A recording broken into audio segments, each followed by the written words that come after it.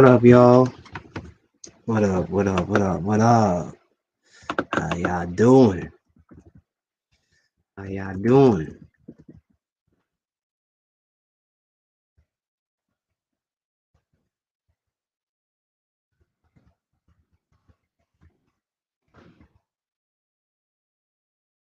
How we doing today? Hope everybody's enjoying themselves on this fine Monday. Um, Today's episode, I forgot what number episode is this. Bite or stop barking. Now we're gonna get into that, but first things first, let's play some music. And what we got up the bat, you know what I'm saying? What we got up the bat is a very, very dope classic. So here we go.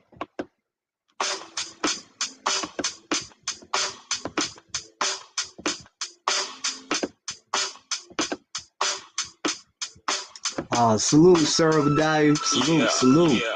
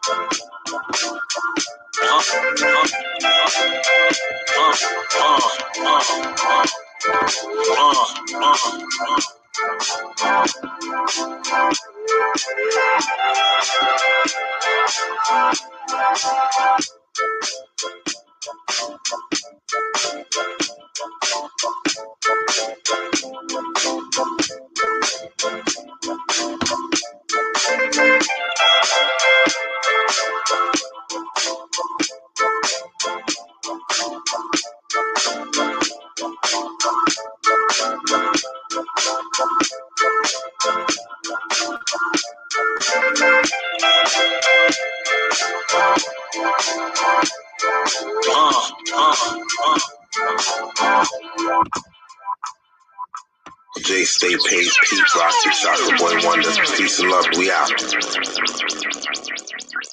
Yes. What's going on, y'all? What's going on? Hold on, let me get right. I actually like this instrumental, so good thing they actually have the extended version. So let's get into it. All right, so I'm sure y'all probably wondering why I came up with this title for this evening stream. Bark or stop, bite or stop barking. Now, for the past few days, I've been around these YouTube streets, and you know what I mean. A lot of folks feel like, there's no unity. And my question to that is, what form of unity are we implying? Are we implying unity because the color of our skin, or our minds? Because we don't like what's going on in our own communities. Or my favorite subject to talk about, if you are about these things, bite into these opportunities or shut the fuck up and stop barking. There's really no in-betweens. And all I see is people having these good points But the problem is, not a lot of these people will go out and actually do the work. You know what I mean?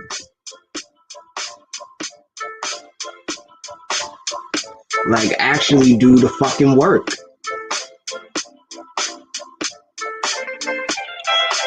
You know? And, not only that, but to this very day, you know what I mean,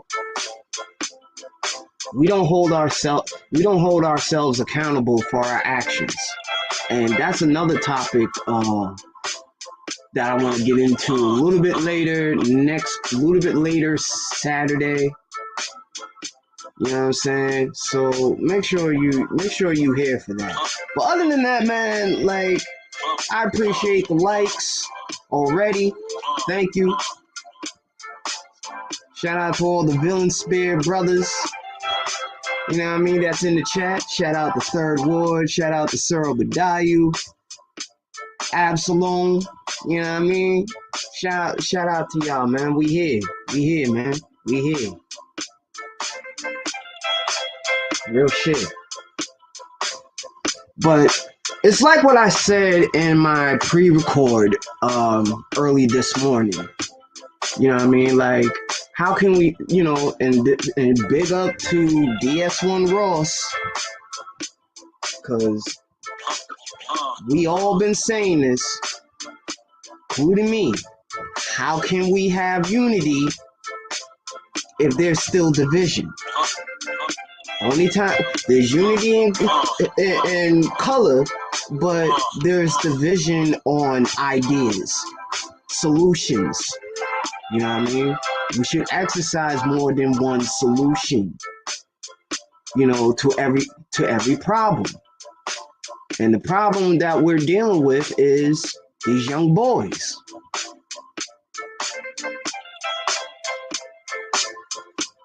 Now, despite our attempts of trying to help young boys, anybody, you know what I mean, any content creator that's actually outside and doing the work, you know what I mean, I commend y'all.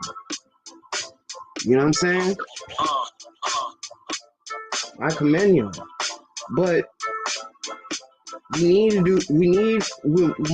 more concerned about the next generation. You know what I mean? It's a given fact that a very, very given fact that my generation is trash. I mean, it is what it is. I'm gonna tell it like it is. They don't like it, I could care less. I could actually give a fuck what people like and dislike what I say. But it's the truth. It is the truth. It's like, we can talk all this unity shit, but if we're not gonna put this shit into action, stop fucking barking. Real talk. Real talk. If you're not gonna bite into these situations, then stop fucking barking. Simple as that. You know what I mean? Simple as that. We don't need. Is it already bad enough? You know what I mean? We got folks. You know what I mean? That is on this death to black babies, including black baby boys. Since when did we start promoting that shit? Since when did we let that shit slide? You know what I mean? But this is what happens when you got these goofy ass motherfuckers that put certain female individuals on a fucking pedestal instead pedestal. And then once you put them up put them up high on that pedestal, they are far out of reach to be called out. You know what I mean? Especially these fuck niggas. You got fuck niggas being placed on fucking pedestals. You got a lot of these fuck niggas. You know what I mean? So if you about what you say and mean what you say, you should start sinking your teeth into these problems, or just stop fucking barking. Just like what I mean, if you got a set of goals that you're trying to accomplish by the end of this year, you know what I mean? Sink your teeth in them. Otherwise, stop fucking barking on what you're gonna do this and do that. You know what I call that? I call that air hustling. If you ain't gonna put what you say and mean what you say into action, there's no point of fucking talking about it. There's really no fucking point.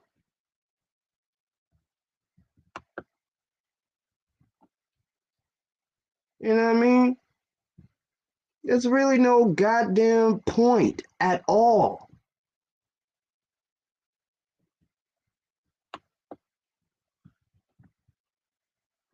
And that's my current issue with this space, man. It's like there's so much goofy shit, okay? Especially, you got niggas that want to talk about these degenerate, but they're not putting no fucking action into their words on what they gonna do or how they gonna do it. It's like niggas forgot that real G's move in silence. You know what I mean? If they mean what they say, you know what I mean? Fuck their words, because their words can sound convincing, but their body language says a whole nother thing.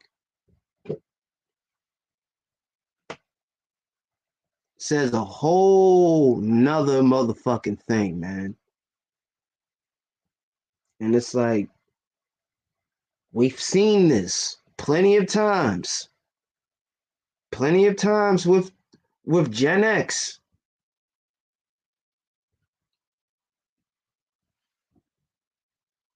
Most of them actually didn't drop the ball. Some of them fumbled the fucking ball.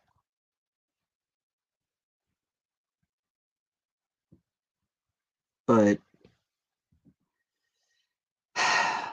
I'm gonna just say it like this, from this perspective. It's like,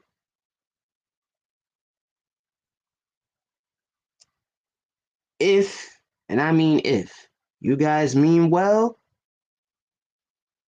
you know what I mean? Keep doing what you're doing.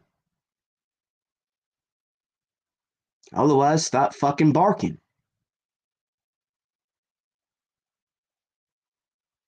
If you're gonna bite, bite. If not, stop fucking barking on what you're gonna do.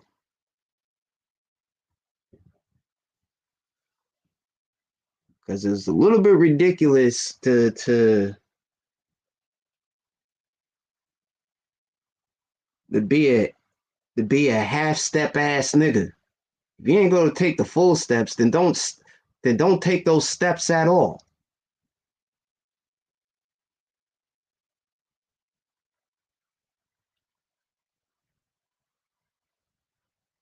Do not take those steps at all, man. If you're gonna say you're gonna lead. Don't just tell the plans out. Lead. If not, shut the fuck up. Cause see, I'm getting sick and tired of motherfuckers having that talking that big D leadership energy when they're moving like Indians. Everybody wants to be a chief, but not everybody wants to be a foot soldier.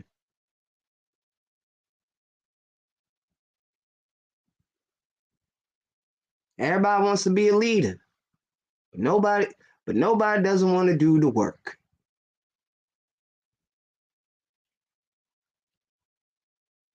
It's like, what's the point of all of that? You know what I'm saying? I'm big on unity, but I'm also realistic on saying this. Half of us motherfuckers don't even want to unify. We only unify by the color of our skin that looks quite the same, maybe darker or lighter or in between. But when it comes to, you know, intellectual properties and coming up with solutions that's way different than everybody else's, yeah, there's really no fucking unity. There's really no unity. It's like, how can we have unity in this space when there's a lot of nihilistic fucks and contrarians that just like to fucking argue, for God's sakes, but don't even care what's going on in their own state, or don't even give a fuck what's going on in this space. It's like, let me tell you something. Y'all better be ready when this fucking infiltration happens, cause it already started, and you already got motherfuckers among this space.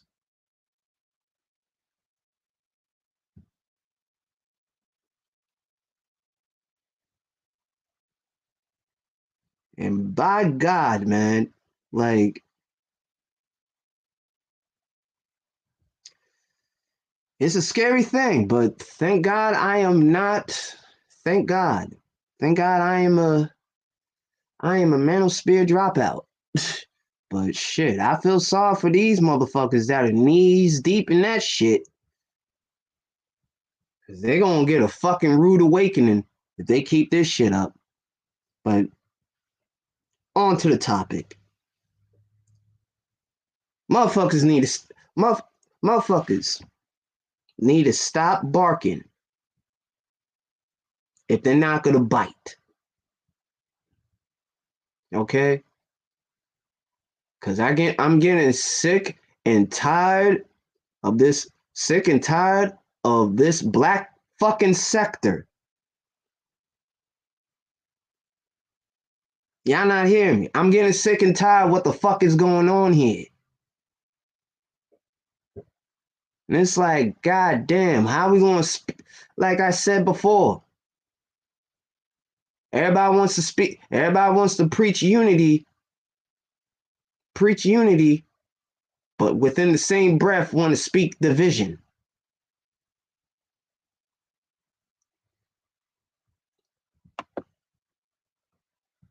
It's like, where they do this shit at? Where do they do this shit at? And another thing, I'm sick and tired of motherfuckers complaining about the school system when obviously you are a part of that school district. When your community is a part of that school district. It's like, if you don't like your kids, what they learning in fucking school, don't you think as a fucking parent who's a part of the fucking neighborhood, as well as the community, part of the neighborhood, like, don't you think y'all should have this type of conversation with the teachers? As well as the school system, as well as the school. But no, y'all don't do that. So you can't fucking blame the school when when it when you should be on top of them to make sure that your kids don't fail and repeat the same fucking grade.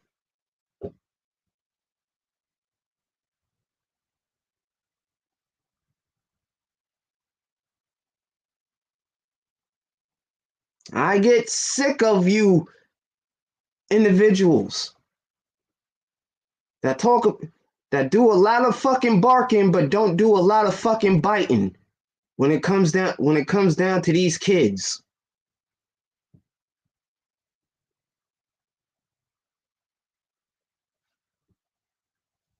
To these boys. And these little girls, man. Like what the fuck? Like what in the absolute entire fuck?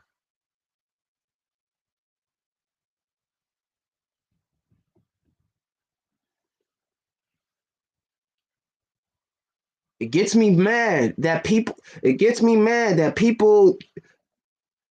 talk like a fucking champion when they actually moving like fucking sore losers.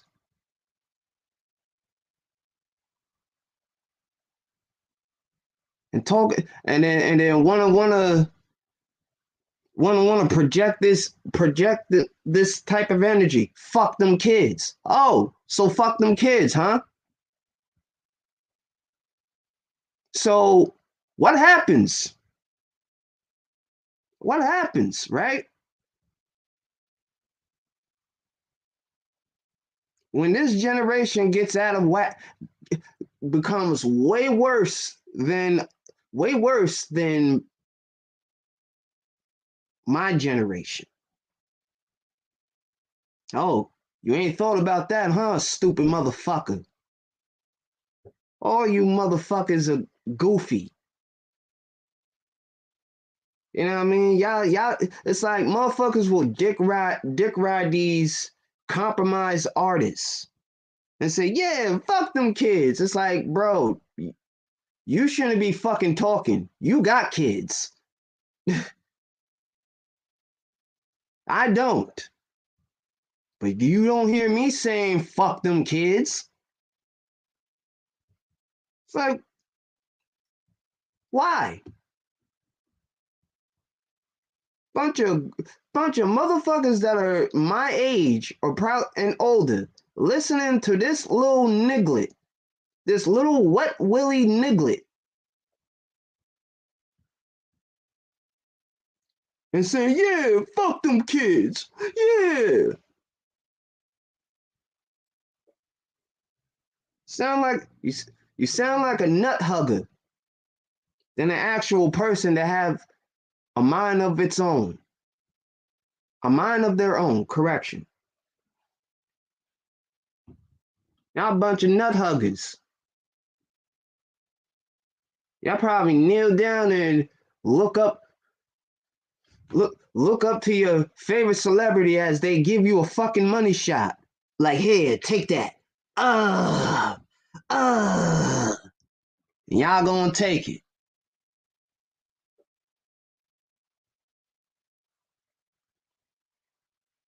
Y'all gonna fucking take it. It won't even say shit.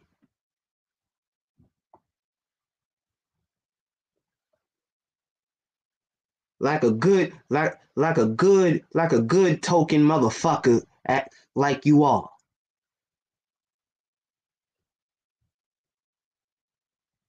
Y'all want to y'all? It's like it's so funny how motherfuckers bite and try to cancel the wrong motherfuckers, but they never want to go against the grain and cancel motherfuckers that are not really doing nothing except promoting the lost value system that half of these goofy ass rap niggas be rapping in their fucking songs. Matter of fact, they're not even fucking rappers. Like the age of rap is in a fucking decline. Okay? The age of rap is in a fucking decline. Along with this year's BET's Hip Hop Awards. And no, I don't want you motherfuckers asking me if I watched that shit. No, I didn't. I didn't. I didn't. I did not watch that motherfucking award. Why? Because it's not, it's like it's been watered down. It's been compromised. You know what I mean? They should call it white entertainment television instead of BET. Cause shit, they using these motherfuckers formula.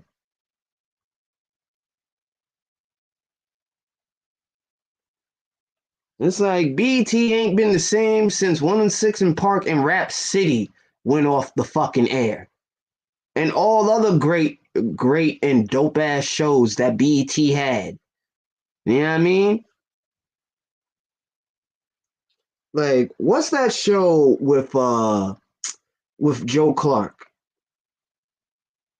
You know what I mean? Where he was getting involved with sports, but they were also playing music videos too. And then you had Cedar's World. What else, man? What else? I know I'm missing a lot. But I bet my fucking bottom dollar BET Uncut is still in that. BET Uncut is still on that motherfucker. I bet my bottom fucking dollar that BET Uncut is still on air to this very. I could be wrong. Somebody please inform me, because you know I have not watched BET since, like, real talk, since Rap City and 106 and Park went off the air. Like, BET have not been the fucking same for the past couple of years, man. Shit. The awards shows haven't been the same since 2011, 2012. Like, don't get me started on this fucking cipher of this year. I heard this year's cipher at the awards was soft as Buffy the Body's fat old ass.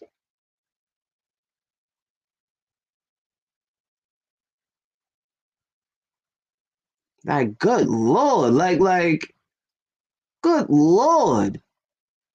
And you mean to tell me these little niggas are taking over when half of them don't even know they're getting fucking compromised by their record label? Like, these little niggas do not fucking care that they're getting pimped. But they want to, but they want to rap about finessing niggas. But the only one that is getting fucking finessed out these finicky deals are you dumbass niggas.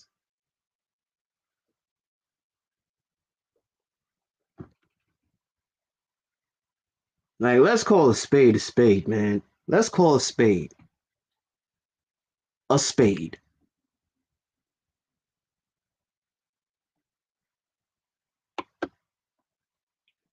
Cause motherfuckers always like to talk that they bite, but really, they just fucking barking.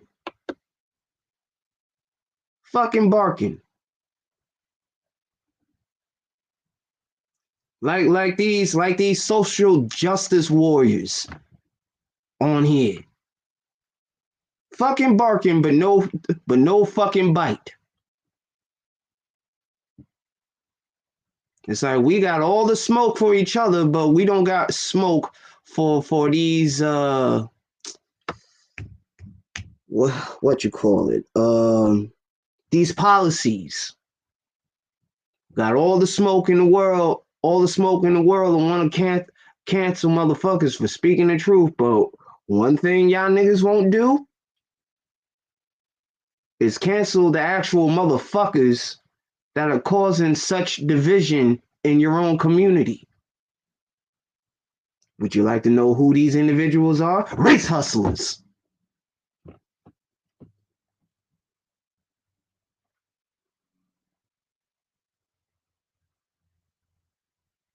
Still got these parasites.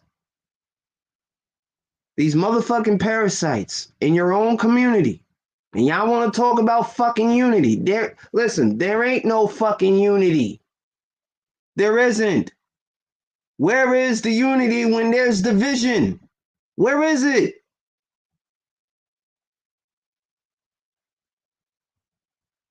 Where is it? I'm asking. Where is the unity that motherfuckers speak on here?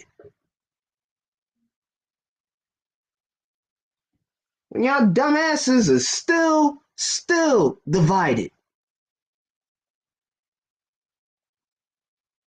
Like, so don't talk to me about don't talk to me about pro-black when y'all using that term, when y'all misusing that term as a hustle.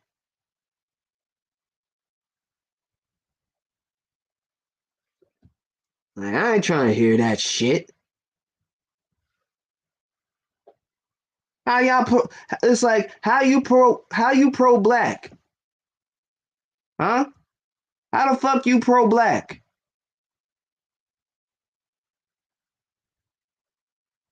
It's like folks don't really appreciate, you know, the skin that they're in.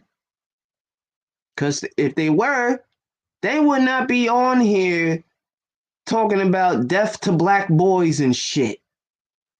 Or death to black girls and shit. Like what kind of message are you spreading? Because this is definitely not a peaceful message. But see, like I said, man, you got a lot of these nihilistic lunatics as well as contrarians. All they want to do is give you fucking pushback.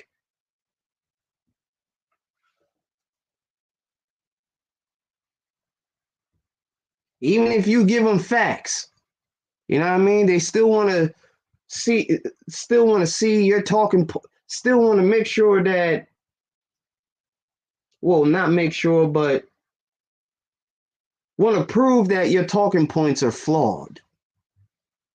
Like, aren't we all flawed? But none of you motherfuckers are not going to say anything about these goofy fucks that have been taking other people's talking points. All these fucking talking points that you motherfuckers be taking from other people, and yet you couldn't create your own talking point. I feel sorry for most of you goofy ass niggas on the other side that want to act like you actually came up with this thought process when you didn't.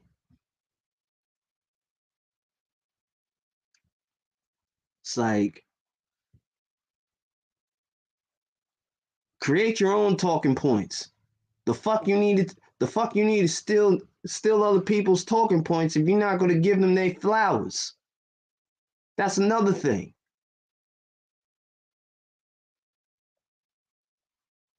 Stop talking about you give them flowers when you don't. And shouted them out.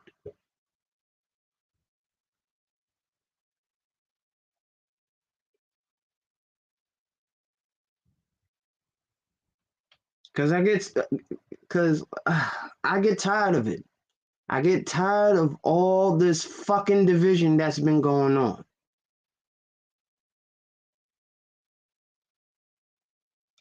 Tired of it.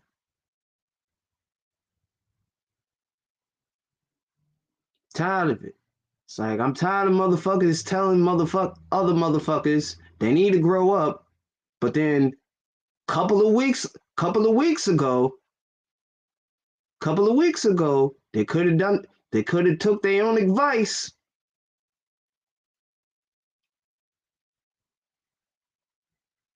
When talking trash to other panelists. I'm just telling it like it is, man. It's like, how you demand us to grow up when you're not a good example?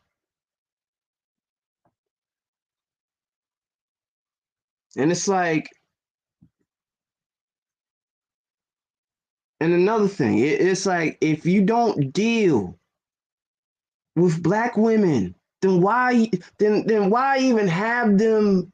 Why even have them in your vocab? Why even have them in your thoughts?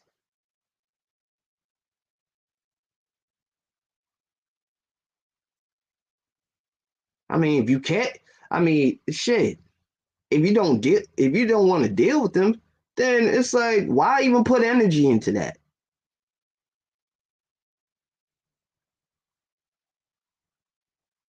Again, it's like people need to learn, people need to think before they say anything idiotic that comes out of their fucking mouths.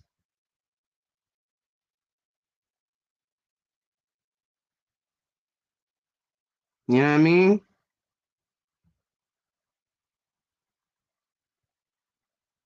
But like I said, man, like whole lot of barking and not a lot of biting.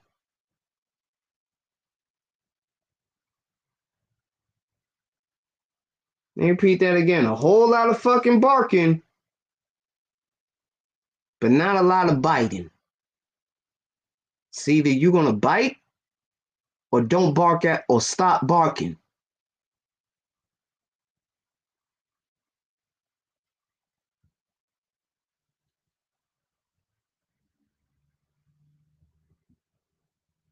Cause I'm cause I'm getting sick and tired of seeing these half-ass niggas talking all this pro-black shit, but not comfortable in the skin that he's in.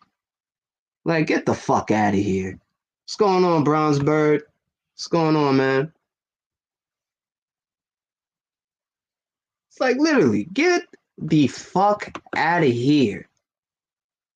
I ain't trying to hear all that boule.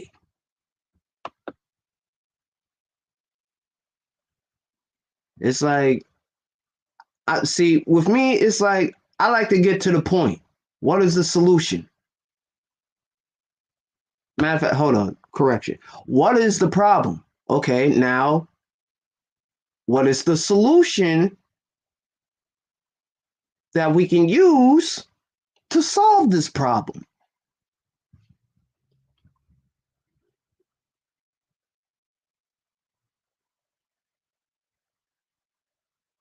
Like, I'm tired of all this like running around circles whenever you ask a serious question like, okay, when are we going to stop? When are we actually going to be fully, and I mean fully unified? Well, to be honest, I agree with Sarah on this one. I prefer a small group of unity, because a whole group, like, come on, man, like, do we have to do, like, have any of us learned from our people's mistakes in this country whenever they were combating with social injustice as well as crooked politicians and all that, right? Like, we haven't learned nothing yet. We haven't learned a damn thing. When Marcus Garvey was betrayed and killed,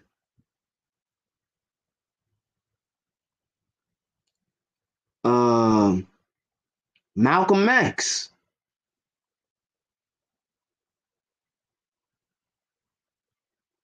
Fred Hampton,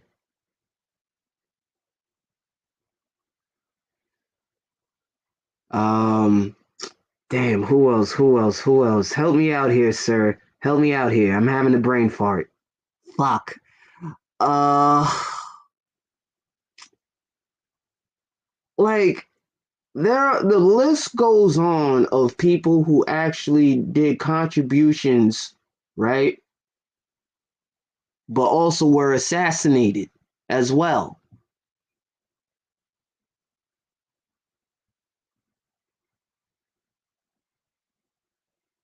And it's like, now look, all we got is these punk ass niggas who we call leaders of our people. They ain't my fucking leader.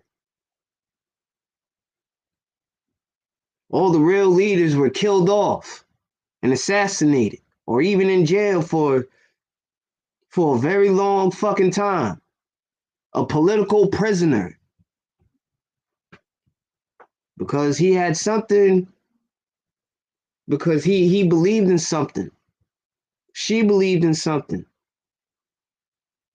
And they didn't like that when folks were getting all this attention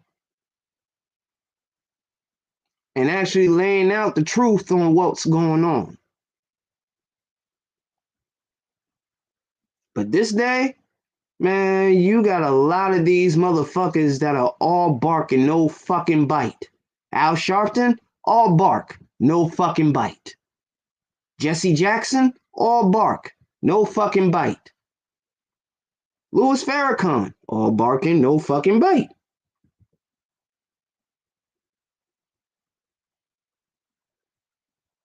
And y'all want me to sit here and listen to these fools. But I have to say, you know, there could be either one or two gems being dropped in a fool's conversation, which is also true. But it's like, if you ain't got no bite, then don't bark at all. I be chilling in the sidelines. I just be like, what in the fuck are y'all niggas talking about? All these keyboard social justice warriors and shit. And these keyboard goons. Like, yeah, like, man, shut your bitch ass up. You look fucking weird. You sound fucking weird saying that shit. Knowing damn well you ain't built like that. But y'all want to convince others that y'all built like that. No, you're not. How you built like that, buddy? How? How? Please tell me. How? It's like some of you motherfuckers been coddled.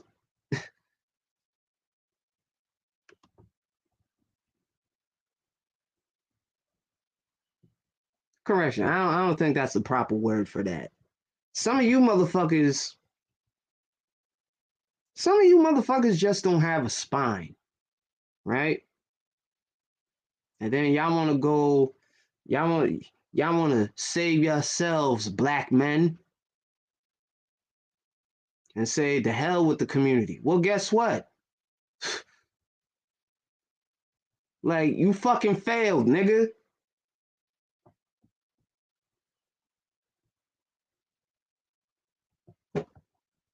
It's like, if you're gonna save yourself, we'll at least bring some contributions. I mean, listen, man. Like, going back to the whole pro-black thing, man. Like, I think people need to stop where they're at and cut this dumb shit out by making the term pro-black sound so fucking nefarious and obnoxious as fuck.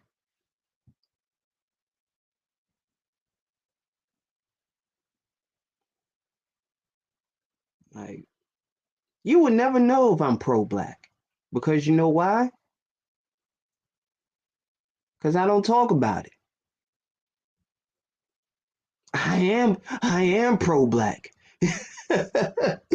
It's like, why the fuck am I gonna bark about it when I am about it? I take pride, like, man, I take pride on who I am as a black man, as a black American.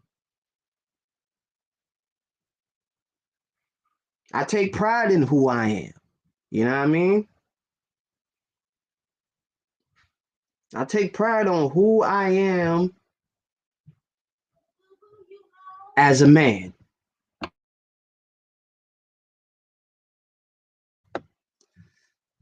As a man. But it's like,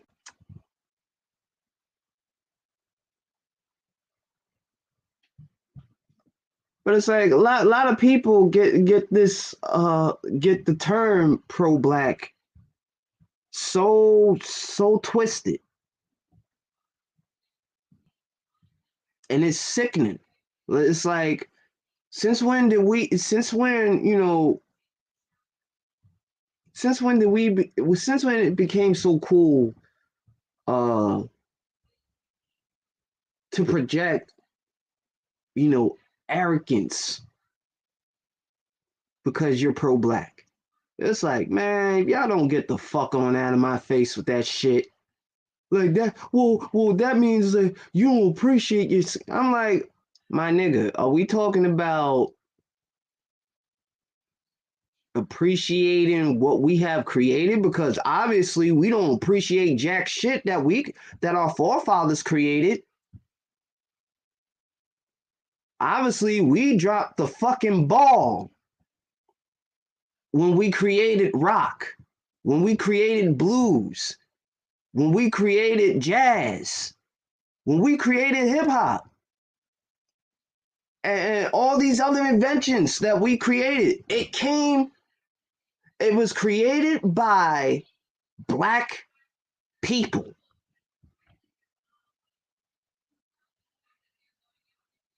Yeah, exactly. As long as the intentions are good, great. I do agree. I do agree, L. Nixon. I do agree that we got a lot of these goofy fucks on here sending negative energy on purpose, wishing harm. Yeah, yeah, and it definitely does become detrimental.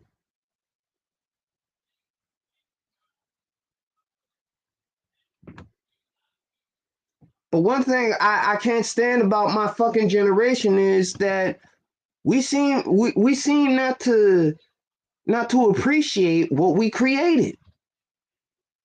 What our people created.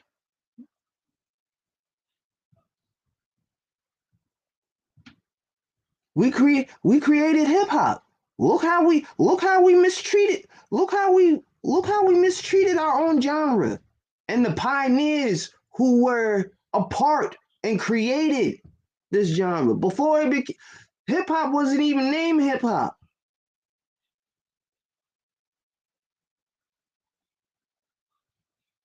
You know what I mean? It was just a couple of DJs just playing music in the park and using electricity in one of the streetlight posts. But see, they want to know about that because who's in these young motherfuckers' ears telling them, oh, this is what hip hop sounds like. This is hip hop today. But then they don't want to.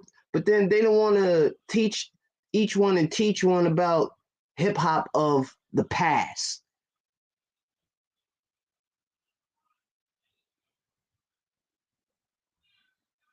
Because the only thing they want to do is this ageism bullshit. Like, oh, he's old, he's irrelevant.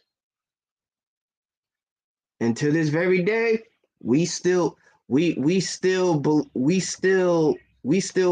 that fucking narrative. And it's getting on my fucking nerves.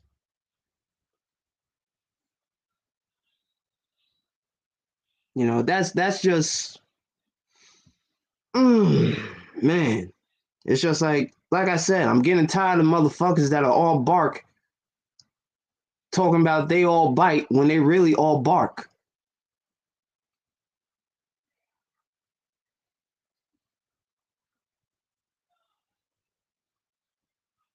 You know? And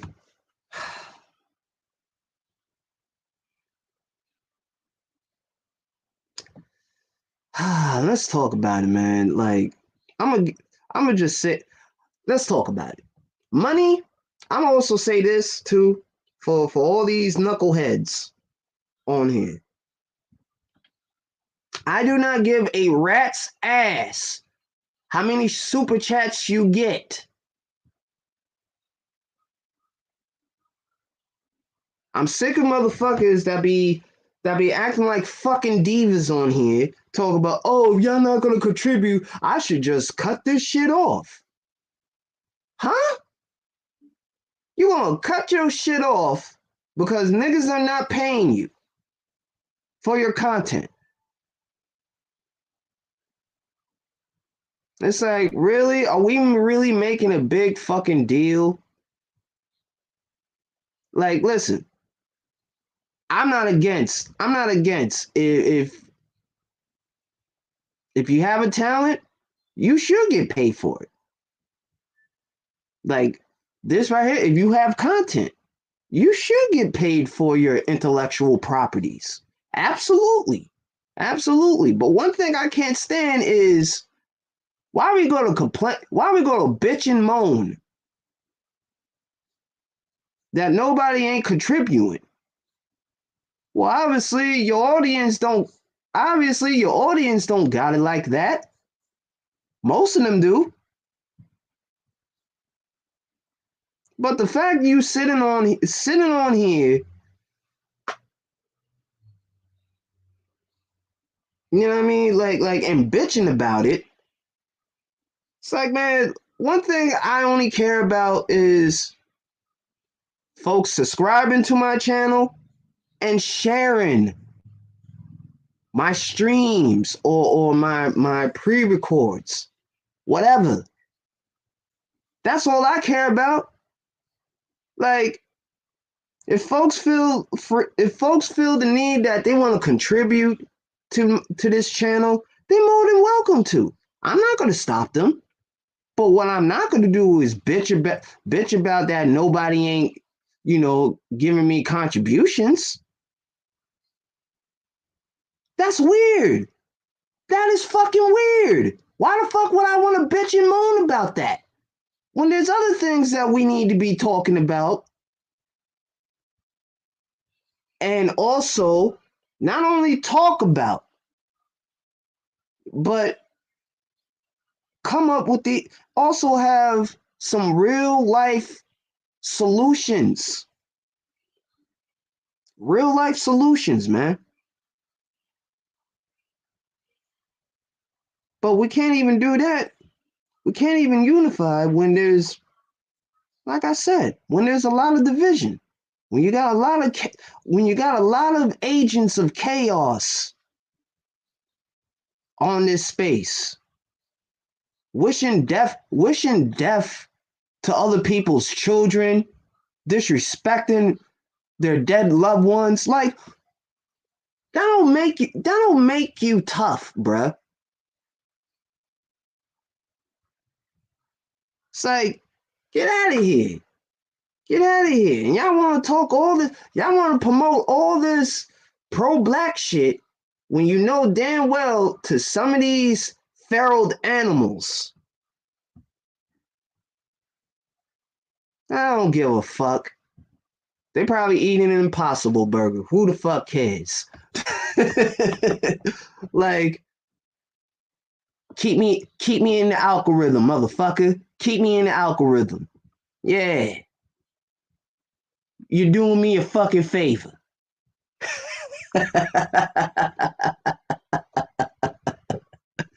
It's like they're doing me a fucking favor. So why, why? Why would I care? Why the fuck would I care about a goofy ass dislike? when there's other situations that we need to address. You know what I mean? Because I'm sick of this half-ass bullshit.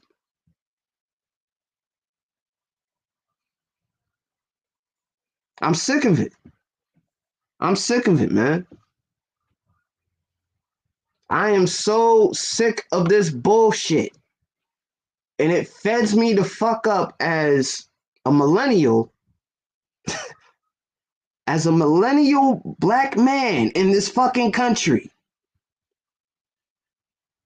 that we still have not resolved any fucking solutions to any of our fucking problems.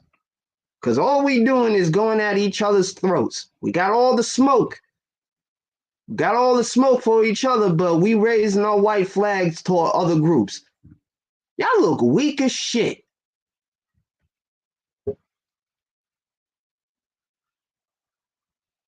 All these other, oh, not only that, but we don't got no smoke when it comes to these goofy ass policies. To keep us dismal, keep us stagnant. It's fucking ridiculous, man.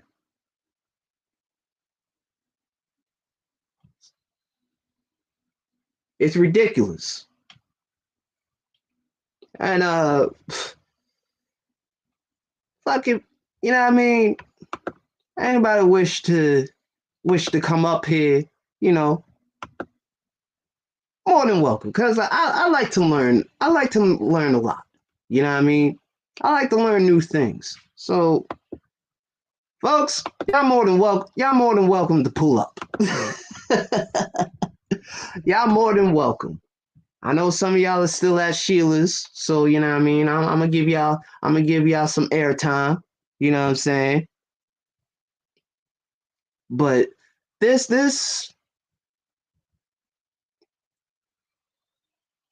goofy shit got to stop, man. Like,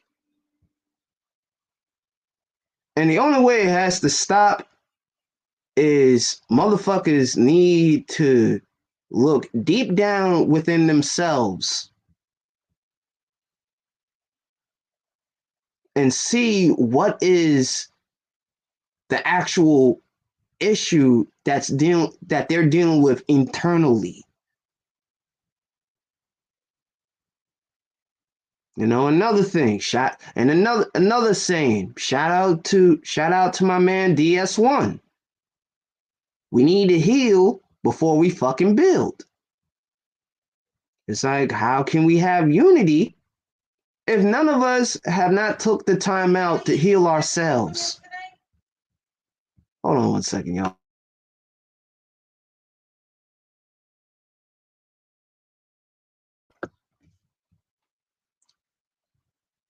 But yeah, man, it's like how we demand unity when half of us are not even unified within ourselves.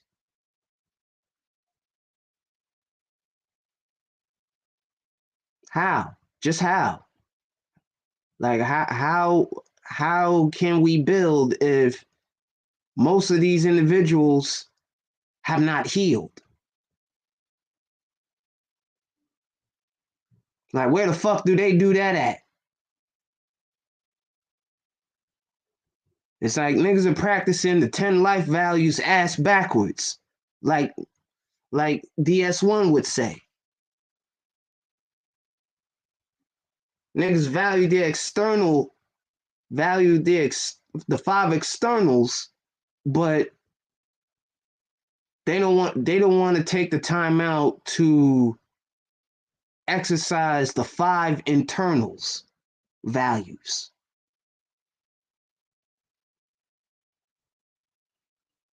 It's the same thing when a couple of months back, when everybody was dick riding this whole high value nonsense. It's like, how you high value when you're acting like a bitch broken nigga, or just a nigga that is broken, period. Like what makes you high value? I don't give a fuck I don't give a fuck how expensive your suits are. or the car you fucking drive. You could still be a broken motherfucker on the inside.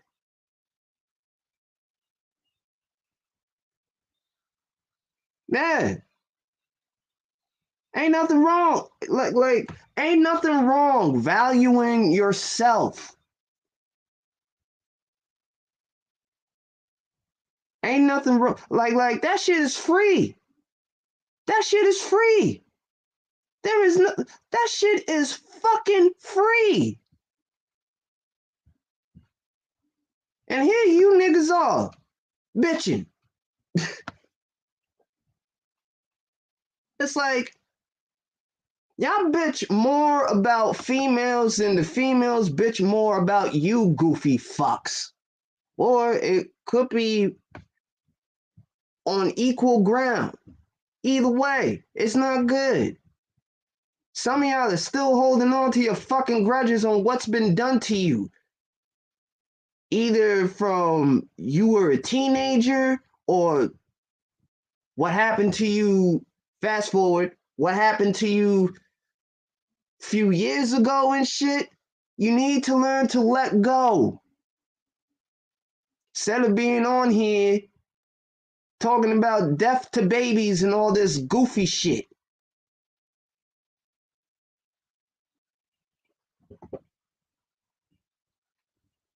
Man, get the fuck out of here, man. Get the fuck out of here. This is not.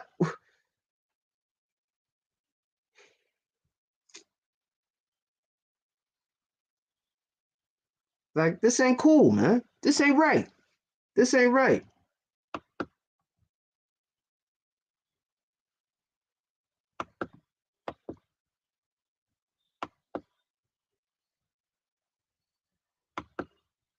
It's like, if you're going to say you're going to change something about yourself, do it. Sink your fucking teeth on whatever that you put your mind to. If you can't do that, shut the fuck up. And stop being a nihilistic goofball, motherfucker. Because you got fucking hurt. Now you got this premature nihilistic point of view that you want the world to burn because your goofy ass got hurt.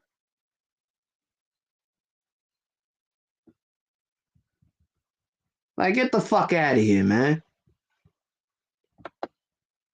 Like, y'all niggas are fucking goofy. These niggas are fucking goofy. Not y'all in the chat. Cause I know all my brothers in here. You know what I'm saying? But these niggas, psh, shit. Shit. They whole style is chump. They whole style is soft. As Melissa Ford's firm cupcake booty.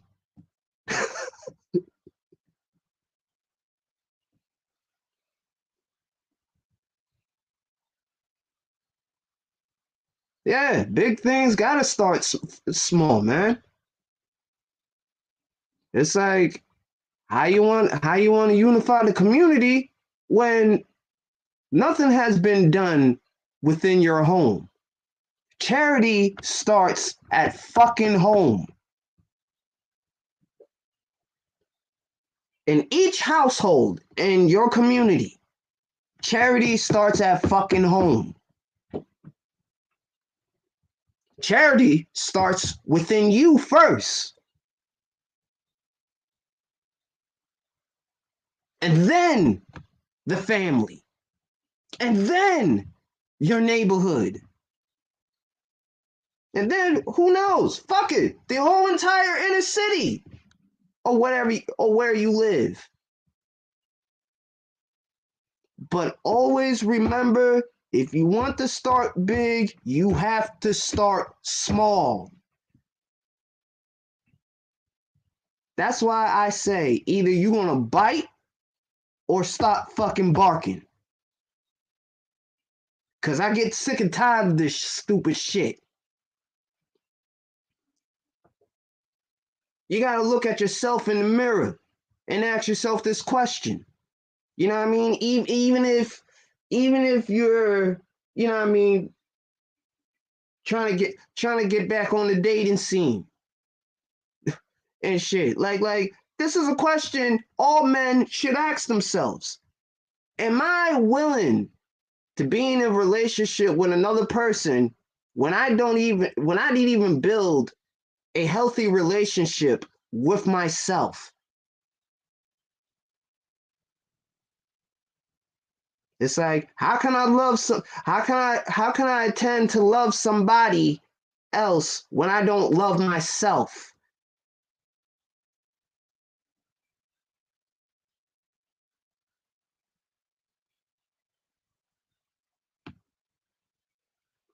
Like, real talk, man. Real talk. It's like I see this all the fucking time in my generation. And this is the reason why I go ape shits on motherfuckers when they look for a shoulder to fucking lean on and try to play the fucking victim.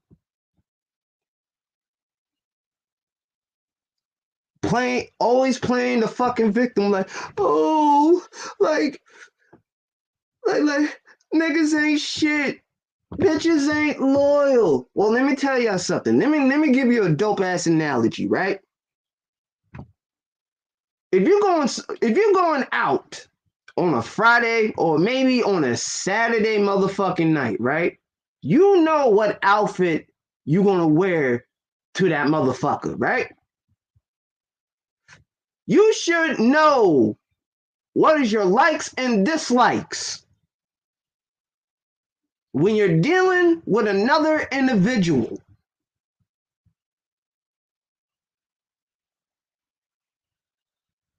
When you're dealing with another individual, you should, it's like, I don't understand. If you know what to wear and what not to wear, you should also know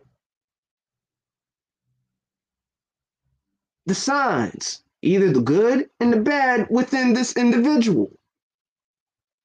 Instead of saying, oh, I'm gonna go lesbian. Oh, I'm gonna go bisexual. Hey, I'm gonna go gay. When you know damn well them folks on that other side have higher domestic violence than than than any straight couple in this fucking country. Think I'm lying? Check it out. Look at them charts. Look at them stats.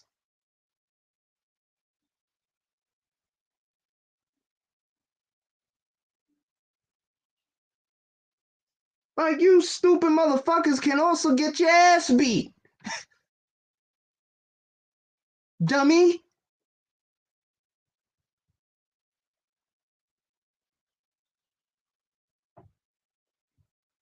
So don't give me that shit. I ain't trying to hear it. I ain't trying to hear it. Cause like I said, if you know what to fucking wear and that's gonna make heads turn when you step inside that motherfucker, you should know. You should fucking know. You should know. You should know that whatever that individual is doing is going to be a fucking deal breaker for you. But see, half of these goofy fucks don't want to see what's going on with the individual that they're talking to or fucking on the what's going on the inside. But they're more concerned what's going on the outside. Listen, I don't give a fuck. I don't give a fuck how good a chick looks. All right, that's word is bond. Like that's word is bond. I'm more concerned on who she is on the inside. Cause you see, you got a lot of beautiful women that be doing a lot of vile things. Same thing with these goofy ass niggas. These fuck boys that most of you women champion.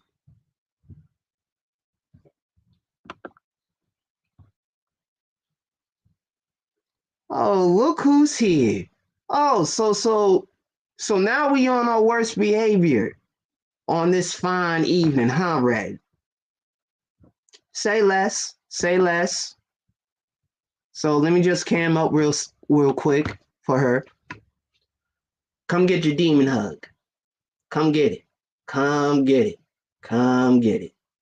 Let these long fingers help you. Oh shit. But yeah, man. Everything. Everything that I'm saying. If you're gonna commit to it, bite. If not, stop fucking barking. And focus on yourself. Focus what matters to you. Focus on how to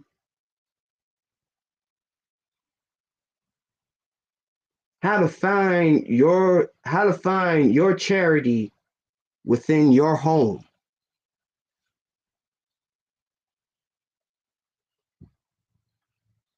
It may take you months. Shit, it may take you years. But keep working on yourself. Because once you find peace within yourself, that's not the end of it. You gotta keep on at it. I mean, this shit. Shit. That's not the end of the road. Because once you find your peace, now the challenges are the same old people that want to walk into your life, or maybe new people. But you know now, now to step away from these type of individuals. You know, especially these pseudo pro black motherfuckers. Okay? If your intentions are not good, shut the fuck up. I don't want to hear your thoughts. If it's poison.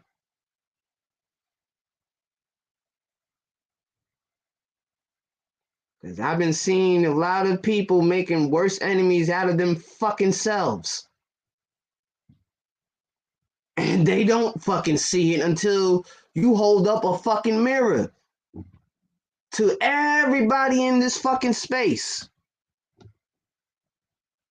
Till you hold up a mirror and show these individuals themselves on who they are. Mm-hmm. Who they are.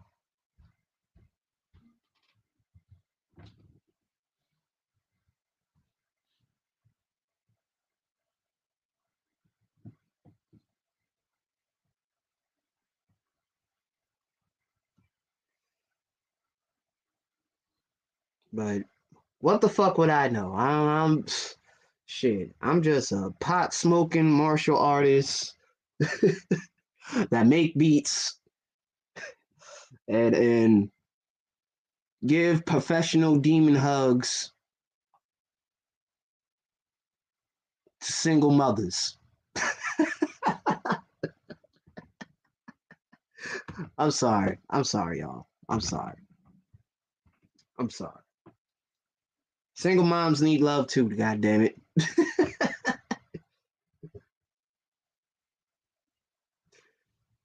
But god damn, man. It's like this is the main reason why I created the villain spear. It was once called the shinobi spear, but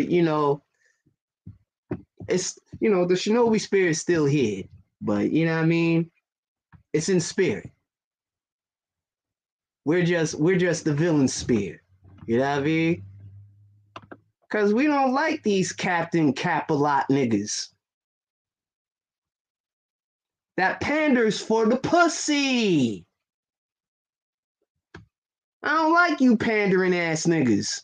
I don't like you. I don't like that shit one bit. I think that makes you soft, makes you a fucking dweeb.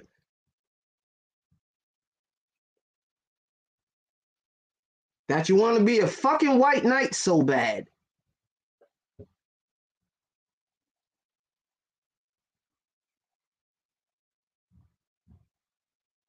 Niggas want a white knight to some pussy that they barely know or touched.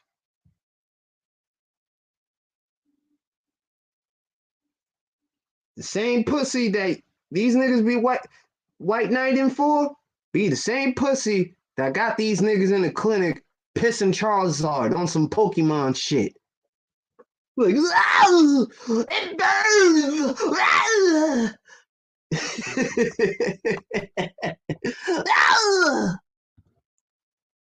And this is where my Bill Cosby impersonation comes.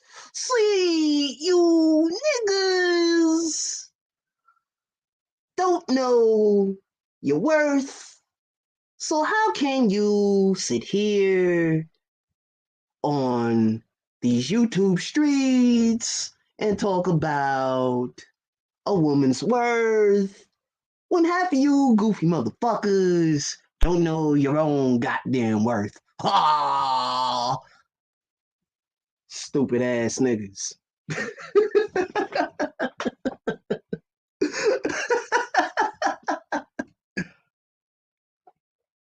And another thing I also have to address, you ain't a man for sticking your pudding pops in some barely legal for JJ. Ha! Goofy ass nigga.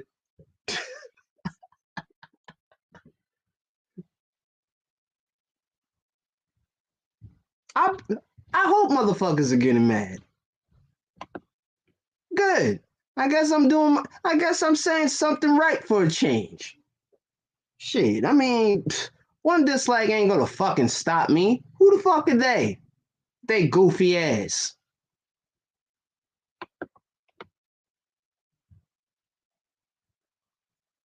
Shit, they better fucking recognize. They better fucking recognize, man.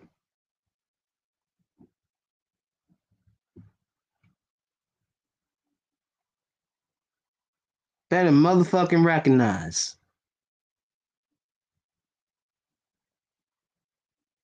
Niggas gonna either bite or stop fucking barking. Cause all that barking and shit and no action, that ain't gonna fly. I ain't gonna damn sure ain't gonna fucking fly.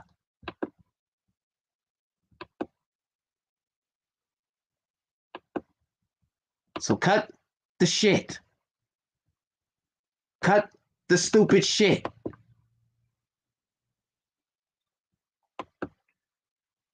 There's a lot of you contrary fucks or cuddled motherfuckers. Yeah. Don't think I don't know about y'all. Shit. When I hear that word, man, it makes me cringe. It makes me fucking cringe. To my fucking core. Cause I got tired. Cause let me tell you something. I got tired of being fucking coddled. It's like, What the fuck?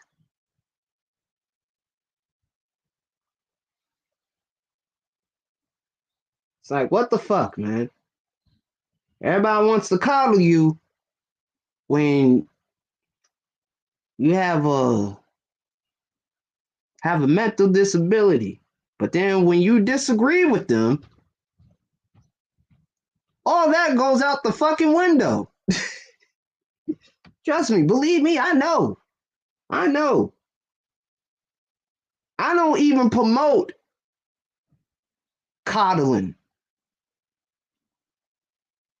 Cause that stagnatize that individual's growth.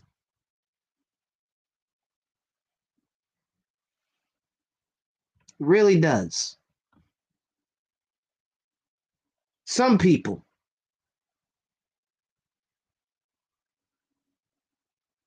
But it's a goddamn shame.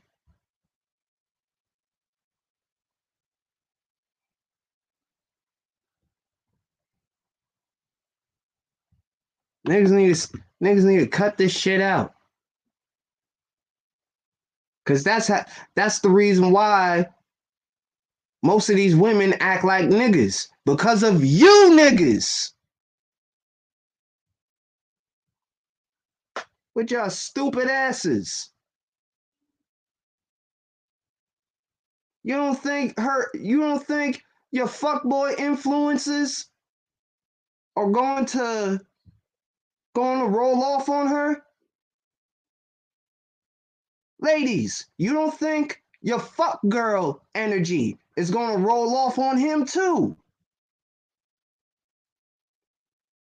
Like, why do you motherfuckers like to continue this detrimental cycle of turning each and every person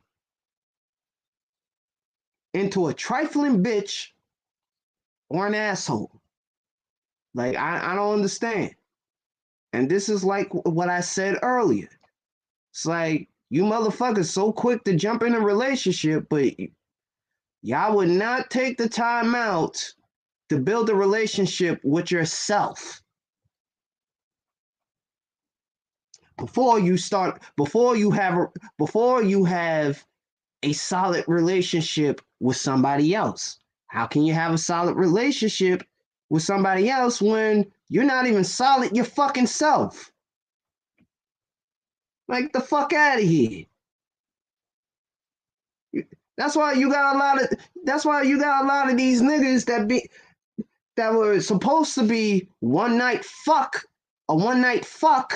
instead of a relationship. But you know what happened? A lot of these stupid niggas didn't want to speak up and keep it real, but instead they want to beat around the bush.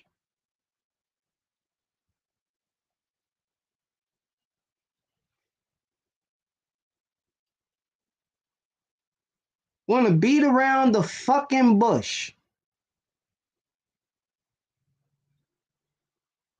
And then and then these are the same niggas that want to complain about these same women. When you knew, but you didn't care. But half of you niggas didn't care anyway. Half of you niggas did not want to care anyway. Like, it's disgusting, man. It's absolutely fucking disgusting. It's like, I thought some of you niggas would actually have some control over yourselves.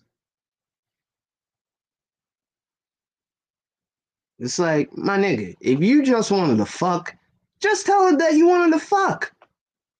It's like, why do you need to jump through these loopholes just to waste your time and these lovely women time? I don't like, listen, I don't get it. I don't fucking get it. I don't get it. I don't fucking get it.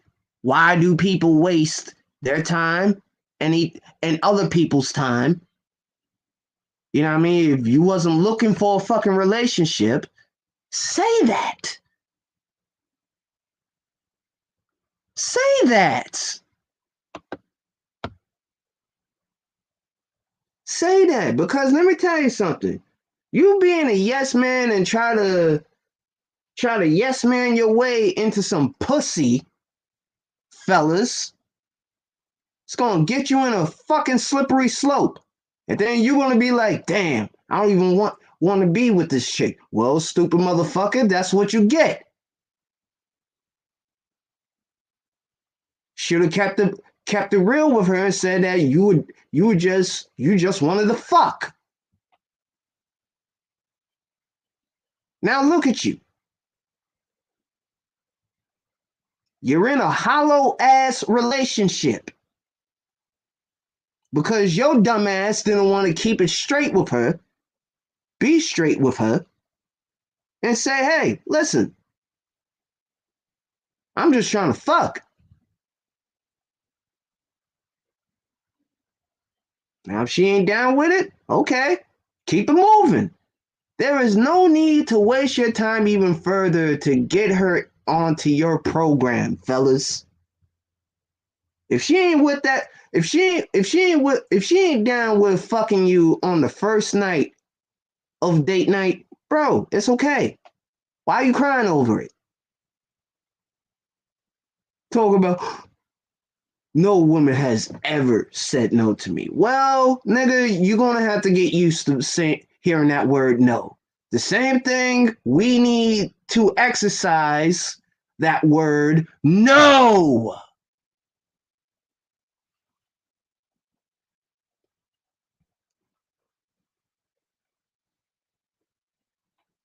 Like what the fuck? Say it with me, fellas. Say it with me. No. No. Sorry. Can't do it. Nope. Nah.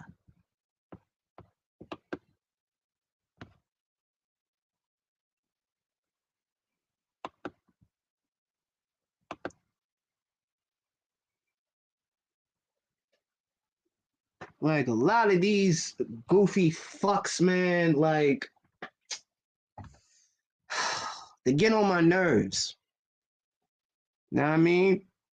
I wish I could smack the shit out of these niggas. I really do. I really do. Cause some of these niggas be saying the most outlandish shit. But they be saying it like it's normal. Like, what is so normal saying that? Like fooling everybody that that you were doing a social experiment while telling everybody that you had sexual relations with underage women, young women at that. Like, where the fuck do they do that at? What person makes a fucking joke out of, oh, I just wanted to see y'all reactions? What? My nigga. Huh?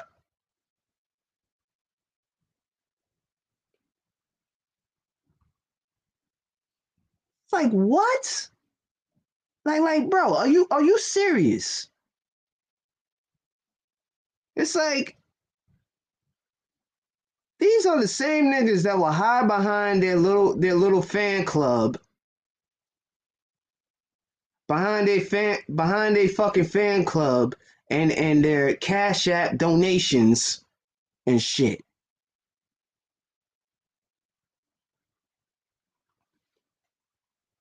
Like, let me tell you something. All that shit is not gonna save you when you have a sickness.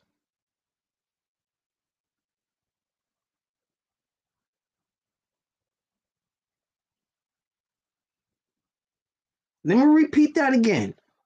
All that necessities are not going to save you from your own fucking sickness.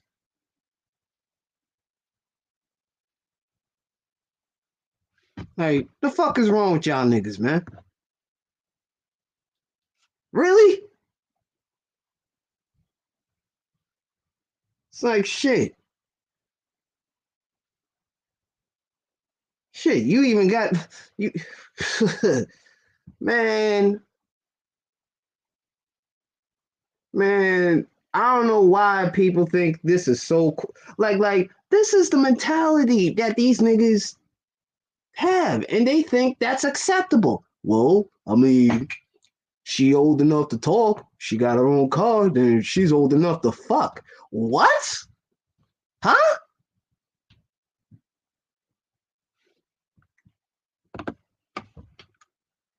My nigga, really? She old enough to drive a car, she old enough to drive some dick. Like, what, my nigga? Like, someone needs to smack the shit out you niggas.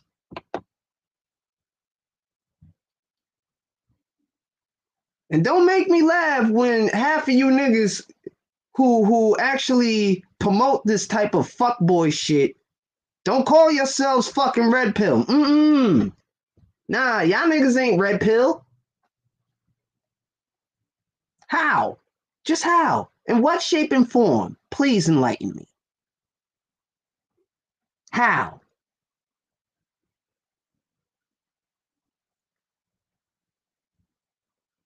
It's like this whole space is a fucking echo chamber.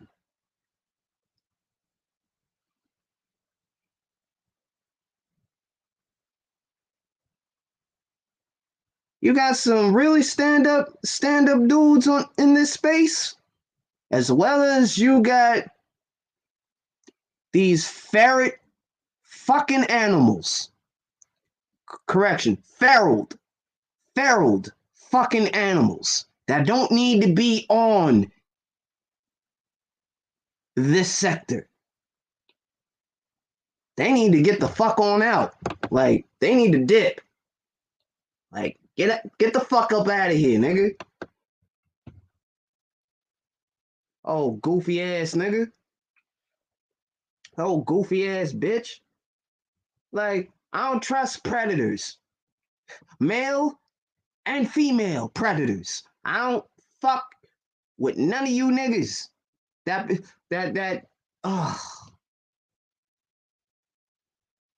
that promotes this type of fuckery. Not only that, I'm gonna say it again. I'm gonna be real truthful with y'all. I don't like panderers either. I don't, man, listen, I don't want no female to fucking pander me.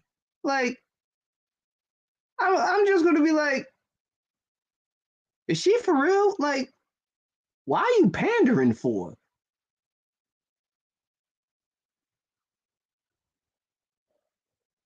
I don't like none of these pandering.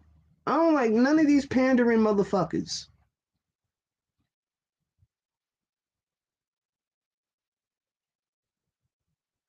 That will kneel down and have no problem licking these goofy bitches twats that probably smell and taste like a stale fucking plum. And then bite their own fucking tongue on the same chick that they kowtow to, start popping up in their panels, and their whole fucking mood changes. Like, yeah, man, like I'm against this gynocracy. And they be like, oh, hey, babe. They weird ass. Like, get the fuck out my face with that shit, man.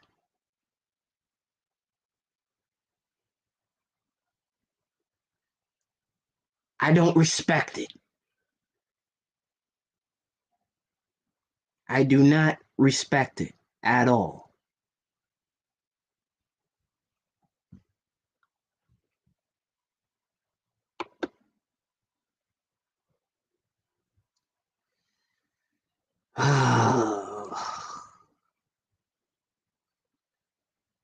It's like, where, you know what? I don't even want to know where these niggas are from. But then again, if I could have my guess, if I could take a good guess where most of these goofy fucks are from. Some of them are probably from the South. Some of them Midwest. Some of them on the East Coast, like me.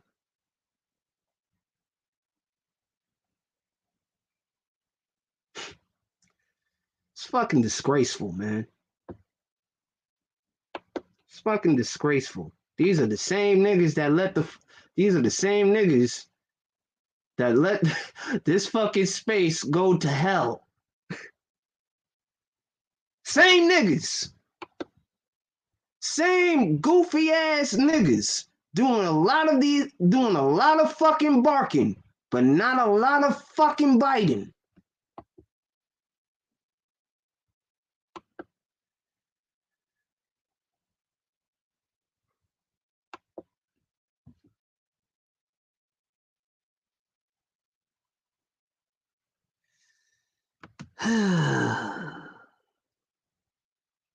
The fuck can you do about these fucking individuals, man?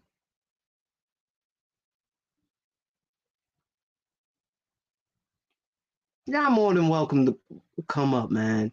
What's going on, Nicer?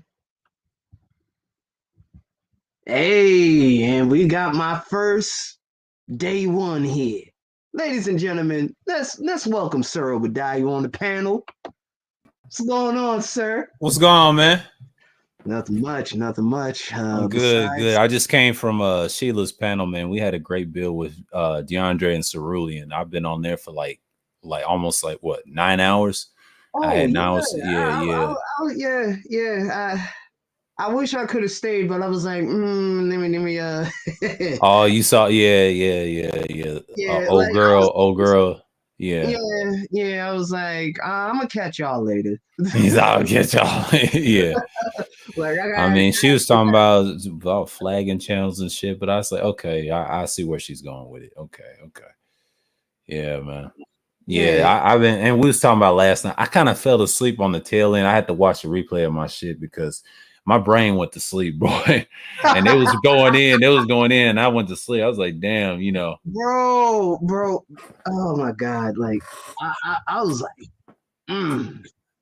I guess this is the rematch. Yeah, we was going in, boy. But GMT, he's acting a damn fool on there. Oh boy. China White's arguing over there. Oh my god. Wait. At GMT's? Mm-hmm. Oh boy. You know what? Yeah. Wacky's with the legends. He's with the legends. I switch back to Wacky's and go and listen to the legends. But if he gets done, I'll switch it back to GMT. Yeah, I'm just chilling, man. And she'll ask me if I was going to stream it. And I said, no, I stream this coming up Wednesday. Because Wednesday will be my, I will say, the Vietnam stream. I mean, that will be interesting. Yeah. What's going on, Nicer? Yeah. That's going to be interesting. Yeah. And I got one on, I think this Friday. You know, the Special Madness. I'll do an open discussion on that. Oh yeah. Oh man. Yeah. I got them all scheduled. I mean, I ain't really tripping. This whole month I'll probably half away. It's a series. I brought it back. But no, it's this Thursday. My fault. This Thursday coming up. Yeah, this Thursday Thrills will be like what, number 6. I'll do that one. And then Friday will be like next week. I'll do that next week. And then I'll do the Indonesian history. Then I'll do the Sunday Chills number 9. You know. Okay. That's it. Yeah. Because I'm booked, but I have a response Monday stream too. I'll do that one on my recent streams. Yeah. Oh boy. Yeah, it's gonna be one of my streams and what I've seen coming through. So yeah, man. Yeah. My plate is full this month, so you know how it goes. Yeah, I know. I'm trying to start like doing like scheduling like my streams now. Yeah, I got to now. Yeah, it's like yeah, it's a must now. It's like shit. If everybody else is on, it's like what the fuck makes Makes no damn sense for me to even go start streaming if like everybody else is streaming. But you know what I mean? Yeah.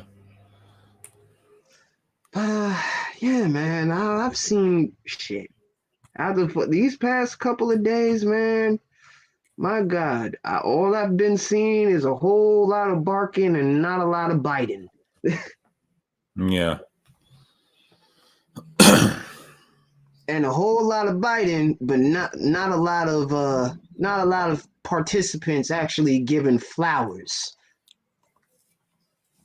Showing up. It's like it's like, and let me just say this, and I'm gonna say this again. All these motherfuckers taking everybody else's talking points, but they're not creating their own. It's like I feel sorry for niggas that need to steal somebody else's intellectual property instead of developing your own intellectual property. Yeah. It's weird. It's weird, man. Yeah. See somebody's partial over there. Hey, get my talking voice in. Whew. Oh, I bet, man. I bet 9 hours. Shit. Shit. I was outside and came back in. My mouth got dry. I was talking out there. My spit was damn near gone. Yeah, man. Like, god damn. Like, what the? I mean, I'm feeling parched. Like, the fuck?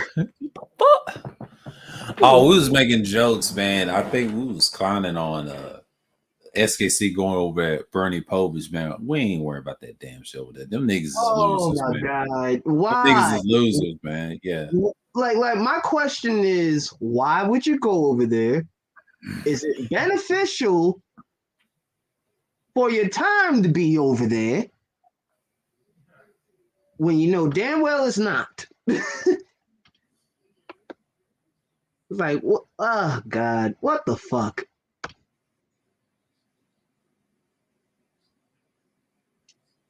It's like, what in the entire fuck? Like, I'm starting to think, man, like, whenever people want to challenge people to have a debate with them in their own channel or teapot, for example, I just be like, bruh, why are you gonna go over there? You know these niggas, you know their crowd is biased as fuck. They've been biased, and it's that audience, man. Yeah.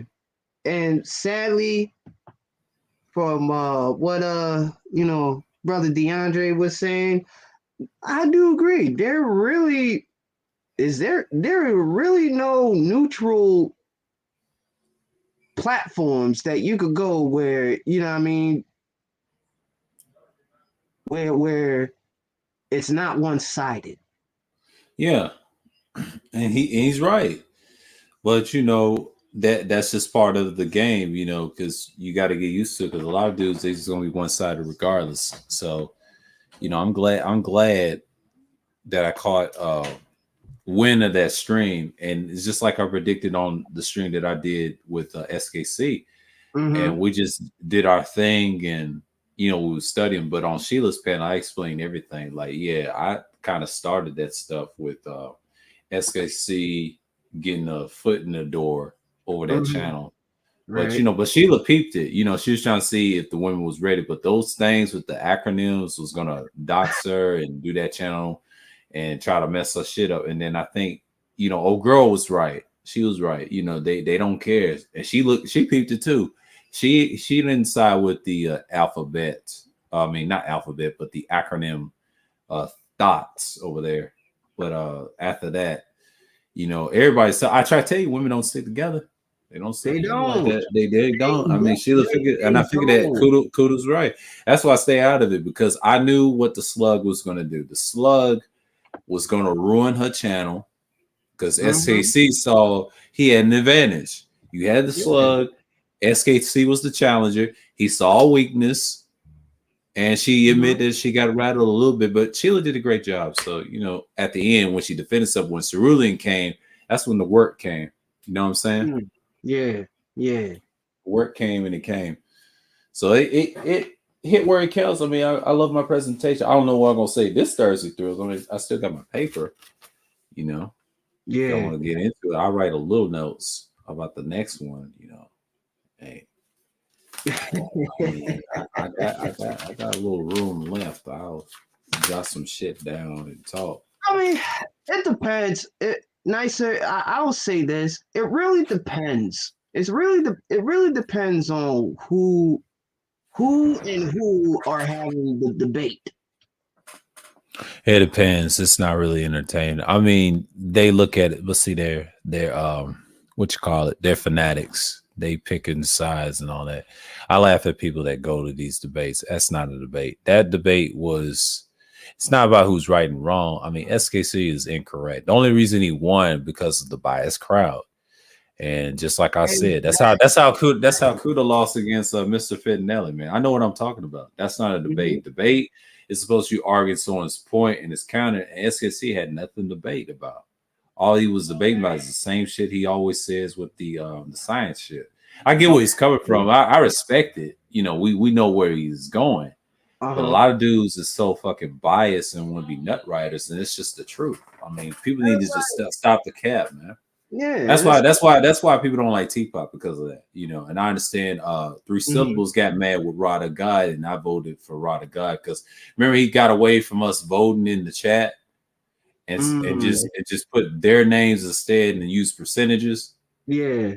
That was funny when he said in that debate, he said percentages are real. He was playing with Big J. I started busting out laughing. Right. Yeah. But he was trolling Big J. That wasn't in no debate. That was a troll debate. Yeah, like would I even call that I wouldn't even call it a debate. I mean, it was just some good old classic mudslinging.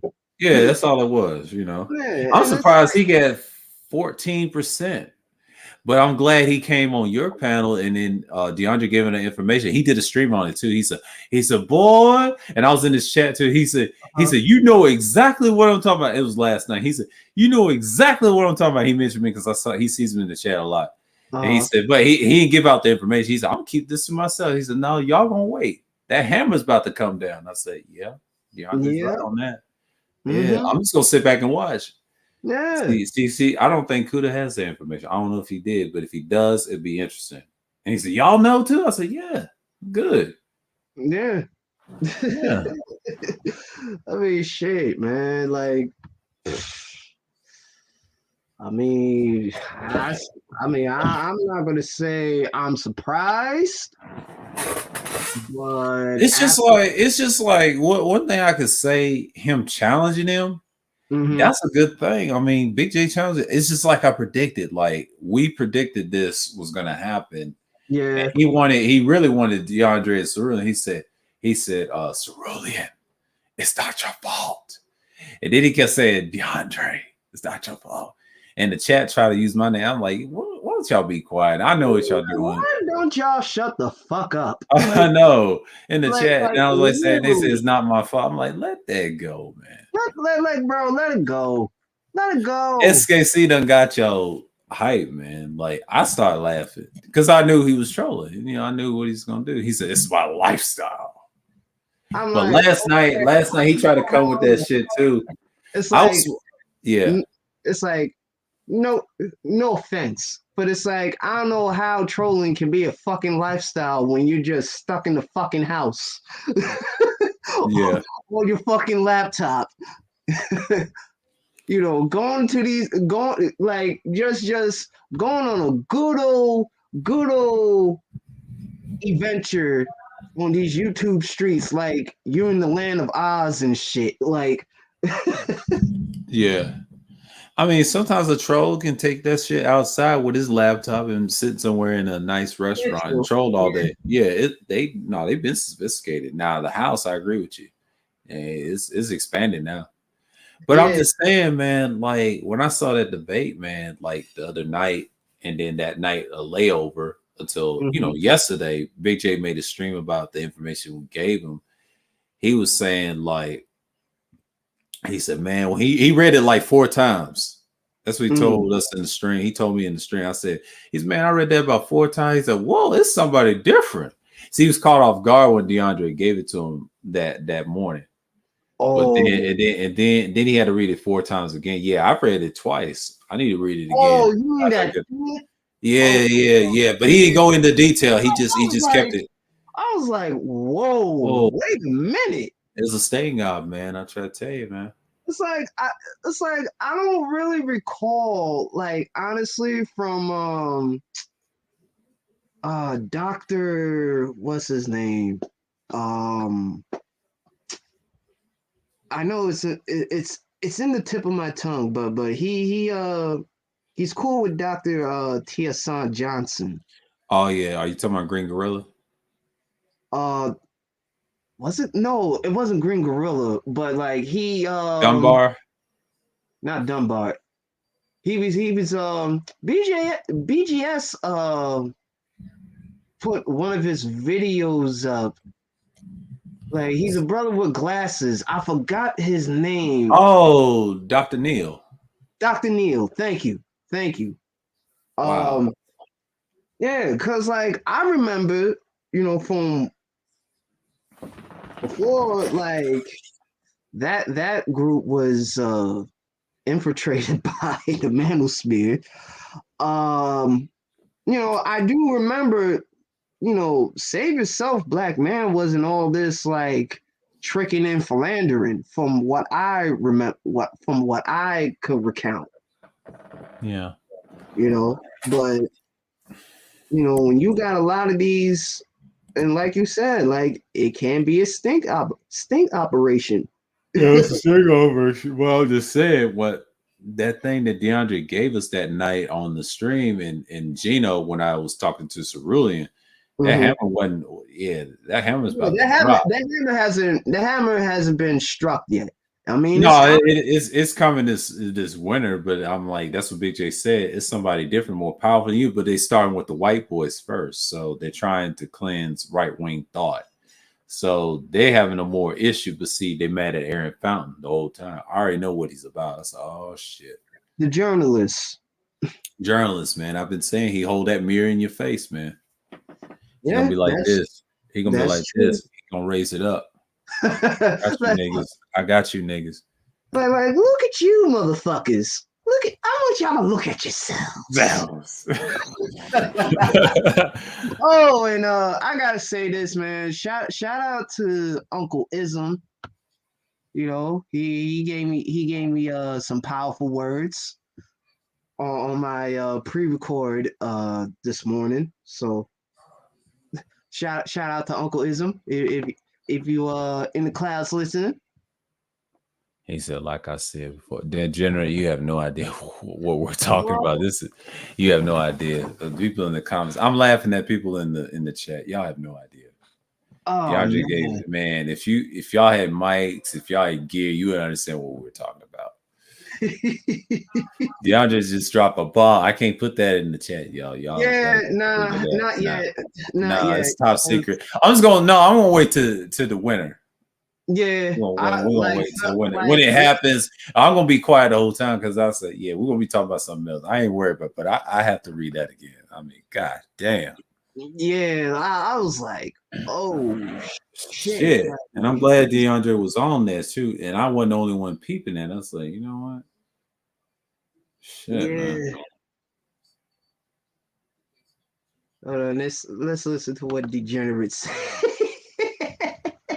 Yeah, it's the same old stuff. Yeah, I'm not really worried about it, but thank God for DeAndre giving us that information.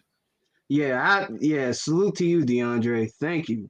Thank you. So we can read this shit. Yes. It happened on December, right? Okay. Yeah. Oh man, it's almost a year. Shit.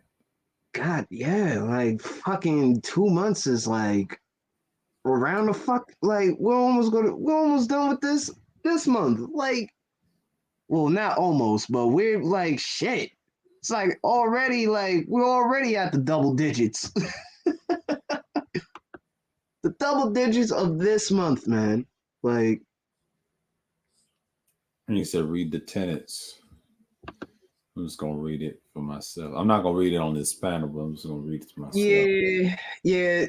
Folks, let me just say this, man. Y'all just gonna have to wait. But y'all be careful on these YouTube streets now.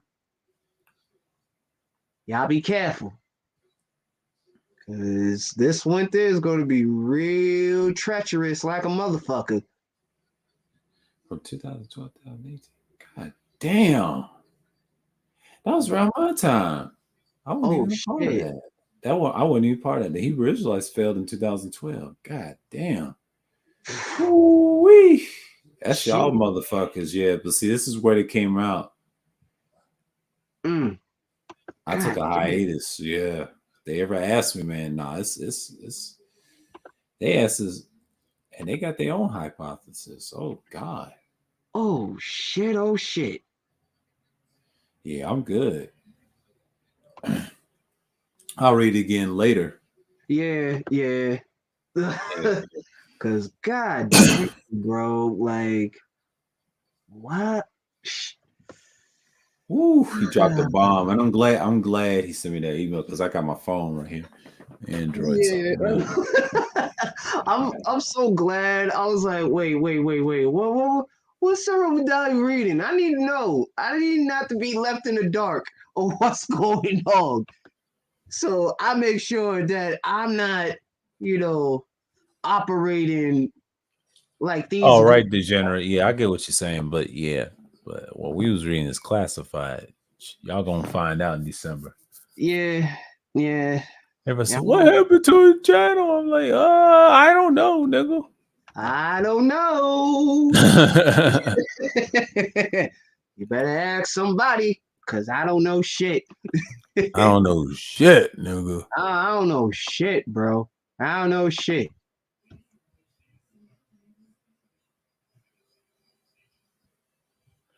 I don't know jack shit. I had this over at Sheila's, but let me go. Yeah, I'm getting tired of this damn pizza face. Let me get okay. I'm getting tired of this shit. Yeah, let me switch to him. Yeah, I'm gonna be airing for a while. Yeah. Yeah, I'm getting sick of pizza face. Sorry, y'all. Pizza face is taking a little vacation. Yeah. I know I had a lot of I know that picture, I know that avatar was fucking with a lot of people. I know.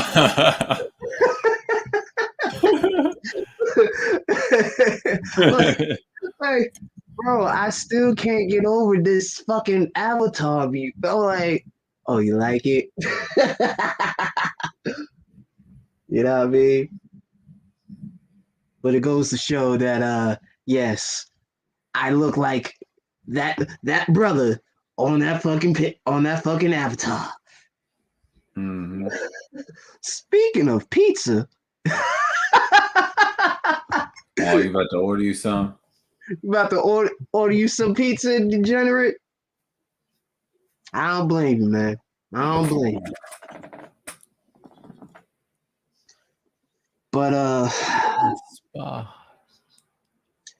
But yeah, going back to the topic, the subtitle of this stream.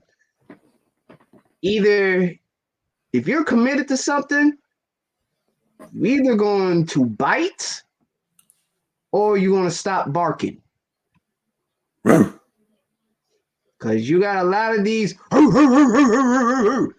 ass niggas that like to do a lot of barking, but not a lot of biting.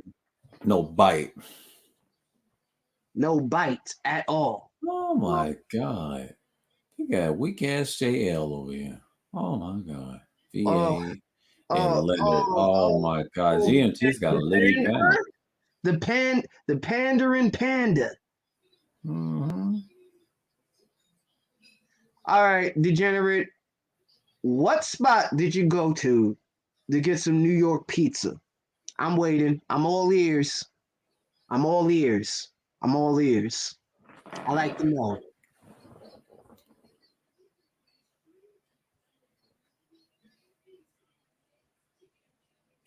Uh, the man the man who goes by the name of London. I'm sorry, I can't take any individual seriously who has a name. Joe W said that the alphabet gang is on deck. Yeah.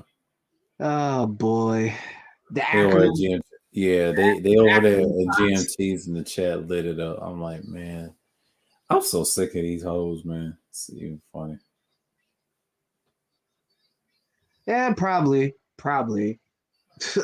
It was probably a deep dish Chicago pizza. Probably.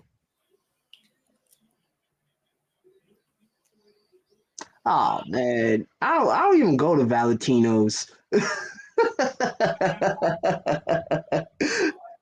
My local Valentino pizza. I'm like, come on, man. Come on.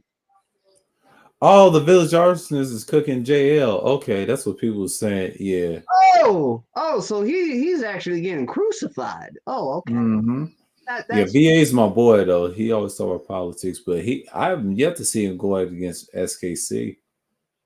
So mm, mm. please leave Trinity out of this. To my Trinity time travels. Yeah, that's the first time I've ever been on the panel with her. She's wild. Whoa, We spoke on a panel. I mean, she was trying to chill. She acted like she wanted me. I said, "Chill, girl. I thought you loved NT."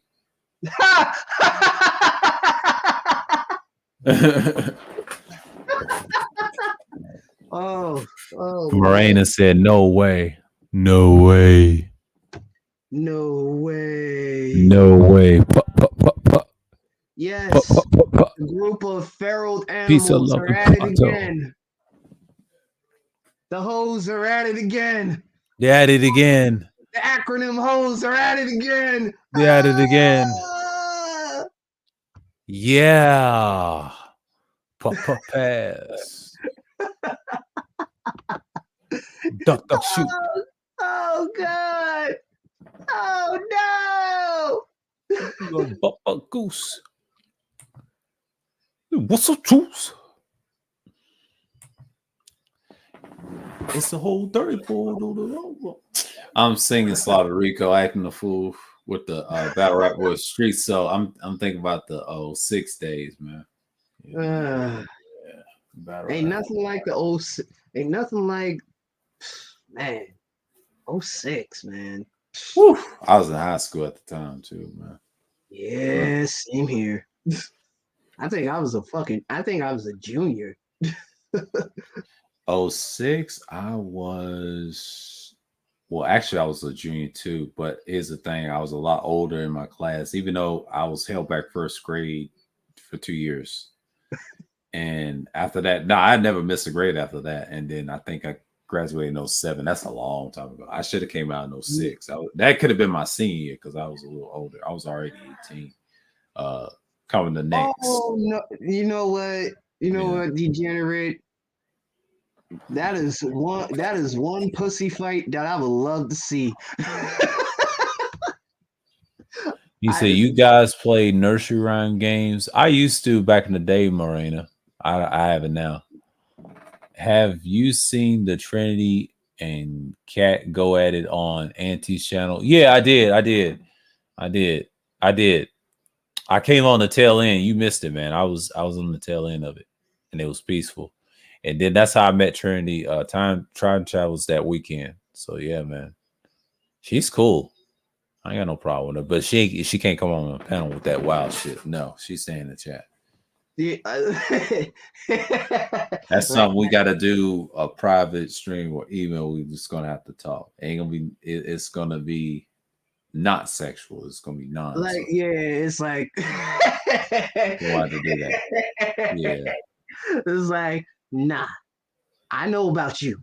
I know about you. Yeah, I know about you. It's like I know about you, and by God, no. By God. Let me Like stop. no, like no, no. Hell to the fuck no. Hell to the no, no, no. No. Like I'm like, good lord. Girl, it must be your ass because it ain't your face. Morena said, "Yeah, okay." I'm laughing at the comment. She said, "Yeah, okay." She gave him that face. Honestly, food is food. Like, if it's been made with love, like really, should I give a fuck? Should I give a fuck about the deep dish from Chicago Pizza? Like, no, not really. Not really. It's like that's one thing I can't stand. Like, just because I'm from New York and shit, it's like, yo, bro, you know, New York pizza is highly overrated. Bro, I have not had pizza in 3 months. Like, what the fuck you telling me for? Yourself in a black manosphere now. This my Robin ain't shut your weak ass up. I was never a part of that shit. The newer version of the sphere now. Fuck out of here. Fuck out of here. Me over there. Shit. I'm not gonna be sting off like that. I told you. I don't use the term trademark in my name. They can get you for that. Mm-hmm. Never did that. Not with my name. I hang No, around with this one and them. That's why they mad at me. Yeah, I'm the bad guy, man. I told you where I stand at. And they ain't talk about. They ain't talking about. Yeah, Wacky's about to go off. I mean, shots up to Wacky. oh shit. Let me look at the fuckery over at GMT. You know what? I gotta skywatch what's going on at GMT's too. Yeah, he's going at Village Arsons right now, JL, man. That dude's a clown, man. He was a clown in the beginning. Oh my god. He tried to troll ANT yesterday. He tried to troll him yesterday. ANT wasn't having it. I was on his panel. JL, yeah. Oh, that fuck nigga. Yeah, he tried to troll ANT. And ANT ain't the one to be started. See, I told you he's a liar, man. He's a fraud. I saw it all, man. Mm. And then I talked to Bayou Bunny the second time on the panel with her. That's twice. She don't be playing. Oh shit.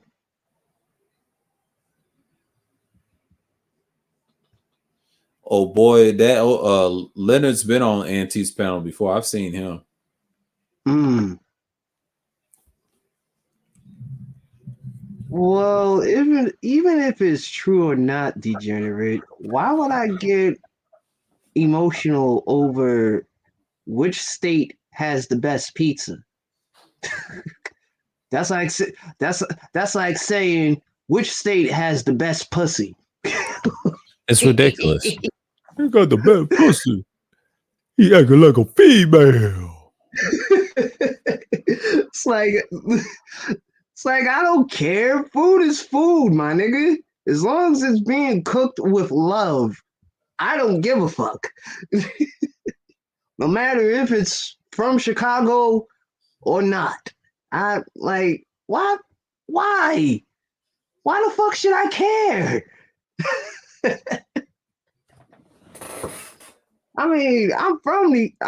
Shit. A nigga is from New York. I am literally living in New York, but it's like, really?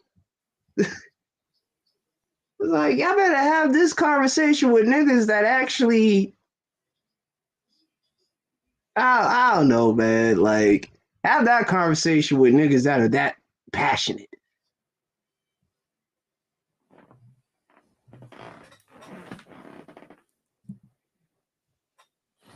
Yeah.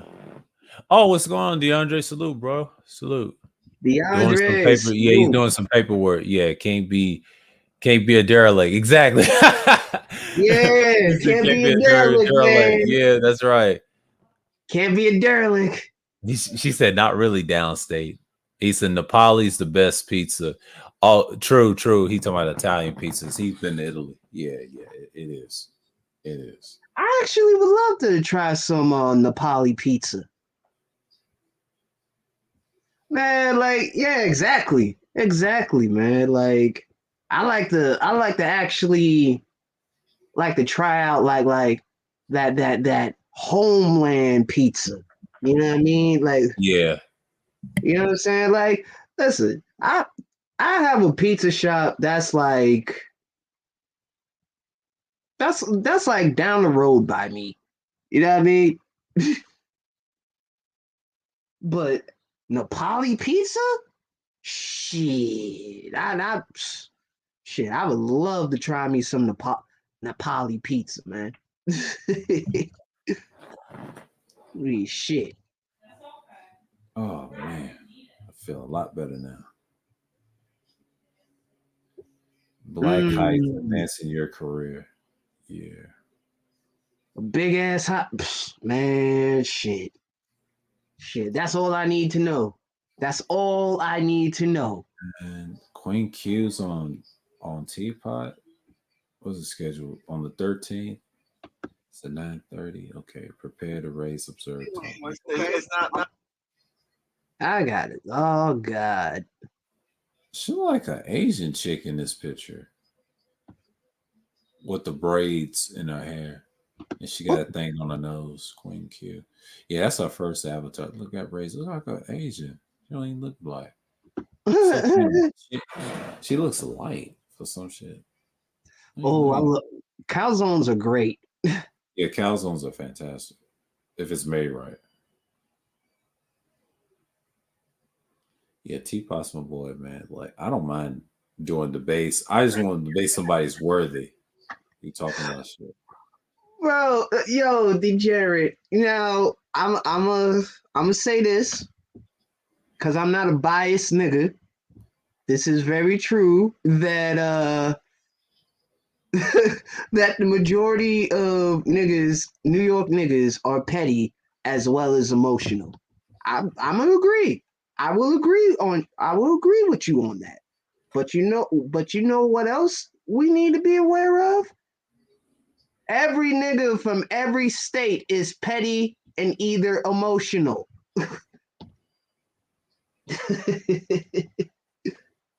But I do agree. I do agree.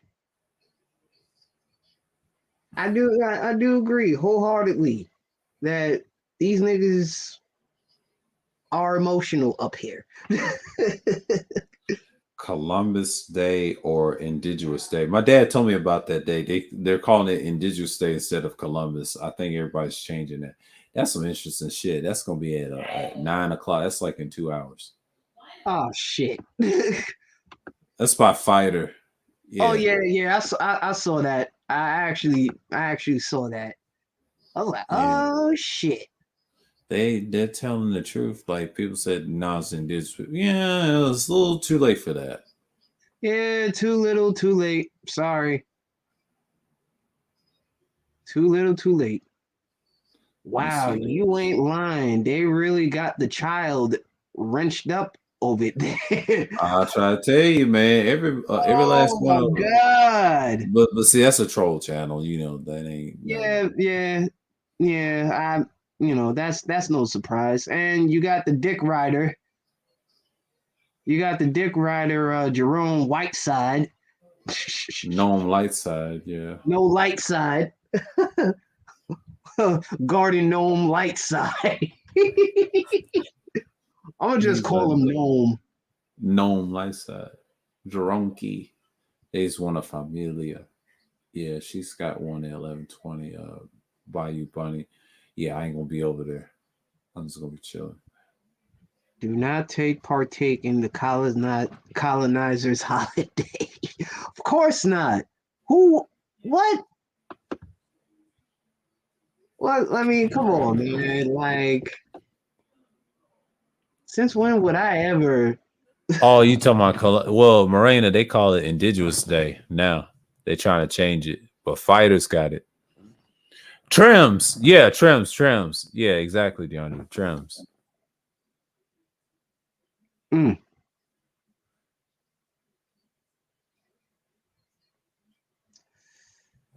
Hey, eat your own. Eat your own. Eat your rice-a-roni. Be like Eat, Cameron. Let me stop. eat, eat your rice roni. How to beat the YouTube algorithm. Click here. I will show you how. Zab needs to just. He said that's his troll account. He said that over Anti. Dude, if you're in it for the money, get off YouTube, man. Yeah, get the fuck off of here. Like the fucking, like, bro, really? It's like, why would Prince Pierre in his show. Look at him. Oh shit! He got let's subscribe. Oh, he's got he got UD. Legendary. Oh, what's going on, Wacky? What's going on, man? Classic stream today. Yeah, he had a classic stream today. But yeah, man, DeAndre, man, we was building today, so you know how that goes. Yeah, like always. Yeah, him and Cerulean. I'm starting to like Sheila's channel, man, but it was my first time being on the panel because I don't usually be like that, you know. Yeah, you know, yeah, because I'm kind of on tour. Yes. Like I had a second guess. Like I was like, oh hell no, this slug and her posse of feral animals or here. So like, nah. But that I'm glad SKC saw that, man. Like he said, look at this shit. And then she trying to say the percentages is not real. And he used that in that debate. And I'm glad he did that though. Expose the slug, man. I said, oh my God. Slug done it now. Bum, bum, bum, bum. It's like you were fucked up, right? At this moment, the slug knew she fucked up.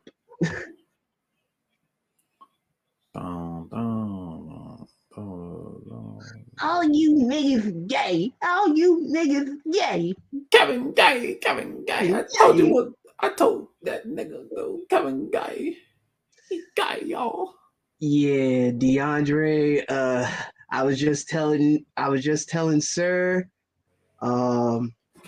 Yeah, I was like, yeah, it's time for me to go. Like, who talks faster, Beach or Edward Anderson? I would say Beach.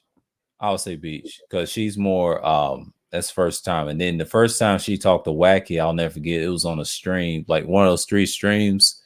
She came on one of the panels. I forget what part of the timestamp. You know, yeah, Beaches can be uncanny. Yeah, she's a firecracker. You know, don't let that voice fool you.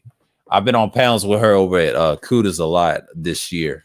So yeah, she got in it with Gabe A one time. So I remember that stream. I remember that stream. I remember I was on that panel too, and I tried to tell Chill with that Masonic stuff. So you know, she hangs with them. She hangs with a lot of Freemasonry dudes. Oh God. Oh man, she got a minigun. Yeah, she do, DeAndre, man. Yeah, she's a firecracker. I mean, there's certain people that like her and then some that don't. It's like 50-50, you know, but she's something else. She comes from that, yeah. Yeah, Third Ward's laughing. Yeah, I was on a panel with her again. I mean, the last time I was on a panel, it was over. I think that was Misha. It's been a while since I've been on a panel with Beach. Man, listen, I mean, ain't no hatred. Well, she's a AKA. Yeah, she is. She mentioned that on the panel of DJ Kuda. Yeah, some people say she's cool, DeAndre. Yeah, okay, cool. I understand. I'm more neutral. I try to stay out of it. I don't know where her angle is. I ain't got no hate for her. I'm just like, let me fall back. Well, you know what? I don't have hate for her, but it's like, wow, so you gonna time me, huh? Oh man. I was like, you gonna time me Wow. after I fucking checked your ass? Like, what the fuck does height have to do with one's behavior or niggas just trolling because got ferret animals running amok? Yeah. About ferret animals, and I told you. Like, truth be fucking told. I'm just like, oh, look at her emotional. She can't even handle the fuck. She can't even handle the fucking truth after being checked. Yeah. Like, what does what does someone's height have to do with their behavior issues? Like, hello?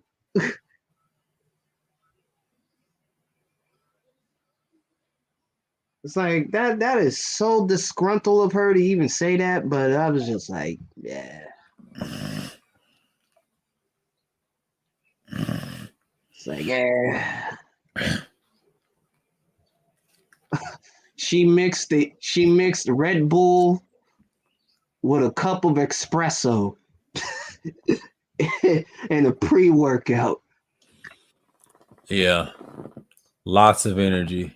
I was like, she took the shot of Red Bull and chased it with espresso. Yeah, that's true. Jawline. It's a jawline. Jabba Jaw. It's wonderful. No, no. Her name. Oh. I call Yeah. that girl Jabba Jaw. Oh, jawline. It's the jawline. What is that now? He's oh. I know they're gonna kill me for this. Well, I know. You know what? Fuck it. Oh shit! Yeah, I'm gonna get out of this. Yeah, third always have issues. Get out of here. Although she did tie me on Sheila's. Well, she never timed me, thank God. Because I ain't got no issue with her like that. I stay away if I don't have a wrench over there. I just like, all right, I'm good. I got over underrated daughter. She be over there too. Damn, I can't go nowhere without her. I ain't forgot what she said over at Mace about me, so I'm good. I know where her heart is. Not gonna argue with another zodiac sign like that. No, that's a no. I'm not gonna do that. No. Oh no. Yeah. If you really want to know what really happened, you're going. Yeah. You got to tell. Third can tell you. Third can tell you. Third is the best person to actually tell you. I'm staying out of it. Yeah, like, you know, I did somewhat touch on that, but like in a general speaking way. Mm-hmm. But yeah, third can talk about that. Ba-da-ba-ba-ba. I'm tricking it. The views of Third Ward Colombian does not represent the views of Rashawn Benton. PSA. Yes. Although, you know, the villain spear, you know what I mean? It's unanimous. It's, yeah. Yeah, pretty much. Pretty fucking much. It's unanimous. Oh shit. Auntie's on damn. He's on? Yeah. And he's combating with old fuckboy. Oh, he's on the panel? Yes, he is. Let me check.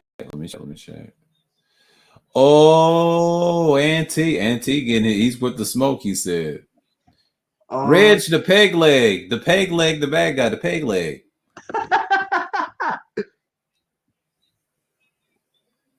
Yeah.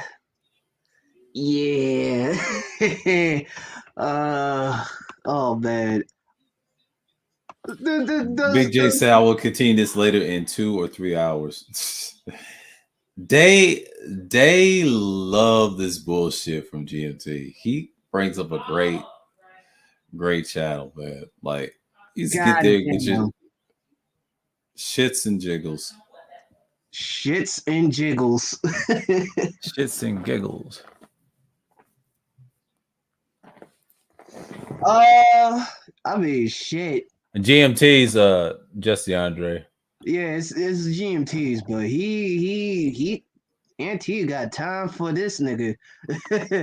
Got time for this nigga JL. The panderer. The pandering god. Listen, listen, y'all cool with him? Cool. But I'm not cool with that pandering shit that he was doing. I don't think I'm actually cool with niggas pandering at all. Yeah. Like, Let me I'll open this I up. don't even want to. Do y'all want to listen to what the fuck is going on at GMT's? Oh, I can't stand this bitch Celeste. Oh Lord. Like, Celeste. Yeah. Oh yeah, nobody likes her. She been dragged. That's why she ain't make no content. She's like, like, listen, bitch. You don't fool nobody with giggling, bullshit. bitch. Be giggling. Like you giggling, sniveling bitch.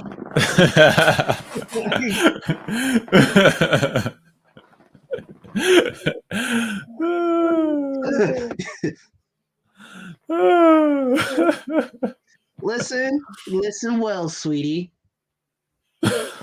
If the shoe doesn't fit, don't wear it. Jesus Christ. What's up, man? What's going on? So I got my paperwork avatar up. You know what I'm saying? You know what I mean? Got my paperwork avatar up, man. Yo, I just finished half of that shit, man. I hate doing spreadsheets, man. Yeah, spreadsheets can be long. Yeah. Yeah, because it's always like, and it's not like if it's your spreadsheet, right? And then if it's somebody else, if it's like a community spreadsheet where motherfuckers supposed to put the shit in there, like what's wrong with old motherfuckers, man? Like, no, man. It's like, nigga, input the numbers. Stop being smart. Stop fucking with the goddamn equation in the spreadsheet, man. Like, why are you going in there fucking with the equation? And then I gotta call this motherfucker. Yo, why the numbers fucked up? I put them in. No, you fucked with the goddamn equation. No, I didn't. Yeah, you did. Yeah, you did, boy. Put the number in, or did you touch the goddamn cell? What's the cell? Nigga, how old is you? Nigga, so you should know Excel before I know Excel, motherfucker. Like why did you touch the fucking thing? And I said, look, man, it wasn't me. Nigga, how you gonna lie, nigga? It tells me the motherfucking keystrokes of who touched the shit, bro. It said you, nigga. You home. I'm here. You in another country, nigga. Like, what the fuck? Like, nigga, you touched the spreadsheet. You was the last one to log in. What the fuck? I said, what the fuck? I gotta fix the equation. Now the numbers is off. Cause you didn't put the numbers in right because you fucked with the equation, nigga. Oh my god, yo, man, it took me like a whole hour just to. Look, man, it took me a whole hour just to get to the point of checking the numbers, because I had to go back and check every fucking equation on the spreadsheets, and it's like 40 of them bitches.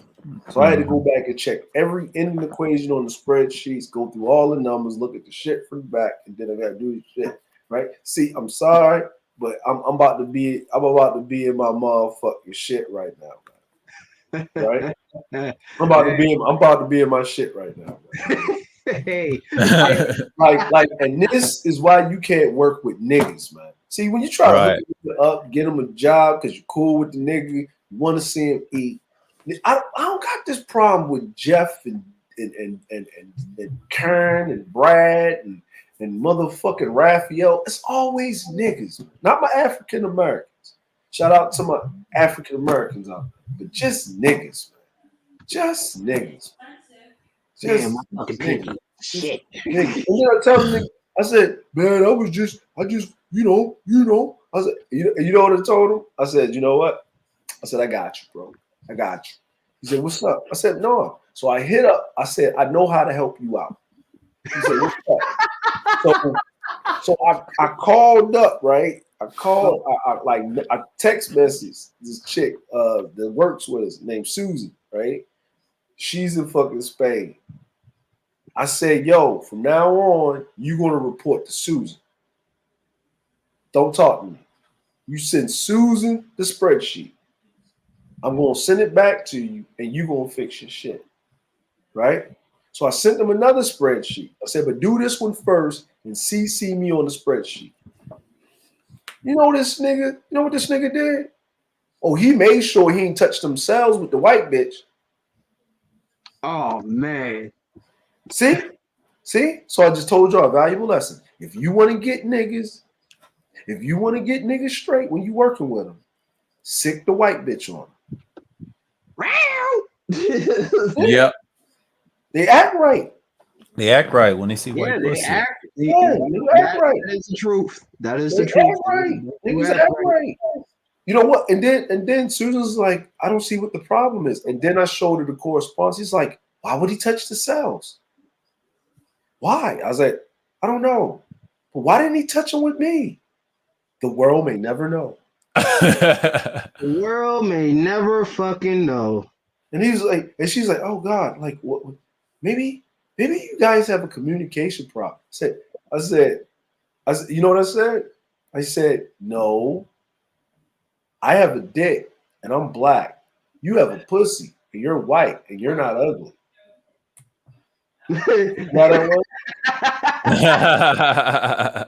And she laughed. She said, well, that is true. I said, well, but ew. I said, so that's the white girl. That's the white girl. You ain't even in the brother zone. You in I'm about to throw up in my mouth zone when she says that shit.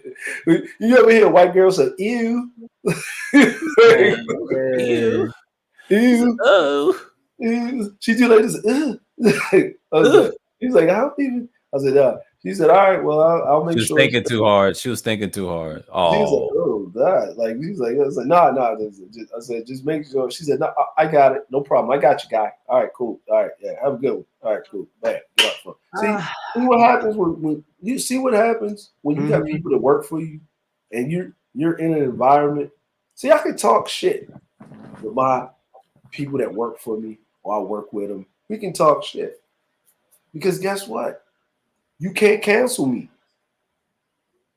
Because I work for myself. Like, I work for myself, motherfucker. I can talk hella shit, man. I can talk hella shit, man. It feels good that I don't have to fucking talk to white people with kid gloves and shit. Like, you know. Because I pay the salary. Degenerate, is best not to try to get to know these feral animals of that acronyms group. Just saying. Oh, it's the Third War said beat black, Gynocaris and Sip. Hey, Third War, check this out, man. I'm gonna tell you a trick. If you want to troll BGS, say Pam Grier and jump out the chat. That's all you gotta say, bro. Or cornbread. Or cornbread, yeah. That's how you get it. Oh, Pastor $40 did that, and he timed his ass out. He kicked him out of this chat. Yo, or type in motherfucking Nicole Murphy. Yeah, he didn't do that. He said the worst thing, cornbread, and him and Black Guru got offended. He said that's the worst thing. He said get out of here with that. And I was in that live stream too that night. I said, oh shit, it was, Pastor, right? Rashawn and DeAndre, you know, he said the word cornbread in there, and he said his cornbread ass said something about the generational argument. You know how they have all that shit, and he got tight when he wrote that in the chat. It's oh man, it's a get out of here, and I think he banned him. I was like, damn. Like I would tell you this, right? Listen, I can't watch GMT. You know why? I'll tell you why. This is what happened when you watch GMT. Oh, that's the one that you know, that's the one that Sir was talking about. Yeah, man, fuck that bitch. Continue, DeAndre. Sorry. So when you go watch GMT, right? You sit up there and he's like, all right, he about to present the information. And this nigga be like this. And he be like, I'm gonna stop the stream if you don't donate. Nigga, YouTube are out here doing support your boy, Grandmaster Troll Kenneth Thomas. The angry man is doing X, Y, but I don't think y'all hear me. So I'm not going, get the likes up. Okay, so the angry man had this. How you doing, Bunny? What's going on? And the angry man had that. What's going on? Yeah, how you doing? And then hit the like, appreciate the $1.99 Cash App. And the nigga, this is 2 hours and the nigga ain't said shit. Yeah. Like he ain't said a fucking thing, man. Yeah. All right, I got a quick question. Trade the NBD, friend or foe? No, he's just probably in there just kicking it, man. You know, people. Yeah, he came in my chat the other night. Last night, and then the one with the Thursday Thrill. So he came like 3 in a row. Like you ain't, I'm gonna say like this, man. If you ain't got a couple people in there that you don't know who's what and whatever, man, you ain't doing nothing. Yeah, like so if you streaming in the right direction, man. So you know what I mean? Like this is what I realize about people in YouTube, right? If you have an environment where they can just chill and whatever, a lot of people troll because everybody else is trolling. Right? A lot of people do things. And if you just let people ride and do them, and then you don't behold them to something they did in another chat, long as it's not something so egregious and whatever. But it's up to that content creator to chin check the motherfucker. As long as they ain't doing it in your chat, man, just let them ride, man. I'm like, it's YouTube at the end of the day. Everybody should have the same fucking order. All right, cool. Yeah, it's cross-pollination, yeah. Well, Trey, welcome to the villain sphere. You know what I mean? Like, I don't know, man. I guess I'm officially a villain, man. I had dude going off of like 4 fucking days, man, making. Yeah, I mean, it happens, man. Like I had 3 niggas that didn't like me in March. I had to pull their whole cards, man. Yeah, but look, man, like it's like SKC. Did he touch you here? Where did he touch you? Like, what the fuck? Oh my god! Like I didn't even do anything, man. Like I don't think I did anything. I wasn't even trying to do anything, man. It's not my fault. Like, yo, okay, is it my fault that you come somewhere, you try to lay these motherfucking pitfalls? I see the pitfall, then you are telling me to jump in the pitfall. And I'm telling you, I don't think it's sharp enough. And then you jump your ass in the pitfall and you hurt yourself. Why are you mad at me? Because you're stupid. It's not my fault. It's not my fault that I understand the 48 laws of power and the arts of deception. Your fault. You know what I'm saying? I didn't do nothing. If I was really on my petty mode, you'd be on suicide watch. that the way you acted, I was really trying to do anything, man. Yeah. You be on suicide watch. I don't understand, man. Like I did, and you know, here's the thing. I didn't even care what he said. I was just explaining to them, man, just don't let the dude trigger you. Like I didn't even do it. Cerulli was the one motherfucking banging his ass. You go fucking. He called him everything. Yeah, I wasn't tripping off of that shit. Yeah, like look, listen. You know what I said? Buckle your chin straps. I remember that. Yeah, I do remember that. Listen, I said that because I'm expecting this nigga to come up there and go at this nigga about talking about his wife, right? Right. Mm-hmm. What dawned me is he ain't defend his wife there one fucking time. He did it passively aggressively, and you know what I said to myself? No wonder no bitch want to fuck with you, nigga. Exactly. Oh my God. No, I'm just saying. I'm thinking this in my head, right? I said because I, look, when Cerulli was going, I didn't say shit. I didn't say shit. I didn't consign to that because I don't go at nobody's wife. Me neither. I don't co-sign it either. But he didn't defend it one time, and I kind of agree with Cerulean on that. I'm like, wow. Yeah, I'm like, yo, if you listen, listen, hey, he's his own man. He can say whatever you want to say. Yeah, right? I leave Cerulean. That don't mean I co-sign it, and I even I'm not co-signing what Cerulean is saying, but I'm not going to stop him from saying what he's saying because I can't go in there and tell this nigga to shut up. I'm not going to tell him shut up. You tell him to shut up. And when you got up here, you didn't tell him to shut up. You know what I'm saying? You didn't tell him to shut up. So hey, right. And then I didn't tell him to shut up. And then he kept going afterwards, after you did your streams and after whatever. And then when he came up there again, you was gone. You popped smoke, nigga. And you got more smoke for me because you think I'm not the soft target. I'm just not trying to participate, man. I'm not going to debate you. I'm not walking into no traps. You're not that important in life, right? I got better shit to do, right? I don't sit up here and plot and plan. He put that accent on him. He put that be more accent on. He said, I got better shit to do. Yeah, man. Yeah, man. Yo, what up, James? Like, what's going on, James? Like, I don't know, man. It's just like, man, like, why? Like, bro, like, I'm okay. I'm gonna go over here and talk about it. I'm gonna talk about it here. I'm gonna go to Bernard Riley because I know he's a little slow. So I'm gonna try to do the same shit. It works.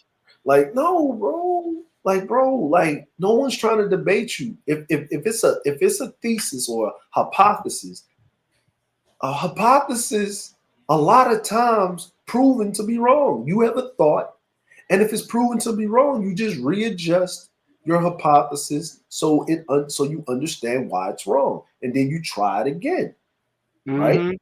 Yes, and no one disagreed with you. Humans devolve into animal-like behavior, right? They do. Everybody do. You know what I'm saying? Can I say something? Sorry to interrupt, but can I say something? How did the whole situation between you, SKC, and Cerulean start? How did it start? Okay. So this is that's not even the situation. But since we here now, it started over at Sheila E's. I had a community tab, right? She had a stream called "You Have All This Smoke for Black Women," right? And then she said, but none for the law enforcement or elect officials. That's how it all started. I think I was in the panel. Yeah, you was on the panel. But here's the thing. He saw my community tab, right? And he hit the link and he shouted me out on the panel. Petty as he is, right? SKC, right? I saw him in the chat trying to troll, right? And I just had to fall back. I said, I knew he's up to something. And I expect no one to hit that community tab, but I know what he was doing. But a lot of people got triggered what he said about the hypothesis animal thing. But a shouts out to those ladies like Sheila E and Taylor. Try to understand the rest of the streams, 3 streams that he tried to participate on. But when Cerulean came, like I said in my stream, I call it the Cerulean outcome and its effect. And then Cerulean said this morning on Sheila E's, and he thought it was going to be an SKC effect. It was a Cerulean effect. He was trolling. Once again, I just want to know directly, how did the issue, like the hostility between y'all start? How did it start? Listen, check this out, right? Check this out, man. Go ahead, DeAndre. Okay, in the since 2019, right? Every time me and Cerulean's been on a panel, every time there's been a panel, right? Like a guy's running a panel and there's been women around, right? He'll find it and try to infiltrate it, right? And try to kick the chair. but he don't know. The man Cerulean descend out the clouds, and we just put him in the electric chair. And he hates that shit. Like, and the thing is, Cerulean to troll him, but I'll just try to have a conversation with him, right? Because I'm not trying to debate him, because if a person's in their troll, they're in their bag. I'm not going back and forth and trolling with you, and you're using white people's tactics, right? Facts. The way we troll and the way white people troll is totally different. So the best thing to do when white people want to troll is not troll, but let them talk and let them feel vulnerable, like you actually give a fuck. And then they put themselves out there and they contradict themselves, and then you see their inadequacies and shit, and then they think that you're an ally of them while the other motherfuckers trolling them. It's like good cop, bad cop. I'm like, do the shit in the military all the time. It's perfect interrogation techniques.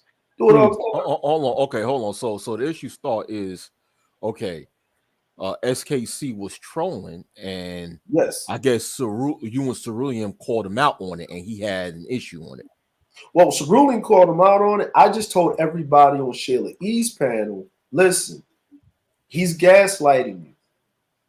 Don't treat him like a white person. And treat him like a white person, yeah. That's what you got to do. I've been doing that since last year when we first met over at Fantastics. That's why I had to treat him, because I understood where he came from. And he came on my channel and tried to do the same thing. I tried to say, SAC, you can't do that here. See, Mike V kind of check, but the thing is, you got to treat him with a white person's mindset. He has dark skin with a white mind.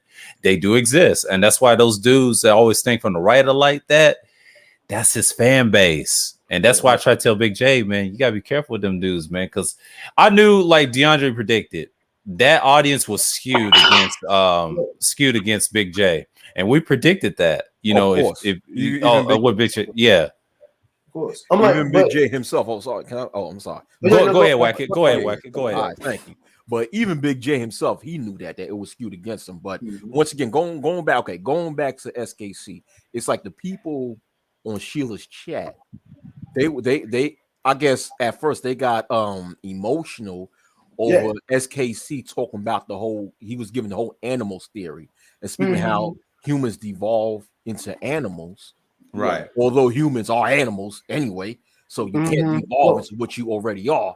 But well, what he said was humans devolve into I know. I know what he meant in context, but I was just putting it in perspective that humans are animals. But I know what he's talking about. That we devolve into quote unquote lesser species of animals and what have you, right? And then the behavior and the art, like basically. And he tried. Okay, and I guess on his video, I saw a piece of it where he put a screenshot and he put out Sheila E's panel, and he trying to utilize that as an example of how humans devolve into animals, and the people in Sheila E's chat got like emotional over it.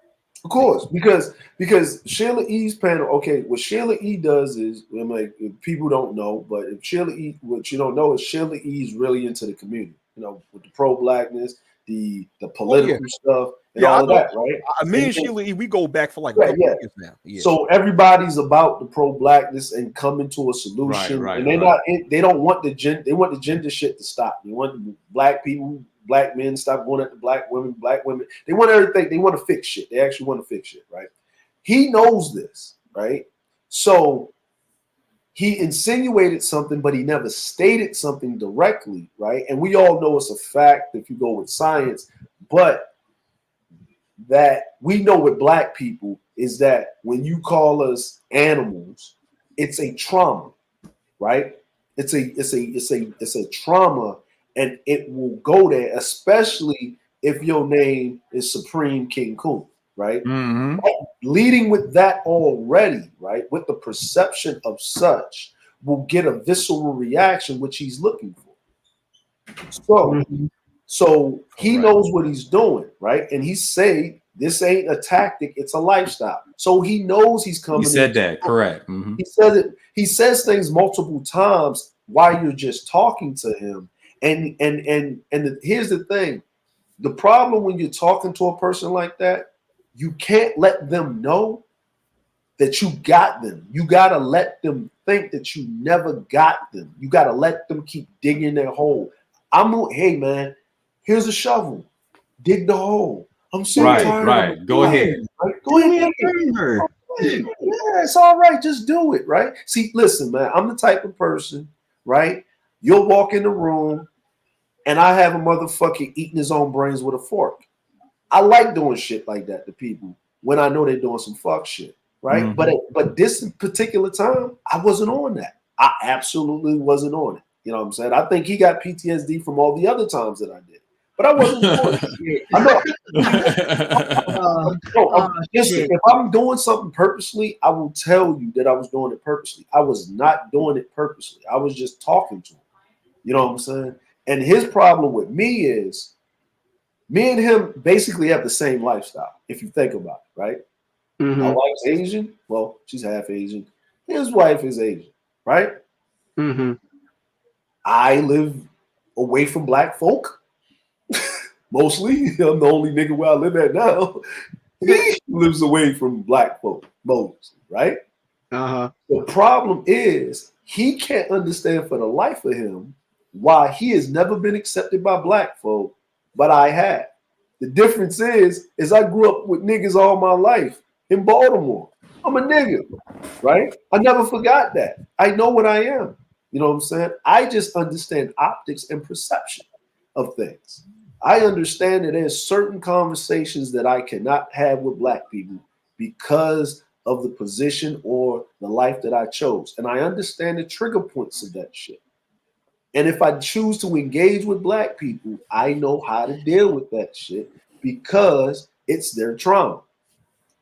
I don't have to deal with niggas. He doesn't have to deal with niggas. He chooses to. Mm. Yeah, You know, true. Like if you really think about it, he chooses to. You get what I'm saying? So his contention with me, and this is just me, this is a guess. This is just my perception of it. This may not be fact at all, right? This is all just headcanon at this point. Is that I could be an ally, but I'm not. I don't want to be your ally, bro. I don't consign to that. I don't have your trauma. I don't have this thing sticking on the back of my neck that I don't belong. I'm not accepted. Why don't they like me? Why is this, that, and the third? They never accepted me. This is this.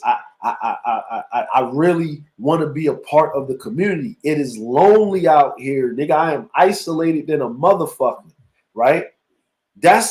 I was raised out here like them, but I'm never like them, but I'm never like you. Where do I belong? I know what it looks like. Nigga, I'm in another country. I see all these half kids walking around here, don't know which way is up and which way is down.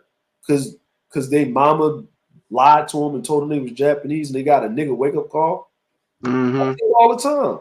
You know what I'm saying? I raised three sons and I see all of their friends go through all of that shit. My sons look at me like, thanks, Dad. I'm glad I know who the fuck I am. Because they all tell me the same shit. Like, you know what I'm saying? So I know what he's suffering from, but that doesn't mean that I'm gonna give a nigga a pass. Put your big boy pants on, nigga, and figure it out or go get some therapy, nigga. Shit. Mm-hmm. You know what I'm saying? You listen, if you not married to a black woman, right? You're not married to a black woman, you ain't around black people. Why are you so invested what black people are doing? Yeah, exactly my point. Exactly my point. Like, you left the community. Why the fuck do you care? Why the fuck do you care? Like, listen.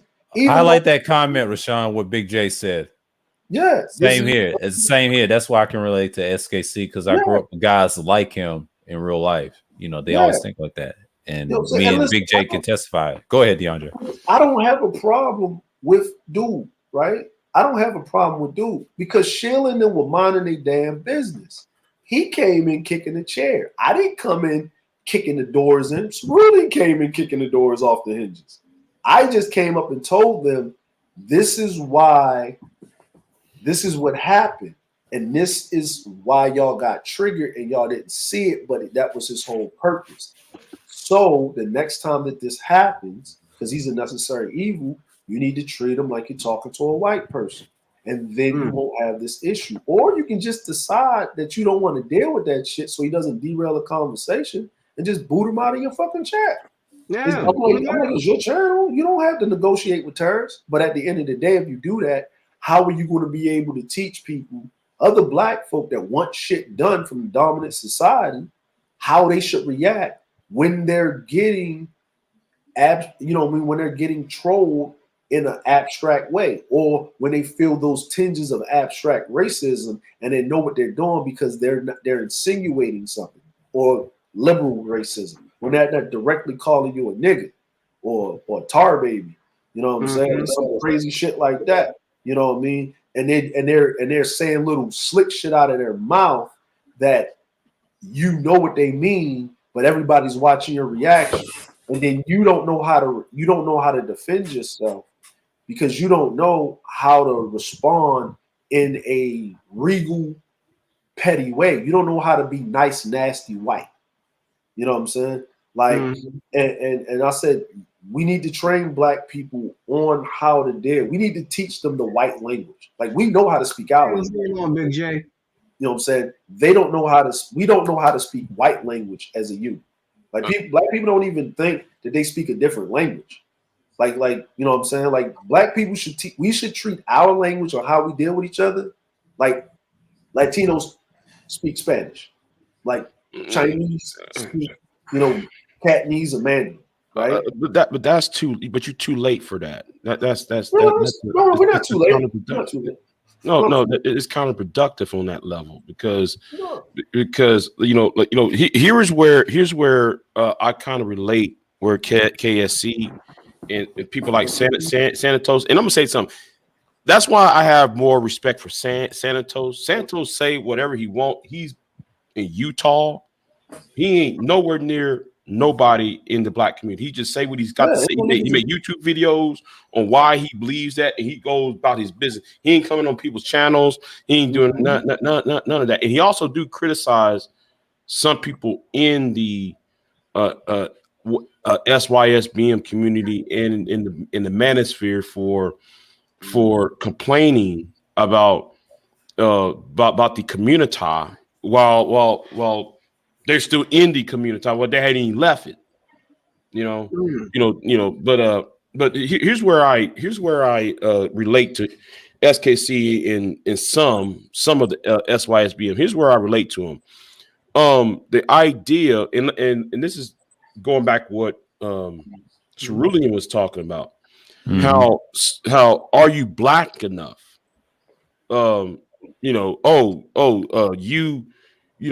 You're not from the inner city, therefore you're not black enough. You wasn't raised in the hood, you're not black enough. You ain't talking like how the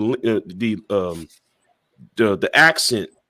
You're not black enough. The things that you're talking about isn't black, so therefore isn't quote unquote black, so therefore you're not black enough. I mean, I see why there are people why are angry at the pro black community and the conscious community types because of that type of pushing away other black people out the way who never lived their own life, the life that they have led or brought up in. Yeah. Go ahead, Blackie. Go ahead. Okay, I'll be real quick. I'm sorry. No, you good. This is where I have my agreement with SYSBM, right? This is where I agree, because when it comes to the right of so-called black males utilizing their agency to be with any female that they want to be with, regardless of race, ethnicity, country of origin, or culture that they come from, and that's where I agree with, because there is a sect of Black America who do shame so-called black males for utilizing their agency to date whoever they want, because you have a certain sector of Black America who try to dictate who black males should be dating, and that black males should only be exclusively dating black females. Well, the case in no man should dictate who another man should date. I have no right to dictate who DeAndre should date or marry. I have no right to dictate who Sheed, Serbiahu, Big J, or Oni or Rashawn to date or marry who I feel that they should date or marry. I have no right to dictate that.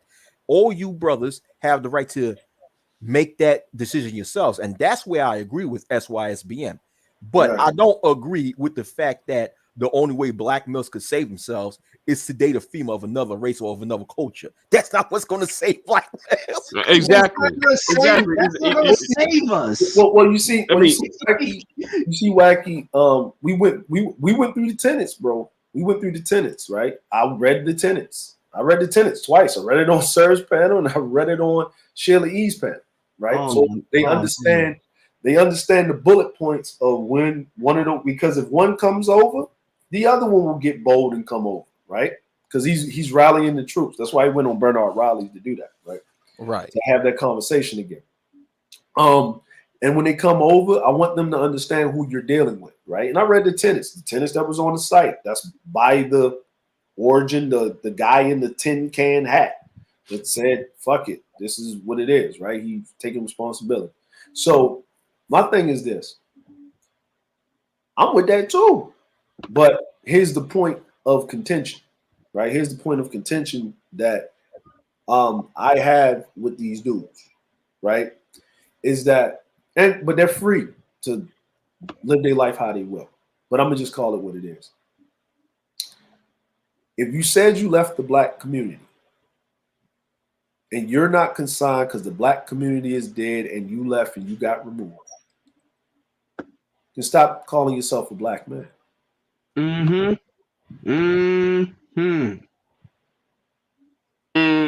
a minute. Excellent point, right? You know what I'm saying? I disagree with that. Say that again. I just disagree with that. If you think about it, who makes the community? Well, families make communities. But who opposes the environment and conquers it and forms it to its will? Men. Men are the pillars of the community. Men make the community, right? And if you, according to the tenets, I'm going by the tenets, right? I know what you guys are saying, right? Y'all are talking about the original, the old school way that SYSBM was formed, what it really was about, right? In the thought and the spirituality of the matter, because we had to extend ourselves out because we saw other groups of men, right, that had our melanin from their countries and they weren't getting the flack because they were still able to do for theirs and them and marry whoever they want because of proximity and moving up in the ladder. But we were the only ones pigeonholing us to this ungodly motherfucking standard, right, of fuckery, right? I know, I dealt with it, so, you know, we there. But what these guys are putting out now, these new tenets, these updated, revised tenets, right, it's nothing but rugged individualism. We're leaving the community. We have nothing to do with the community. We're this, and this. If you say that you're leaving the black community and you're a man, you got a dick, and men are the pillars of their community and you're leaving, then guess what? Right?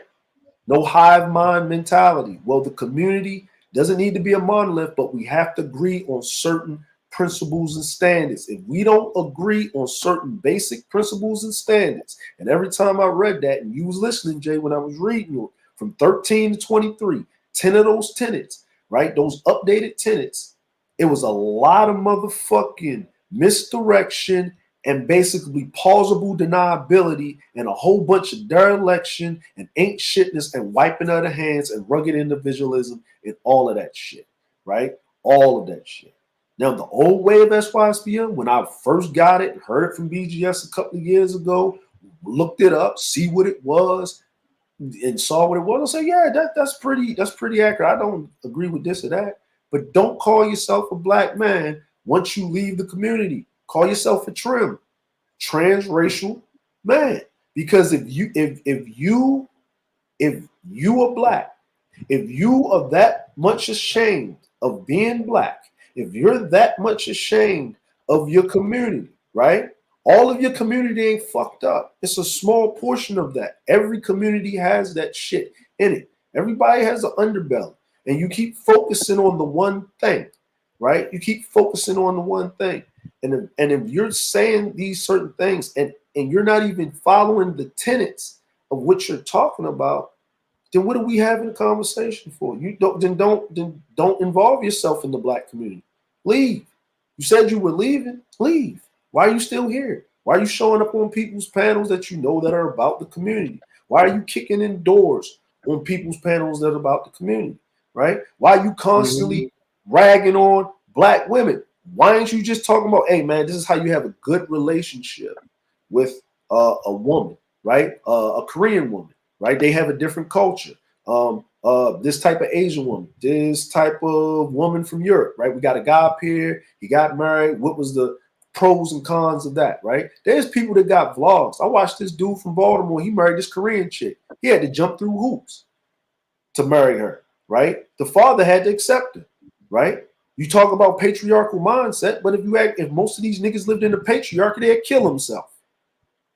They'd kill himself. They wouldn't be able to handle it. I live in the patriarchy.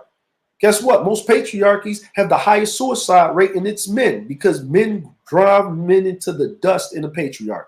They screaming for some shit that they don't know. Because guess what? Here's the funny part. If they ass was actually in a real fucking patriarchy, up here whining, talking about the women of that fucking community and they didn't have access to, the men would come in and kick their ass in the fucking teeth. I'm just being real. I'm just being straight up and down fucking real. The fact that they're able to bitch, moan, and complain to the level and the further that they are is because of what? Is because of ain't shitness, bitch assness, and motherfucking hoe and fuckery.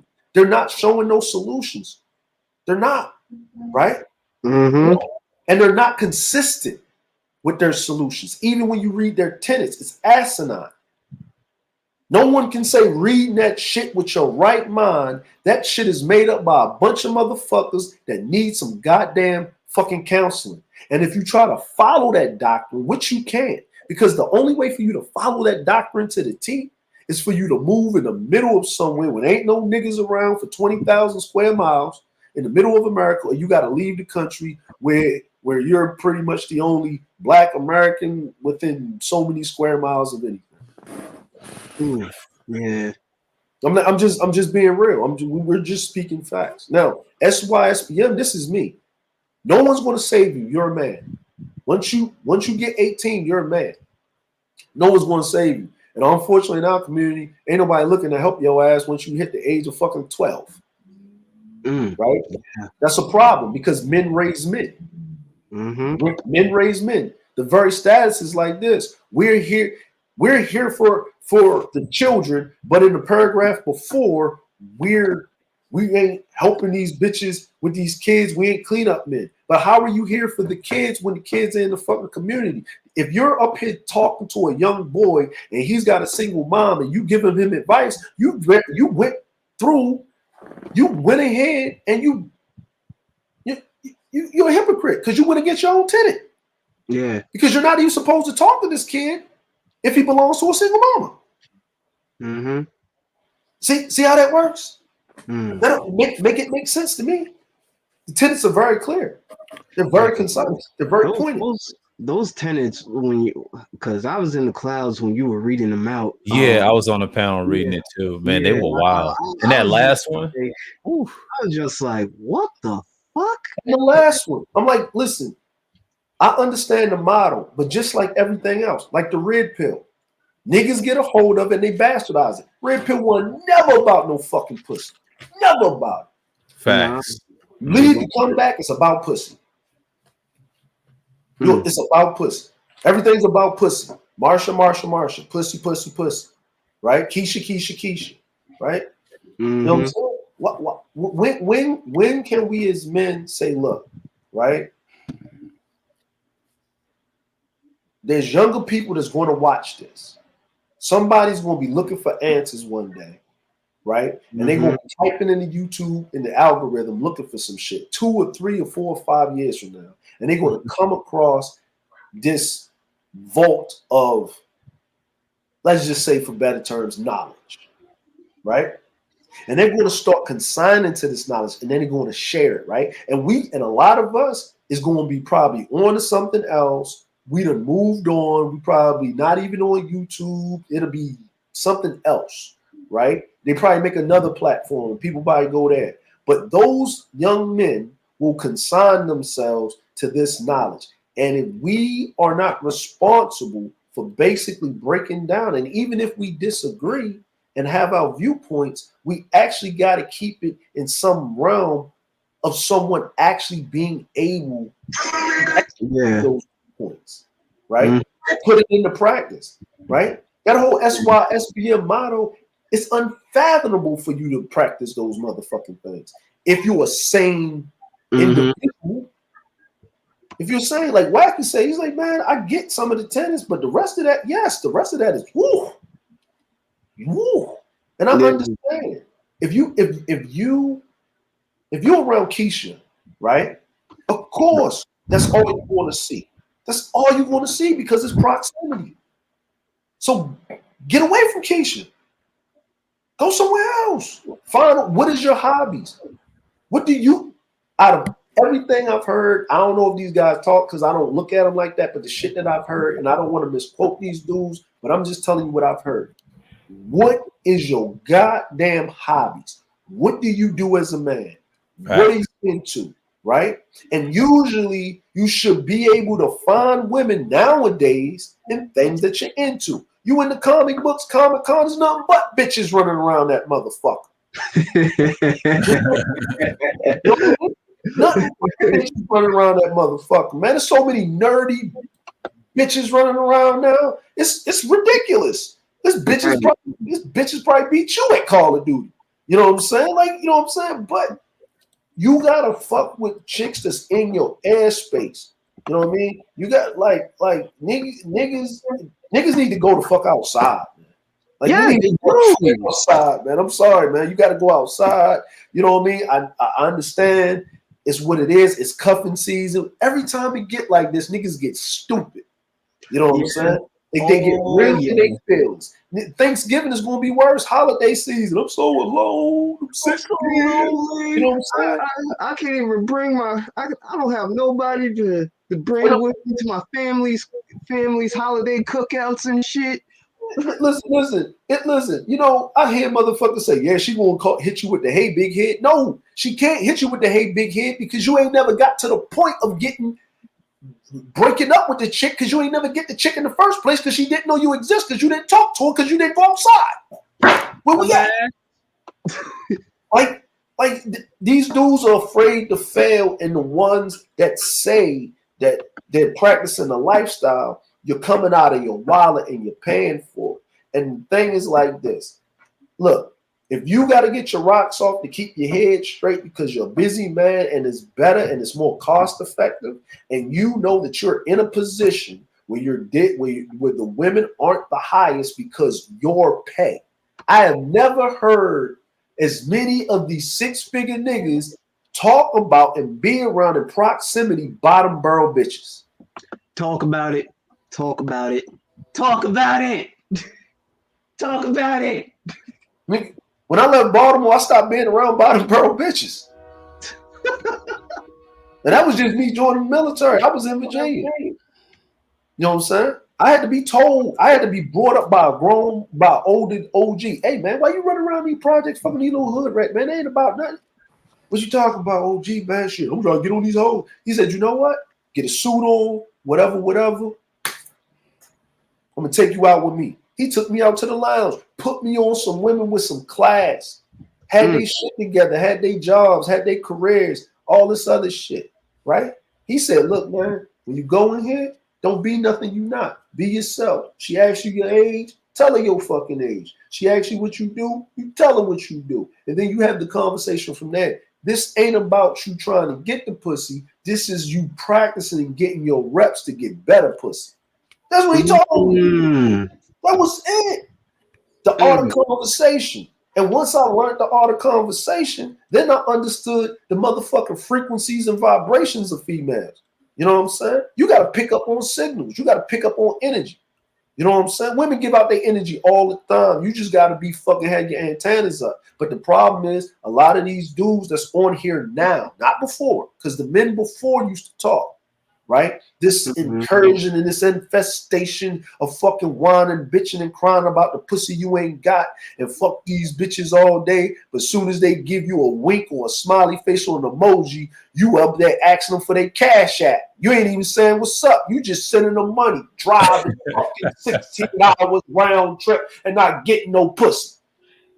Not getting no, not even a. These are the leaders that are talking to these young dudes, man. Listen, something needs to be said. It needs to be an opposing view, right? It needs to be opposing view. You know what I'm saying?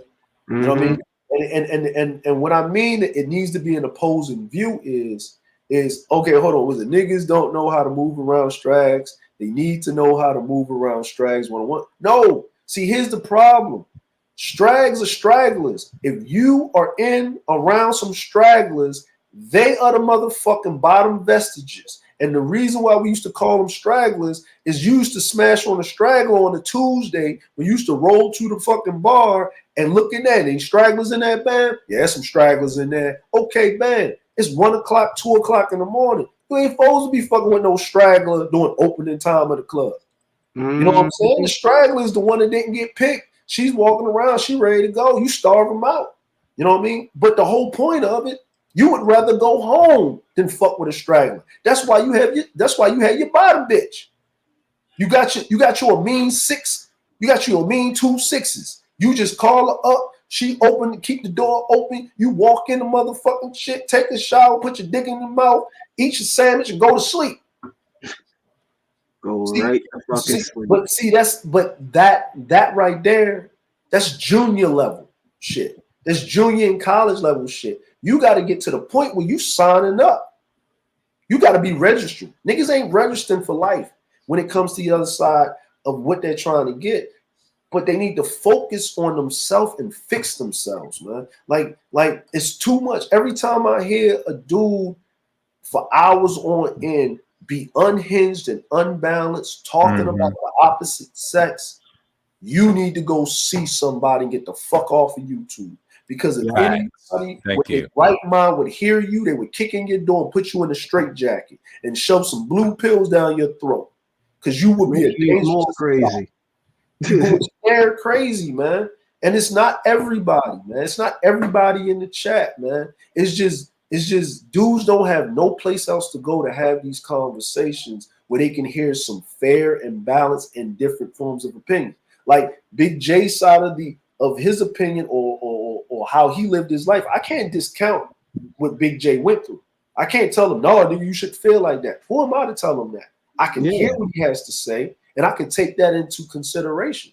You know what I'm saying? We have two different personalities, but he's not unhinged. He's not saying I should beat bitches in the back of their head and have them in poop and let them in the pool of their own blood. He's not saying that. He didn't say no shit like that. You know what I'm saying? He ain't saying these bitches should die and then whatever. He ain't saying I got bunk beds for these hoes. You know what I'm saying? He ain't saying, hey, nigga, you should get some Astro bands and futons so when you pick up the hoe to fuck the bitch, she can't set you up and shit so you can fuck her right there in the parking lot. And he's not saying they have jaw. You're supposed to have jaw lines. Jaw lines. Like, look, man, I'm just saying like this.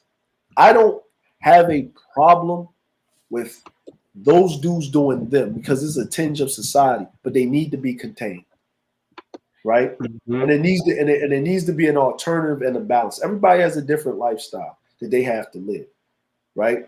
If someone was to ask me, "Hey, man, I want to do what you doing. Do you got a passport? Yeah. Have you traveled somewhere? Yeah. Have you been somewhere extensively? More than 2 weeks or 2 months." I'm like, packing up your shit, moving to another country is a whole different ballgame because it ain't one of them things. I don't like to do this no more. I want to go home because that will happen, right? Yeah. You know what I mean? Do you have a support system? If shit goes wrong, you can go back, and then you can get back on your feet as quickly as possible. Because that does come a time when you live overseas, there's a point of no return. There's a point of no return. Like there's not when people ask me, hey man, you coming back to the States? Hell no, nigga. Mm-hmm. I already passed the point of no return, nigga. I got my properties. I'm good. Y'all hold that L. Like, I'm not going because where would I go? Back to Baltimore? Hell no. Hell no. You know what I'm saying? Hell no. I got other places I could go, but and it's not that, oh, I'm being black in the state. It's not that. It's just that the American lifestyle doesn't fit my lifestyle right now. I like how I'm living. I like what it is. I like the adventure of going places and doing things. You know what I'm saying? And the freedom of so forth. You know what I'm saying? Has nothing to do with me being black. It just happens to deal with. I like traveling. I done the States to me because of economics feel like a handcuff. May not feel like a handcuff to y'all, right? And that's okay.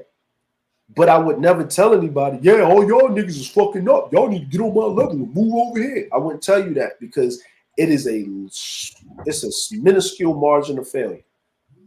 And I wouldn't tell, and really any of them SYSBM dudes, I wouldn't tell none of them. I wouldn't tell none of them dudes to do it because I already see that mentality is weak.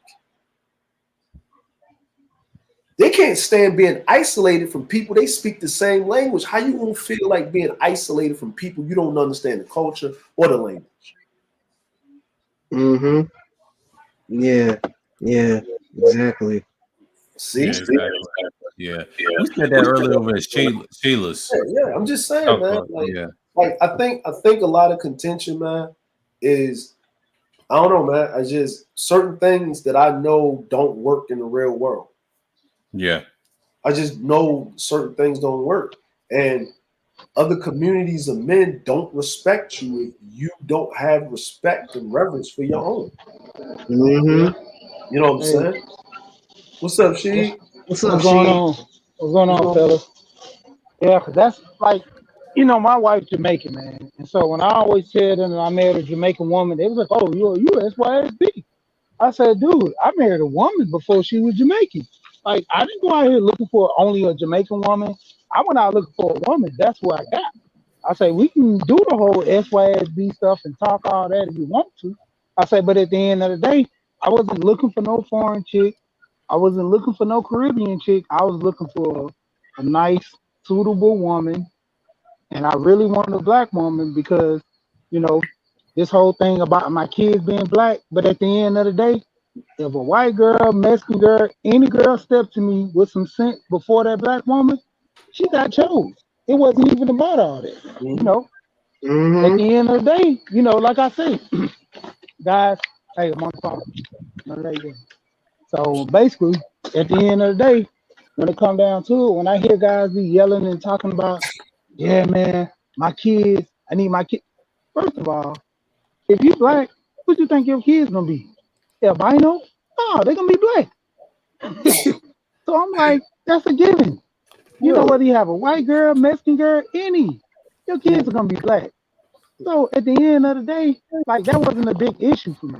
My thing of it was I wanted a good woman, man. So that was my whole thing. I wasn't trying to settle just for no ratchet, only because like I say, they feelings get involved in it. That's what I tell you. That's why I be hitting with that Max Club, man. It be so funny because now you got to question yourself because I think the song is called Woman's Worth or something like that. Yeah, Woman's Work. Yeah, Woman's Work. So now you got to question yourself. And I seen that, you be like, oh, whoa. So what you trying to say? What the song say? And like, dude, like chill. Like when we around men, let's have the conversation. Let's don't get in the feelings, man. That's why I play on people because of that. Because I'm like, dude, sometimes I sit down and just be quiet. But sometimes I just be like, so all y'all on the panel gonna agree that all women act like this, and the single moms, we don't need to deal with them because of this. I'm like, dude, but like you said earlier, we keep talking about protecting the men, the boys and the kids that's gonna be the next generation. These single moms are the ones you gotta deal with. And just like I told them, I married a single mom.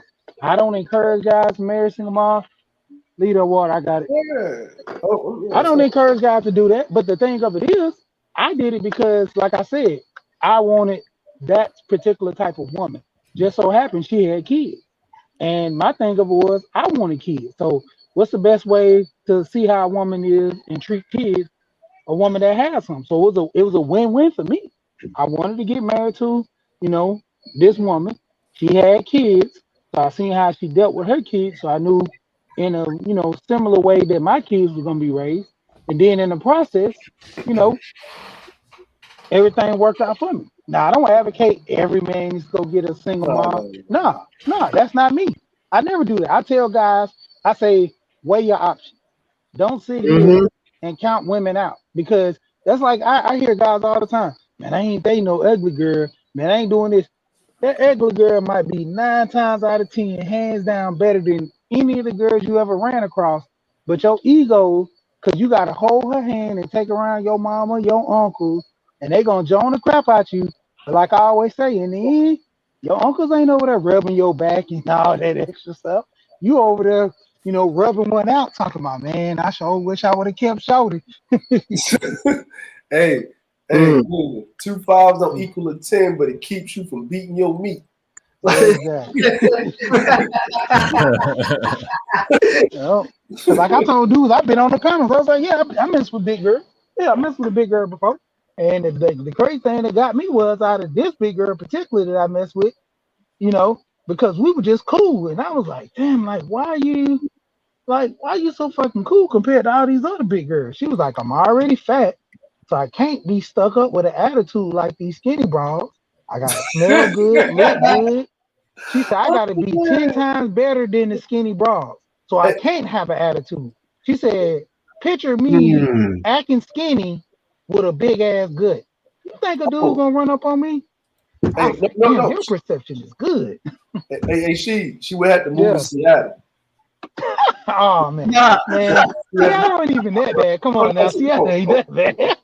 Look, I've been to Seattle. Yeah, man. Yeah, you saw them big ass bitches with them attitudes and shit. Walrus holes and shit. But you know what? She that would like to say this. Let's make fat bitches great again. Right? You know what I'm saying? Yeah. Remember the big girl used to be the cool motherfucker, man. She used to be cool. Now they got attitudes and shit with this newfound confidence. I blame that motherfucking couch built recline body whole motherfucking Lizzo, man. She gave it started before her. Monique tried to push that before her down. You gotta give Monique some of that pushing. Skinny bitches are evil. But she was making. She was dope. But guess what? Monique lost that weight. Yeah, she lost that weight. You know what I'm saying? But see, you know what I mean? I'm saying this, man. It's like I'm glad we having these conversations, man. But because we got off a little killed because Wacky asked the question what was happening and stuff. I don't know what's going on with SKC, man. He'll figure it out. You know what I mean? If you got any beef with somebody, most likely with Cerulli, you know what I'm saying? You know what I'm saying? He'll come up with something else that he wants to talk about, or they'll move on. It's over. There's no beef, man. There's nothing. My thing with him and SKC, like I keep telling people, this is YouTube, man. Like he trolls with some type of impunity to try to prove a point, but then he also really opening that secret door that he don't want to talk about inside. SKC, he's calculated with it though. But he is. Yes, Cerulean got the best of him. He been figuring them out for years. They go way back. That's the whole thing with him and Cerulean. And I'm glad it happened on my channel because I'm cool with SKC. I ain't got no problem. But when he came on the panel, and that was the first time Cerulean came through, and I started laughing. That happened twice, so that ain't nothing new. Yeah, Cerulean's gonna keep going.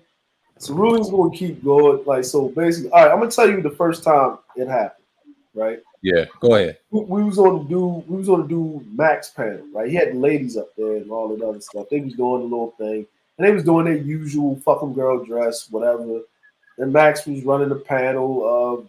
For better words, it It was conscious community super set pandering, right? Open your conscious mind, pandering, right? You know what I mean? Black woman is God to the 15th power. You know what I'm saying? So the women was up there. They was eating it up. He went up there and kicked some chairs. I was watching in the clouds when he did it, right? Because I was just watching. I was like, what is he doing? I was like, what is he doing? And I was like, who is this dude? And I knew who he was. I was like, oh, that's that dude. I heard him speak a couple of times. And then he put on this ultra white voice. His ultra white voice. I'm talking about his ultra white voice. So wow. Yeah, so he did like, how are you doing, guys? What's going on?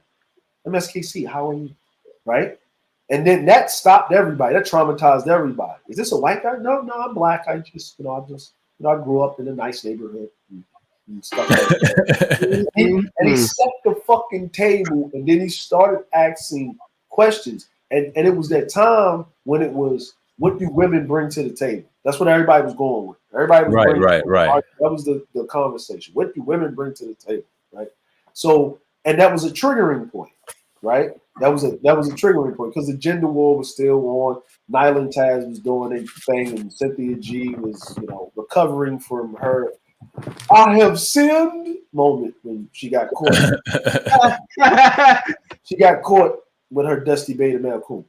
So, with that being said, I'm just telling you what it is. This is what happened. I'm just telling you what history is.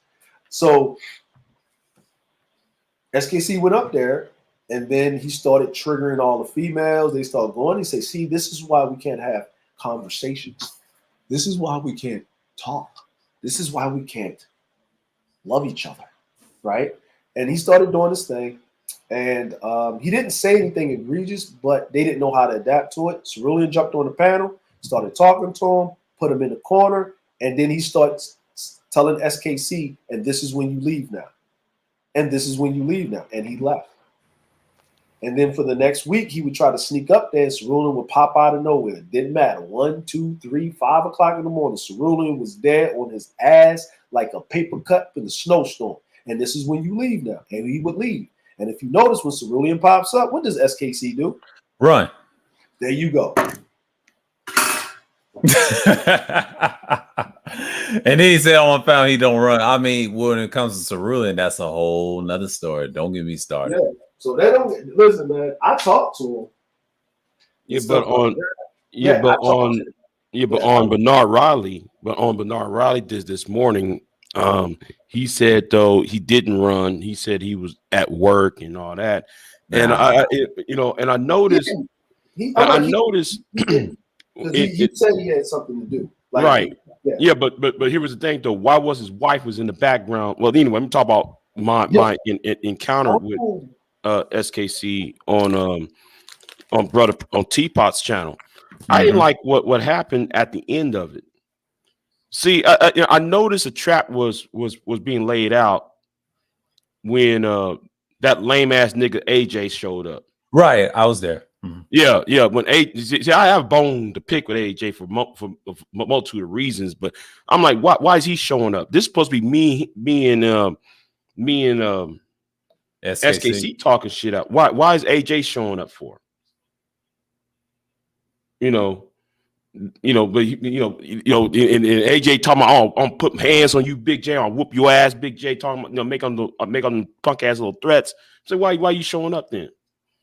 So now I have to question Teapot now, because that's supposed to be me and SKC issue. Now I feel like a trap was laid out. He wanted the link in the chat. That's how that got started. He saw SKC up there, and that was his perfect time. And then SKC was kind of he wanted to troll you at the end after he won. I'm like, okay, that's like a pleasure. He really wanted to debate Cerulean so bad, and that's eating him up. I guess Music said this on Sheila E's panel. Me and him talked for the first time, and that's what I saw. I said, yeah, that's because of Cerulean and DeAndre. He really wants Cerulean. DeAndre ain't gonna give it to him because it ain't fair to go, because he know what happened. And then he tried to tell me to will you join a debate with me to go against these guys? And I'm like, SKC, I'm not doing that. I'm like, now, I was the one though that called for that debate.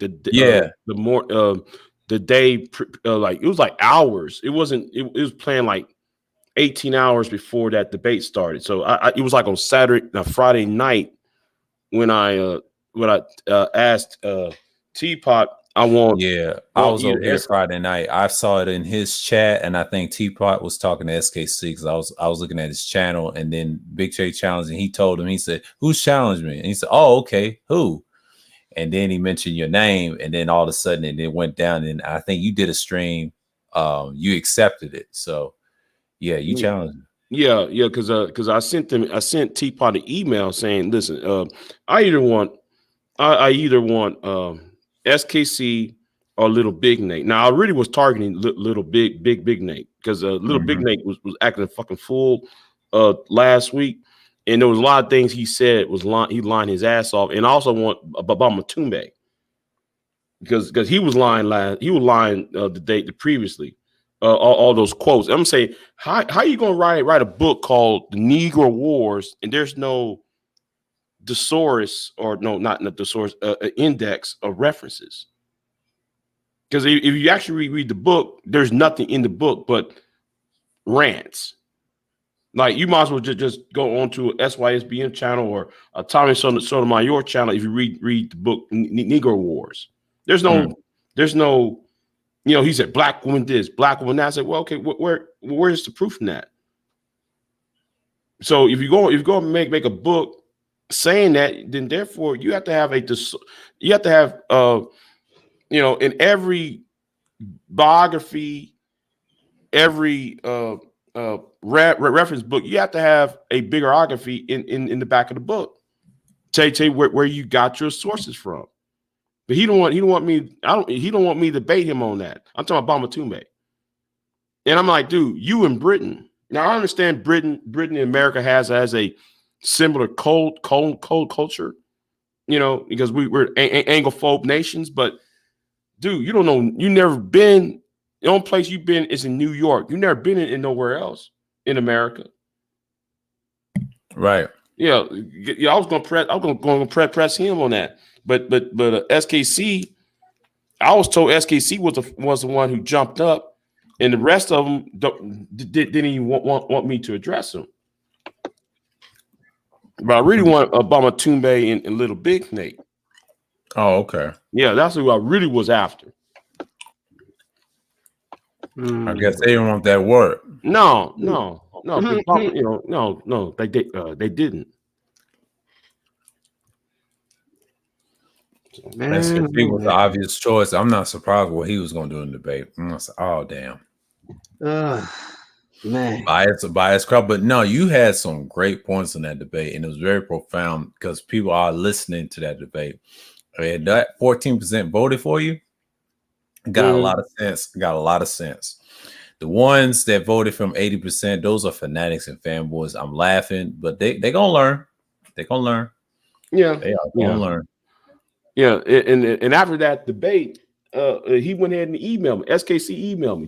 Can we have a discussion and all that? I didn't respond it yet. Good, don't. because of what AJ, because the appearance of AJ kind of put that into AJ sorry ass put that into kind of put the he dampened the prospects of that happening.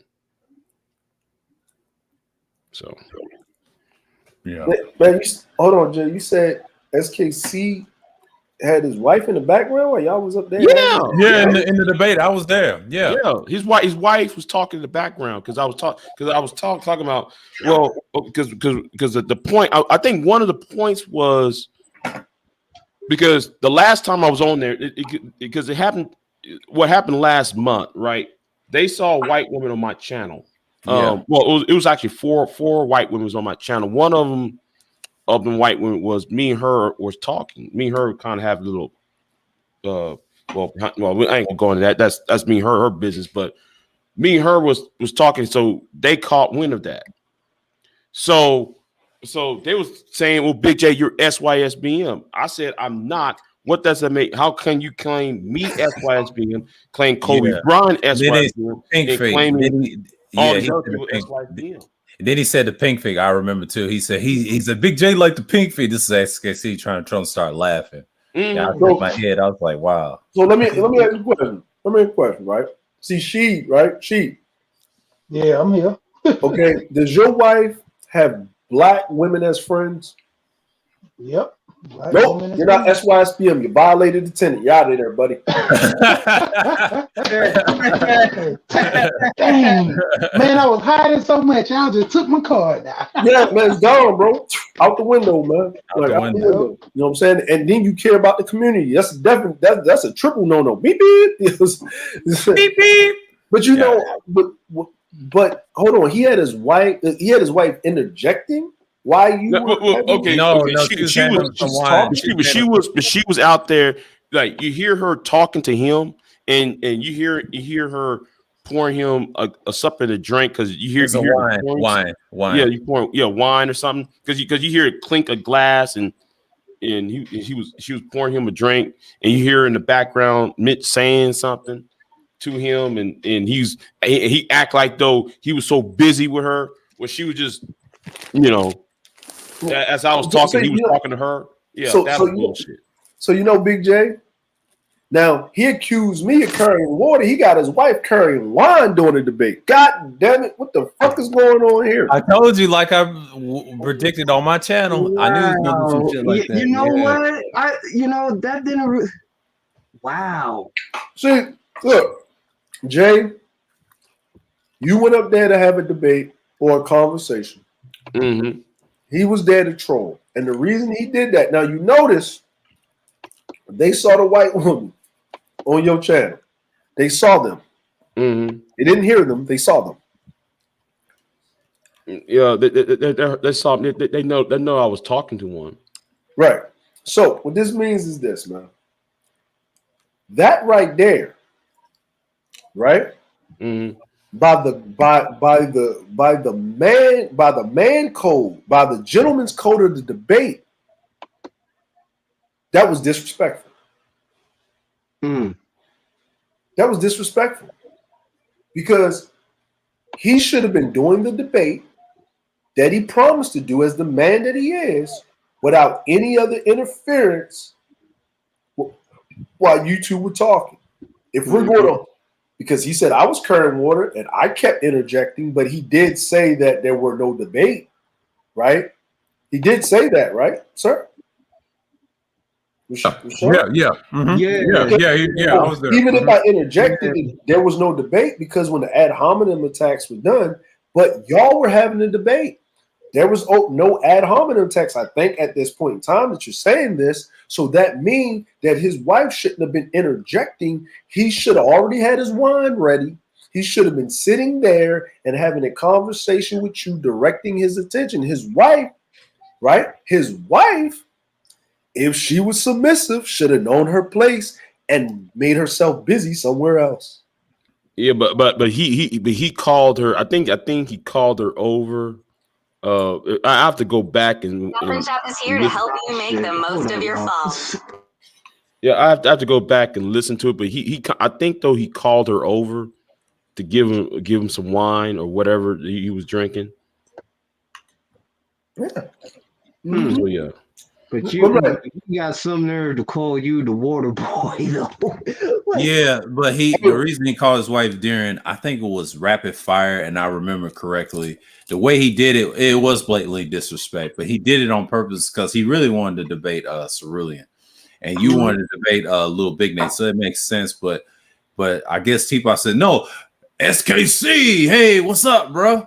It's just like we predicted, DeAndre. That crowd was skewed against Big J, and I figured that. I knew that was planned. See, what he did was Jay, you took the debate, you went over there. Shout out to you for that. But when he did that 5-hour breakdown, dissertation, yada yada yada, that was to call the troops to action, right? He said, I said, I would not denigrate. No, nigga, you said you wouldn't even talk about the shit or take the video and do it on your damn channel. You said it. Right. You said it, right? But I wasn't going to go back and forth with him. I could play the tape. Dude, go ahead and speak. Okay, that's what you perceive. Let's move on. We all know what you did, and we all know what you said, right? Because you did, because sir, you played the whole stream before we got up there. Yeah. So why do I need? It was already played. I don't need. That's why I think when he said that, and I was quiet, and he kept talking. I guess he looked at the screen and he saw the time marker. Then he shut up, and then he tried to change the subject. Yeah. But see, I played it during the beginning of the stream because I told you I had to watch the replay of it for like 10 hours, and I was watching on my own time off air. And then when I started, I want to play it during my stream while I was going to talk about, examine how people react with Cerulean. Yeah, that was the whole point. So what he did, Big J, was this, right?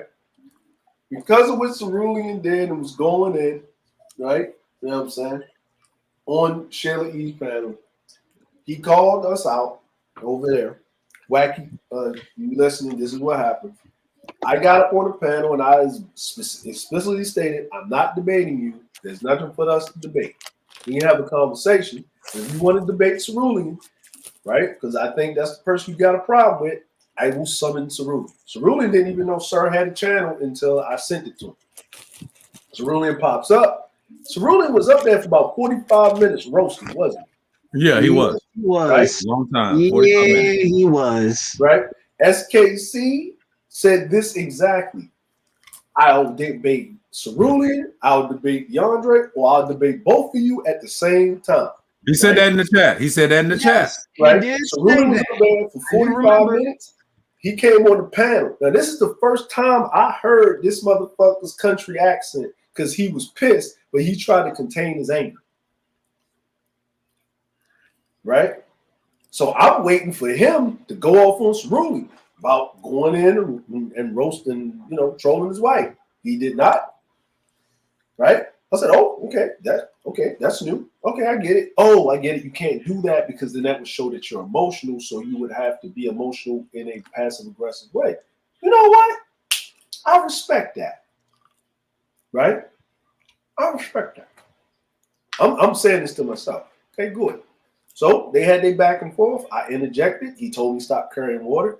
Got to keep bringing me into it so I can jump on him so he can claim they jumped me over there. I wasn't falling for it because he tries to play the victim. That's what white people do when they, try to get black people in their feelings and they try to do the martyrdom shit. They're just unreasonable. They're savages. They can't be reasoned with. So that's the whole and that's basically what happened. Cerulean kept trolling them. We wanted to get to an empath. We finally got to a thing. He challenged Cerulean on a position, but he would never state his position on anything. Oh, he didn't. Oh, he didn't. Yeah, he actually said it out of his mouth. In a debate, I don't have to state my position, but I can challenge your position. That's not how the debates work. But that's not how that works. Like what? But then you would get into a back and forth about how debates work, right? Yeah, but that's okay because he just wants to start. He just wants to poke at anything he can. He's grasping at straws. So that's what he does. That's what he does, right? So when the first salvo doesn't work, okay, cool, no problem. And then we got to the thing, and I said, all right, let us put down our trolling swords, right? He said, I'm not trolling. I know you're not trolling. It's Cerulean. Why don't you host? I said, dude, I know it's Cerulean. I told everybody Cerulean's coming up here to troll. Nigga, what are you talking about? I know what Cerulean's doing. I'm holding him accountable. That's what I'm saying. Yeah. You did say, make sure your chin straps are tight. Yeah, because it's about to be real. I even gave the disclaimer. I said, listen, the views of Cerulean Gray are not necessarily the views of Sir Obadiah and the channel holder.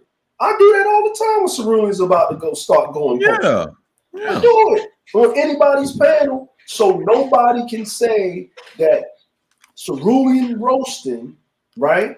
And I tell Cerulean that I'm gonna do it because when he gets in his roasting mode, you don't want the flack coming on the channel holder because if they can't get at you, they're gonna go running at the channel holder and shit. You know what I mean? And I'd say that so the channel holder say, hey, just stop. And Cerulean like, all right, cool. If you don't want him to do it, you don't want him to do it. But if he does it, hey, you gotta stop him now.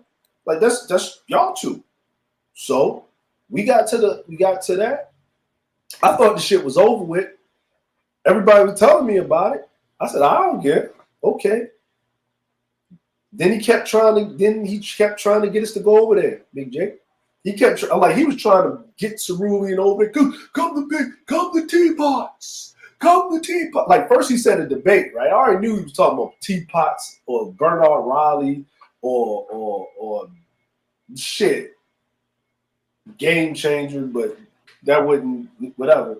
And I said that wouldn't be cool because it would be skewed either way. And he said, and when Cerulean said no, I said in context, I don't want this to, what was it? I don't want people to run with it without context. You want me to play it? Yeah, go ahead. Nobody's doing that shit for Black Americans. Right. Fair use. Black Americans, a lot of y'all do. How you fair using your shit? I hear I'm sorry. so much in the space. Really? What to say? Like, why you saying that? No, I'm just playing. You know how Google is. You know how Google is.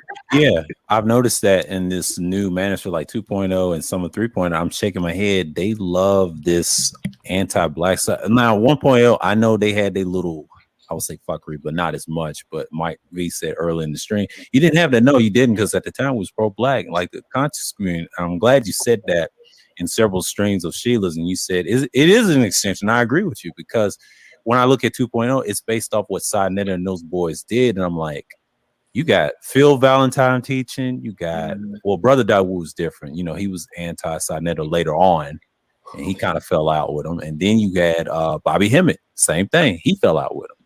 So it's a combination of a repeat on the internet, and it's just like, wow. And Cerulean was right, and that's the first time I ever agreed with you on that, because I had to agree with that. I said, yeah. I mean, think about it, right? Yeah. What the Negroes of the Manosphere are saying, right? Mm-hmm. Is that Black America is a gynocracy, right? Mm-hmm. I'm gonna just read. What the conscious community niggas was over there saying was that the black woman was God. Right, facts. Now, That's right. That's right. What the fuck is the difference between the gynocracy and God? Not a difference. Not a difference. No. You got a good point there. So in essence, they're actually saying the same thing, and therefore they look at the black woman as their God too, because they're saying they can't do a damn thing without first waiting, quote unquote, waiting for this black woman to change. What's the difference between that and say some devout, God-fearing Christian talking about they waiting on Jesus to come? Yeah, I agree with that. Now to be fair, because I don't want to seem like a co-signing, you know, I do favor SYSB on talking points. So to be fair, I want to disclose that. Also, by the way, Cerulean, on a man-to-man level, I do owe you an apology, because I remember you specifically. I was laughing. Here comes the bullshit.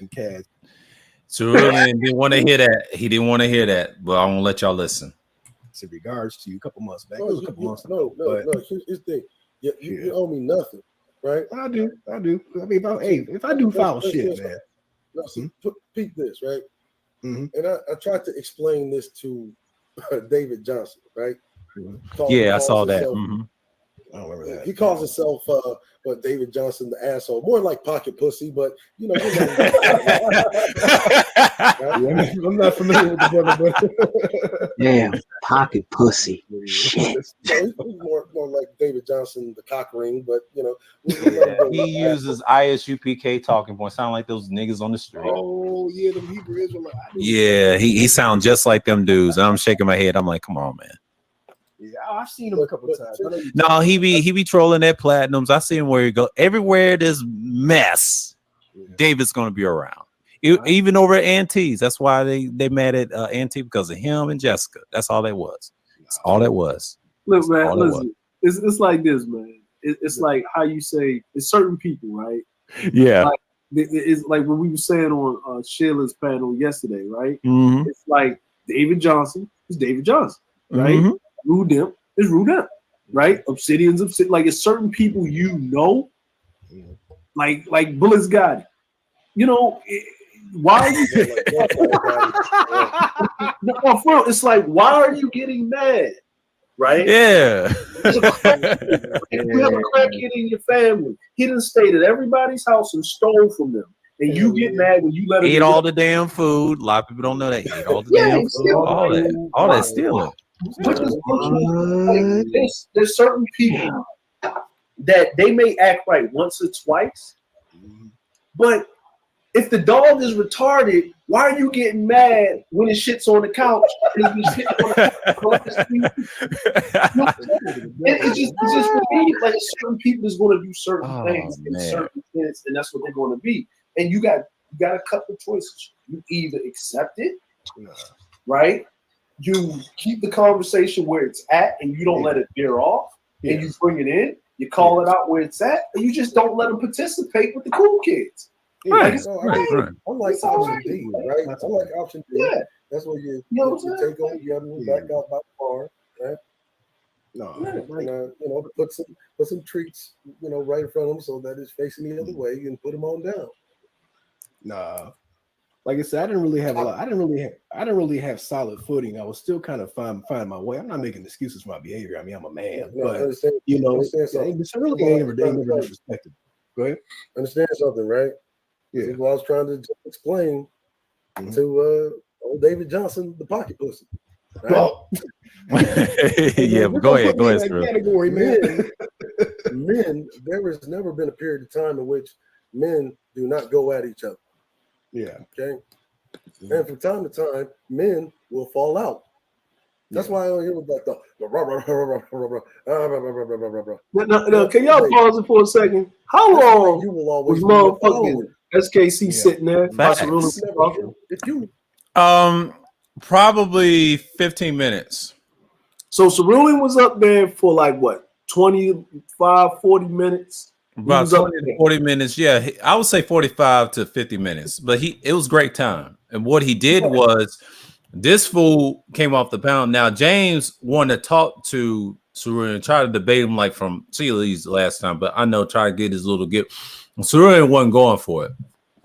He wasn't going for it. Not tonight. But when you have SKC on the panel, that's a no-no. That's a no-no because James who? Kills. Oh, TikTok. Never keep going. And what's going on, y'all? Yeah, I was busy paying attention to these games. I'm watching this baseball game. I'm about to watch this football game also at the same time. Okay. Now I'm just playing it. I'm just playing the clip showing you what happened when Cerulean went in on SKC, and this is going down. It's a repeat if y'all didn't catch this half of the stream. So I'm gonna play it and go on mute. Right. I never fell out with anybody, right? Like, say for instance, you grew up with some people, or maybe just hung out with some people who knew for a while, right? And you the only motherfucker in the squad that never got into it with anybody. That means you was the do boy the whole time. Yeah, good follower. Yeah. It's like those kids. Yeah, it's like those cats back in basic training and never would get into some shit. The drill sergeant wouldn't know who he was and shit. Yeah, I know what you're talking about. Yeah, it's just like the Blue Falcons, right? Oh yeah. They can't. They can't step on any toes, and they love to go and be a good teacher's pet, or excuse me, a chief's pet, right? Yeah. No, So, I mean, like, that's what that is. Yeah. Like that's how you know all that shit that dude be capping about is a lot of these dudes live in fantasy land, man. Yeah, they do. They do. It's like Disneyland. Oh, I'm in fantasy land. I believe what I want to believe. Okay, nigga. Right. Come on to a panel talk about some, U.S. State, you betrayed us. You fucked up a lot of money. You betrayed us. You're not a man. Man. I don't have no jawline and all that shit. I'm like, bruh. And the reality is that, a lot of those guys, they really idolize me, right? They do. I noticed that president you had, they can't stand that. Anybody that ruffles feathers, I kind of respect them in a way. That's why I don't go after you, because you the real deal. You of course, because they get mad at him. Yeah, they know what it is. Imagine never having met your dad, right? Right. I know who my dad is. He's still married to my mama. I wouldn't raise my what I'm saying. Just imagine not ever knowing your real dad, right? And then that nigga pop up and you really don't know who it is, but it's your real dad. Pause that for a minute. Pause that for a minute. If you can. Yeah. All right, thank you. You know what's so funny? I like it when I think Cerulean in the video, Cerulean was pointing out how if you ruffle any feathers in the manosphere, you're called a traitor and what have you. Right. Now this is what, not to make this about this individual, but this is what punk ass Reg the Bad Guy saying about me.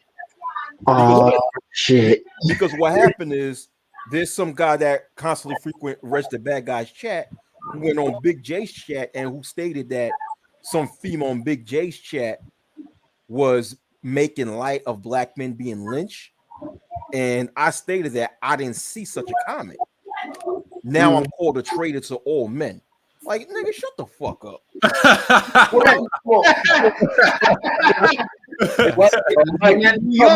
When that New York nigga comes in, like, Hey, Wacky, let me ask you a question. You talking about Reg? Yeah, Reg punk ass. Listen, man. Peg the bad guy, peg leg. Listen. Peg leg. Hey, listen. Reg the Bad Guys are traded to all black men for not getting a new recliner. You need to get that duct tape off that duct tape on that recliner. The goddamn fucking forever, nigga. Nigga, that duct tape on that recliner got more watch hours, nigga, than he does. I watched two of his videos. And you can't get you a motherfucking like nigga, you don't know a crackhead, nigga. Can you get your ass out of the kitchen? Can you get your ass out of the kitchen, nigga? Nigga, that get the fuck out the kitchen. Huh? Nigga, that chair saw every war that happened in American history. The Civil War, the War of 1812, World War I, World War II. Shit. Hey, you know, when you see that chair, you really know it's hard out here for a pimp. Nigga. You know what, man? That chair looked like it smelled like Newport's piss and old fart, nigga. Like, God, nigga, what the Hey, man, that's a family heirloom. Y'all gotta stop. That's a family heirloom. You gotta pass that down to the kids. That chair got I'm not gonna make fun of this chair that my great granddaddy passed down to my daddy. That nigga, my daddy passed down to me. Generation and generation and generation. Like, he's from California, right? Reg is from California. Man, that chair saw California ever since the 49er days. You know, during the Great Depression, where cats traveled to California just to mine gold. That chair saw that. Nigga, hey, nigga, that nigga need King the Conqueror to get him a new chair, nigga. Let's get that nigga. Oh man. Hey, let me play this. GoFundMe for that shit. That's what we need. Yo, DeAndre, before Sir Yahoo play, DeAndre. Now the score is 5-3 Boston, so the score is only a 2-point lead now. So Okay. Temple, baby. Hey, yo, how my Ravens doing, man? But Lamar got to run on them niggas, man. He got to stop because Hollywood can't catch, nigga. Yeah, I'm watching this game. That nigga couldn't catch COVID in the middle of Wuhan, nigga. Oh man, let's see the score. Oh, it's 7-0. You're not 7-0 Indiana. Indiana winning 7-0, man. Oh, okay. Yeah. Lose, man. They might lose.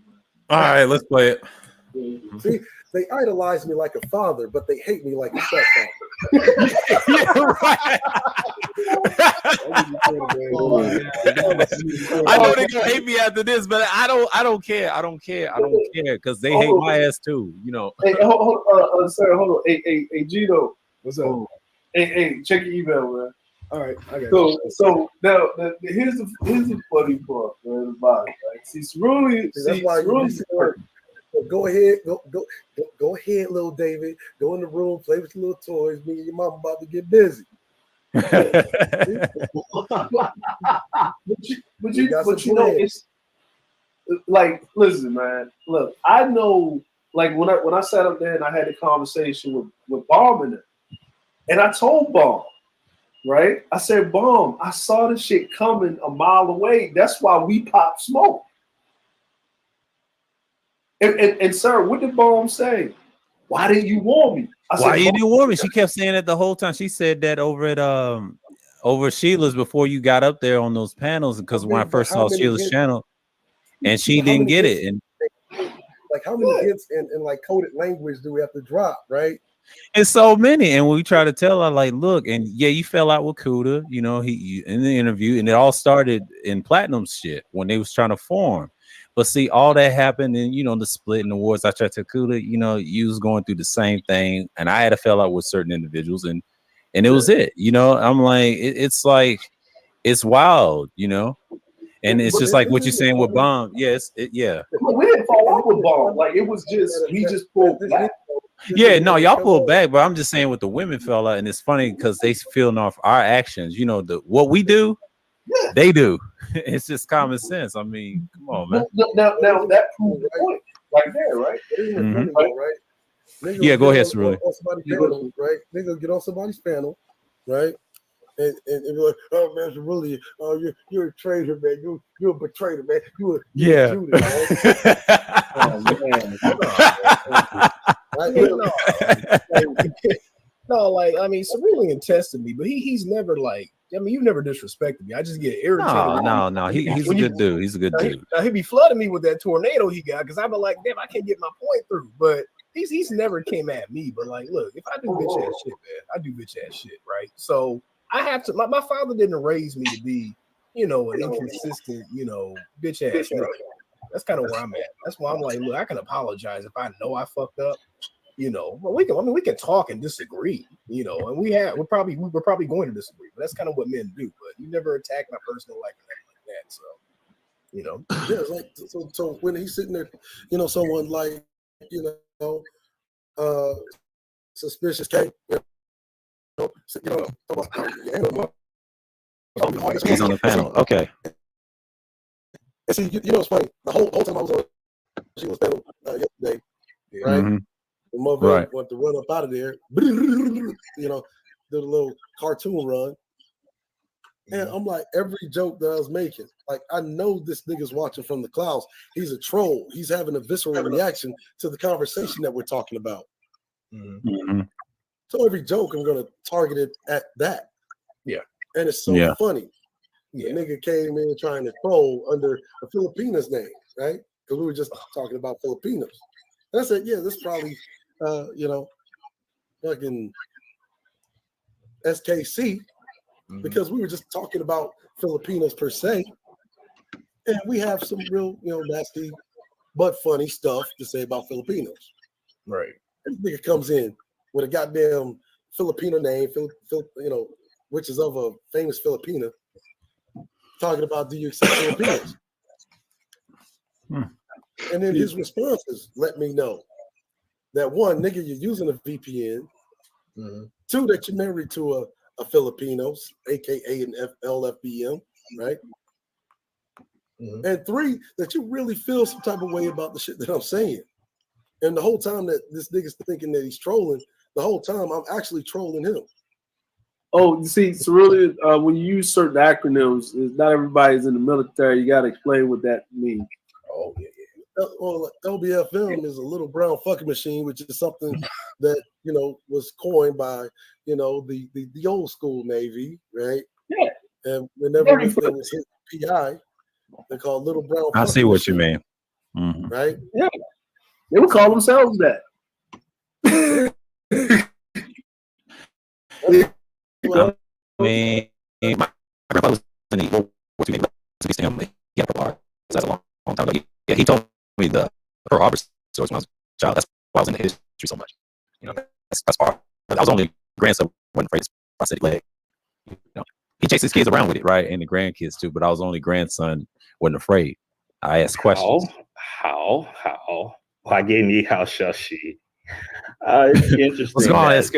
What's going on? Yeah, it is interesting.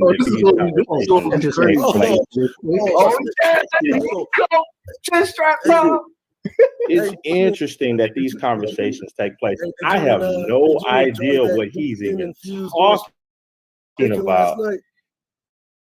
He said something about some type of some type of Filipino town or something.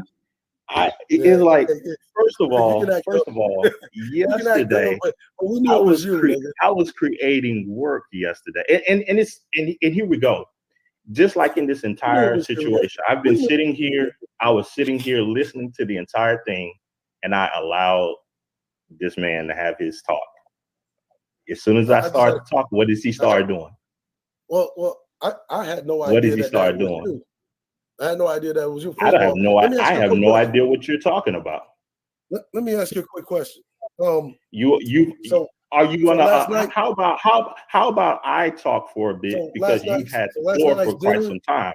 How about I talk for a bit? Did you enjoy last night's dinner? Me and DeAndre enjoyed it. Well, I don't think DeAndre ate with you last night. Yeah, me and him enjoyed it. For all you know, our wives and sisters.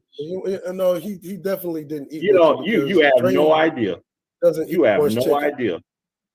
You have no idea. You don't know what that dude eats. Dre is in Japan. So again, this is what I'm talking about. So they don't far even much like it. If you even want to have a conversation, this is why I troll. Is because individuals like this, they know they can't sit on anything real. So that's why you troll people like this. And then you'll make it seem as though, there's some type of psychological feeling behind. No. Sometimes I just like to troll idiots. It definitely is. You had a visceral reaction. Visceral reaction to what? To the shit that I'm talking about. The shit that I'm saying. How As a matter so? of fact, you had a visceral reaction to the shit that them women's was saying. That's why you got up there. You had to troll in order to inject, to break up, so that you try to make them feel the way that you really feel on the inside. Oh, did somebody say feel? Somebody said feeling. Wasn't here. Yo, get him every time. That's what motivates them to constantly need to inject things that aren't even a part of the conversations that they enter. Okay, so why don't you challenge my point then? What I'm saying is that I'm not challenging your point. I actually said that you're absolutely right. Because you know that my point is true. And what I said is that you are a living example of your own point. You know that my point is true. Yeah, and you're an example of that. Just like I stated in the outset when I originally put up my hypothesis, all humans can devolve into animals. Now, it was Sheila and others there who could not handle the thought that Black people could fall into that category as well as all humans devolving into animals. Never did I state that it was only Black people. That's point one. The second point, when it comes to Cerulean's identity is tied to this false view of tribe. He'll come out, he'll make jokes about people with their religious orders and so forth, and then he'll go into the scientific standard. But he won't even hold to it, because if we are part of a cosmic accident, as Darwin explained, a universal explosion, as it were, created us. Well, what's the point of holding to a feeble-minded attempt to elevate one's pool of accidental, assembled of amino acids and proteins over another?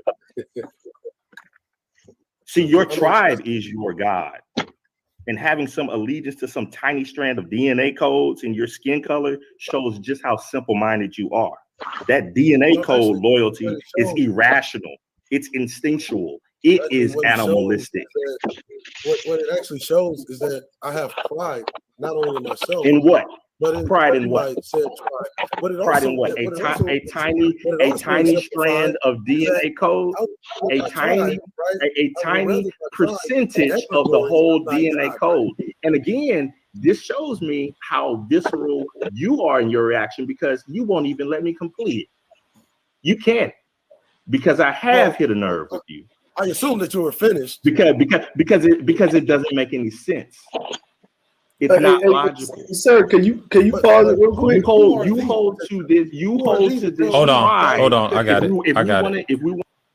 Now, if y'all see how he's acting, yeah, we know. Right?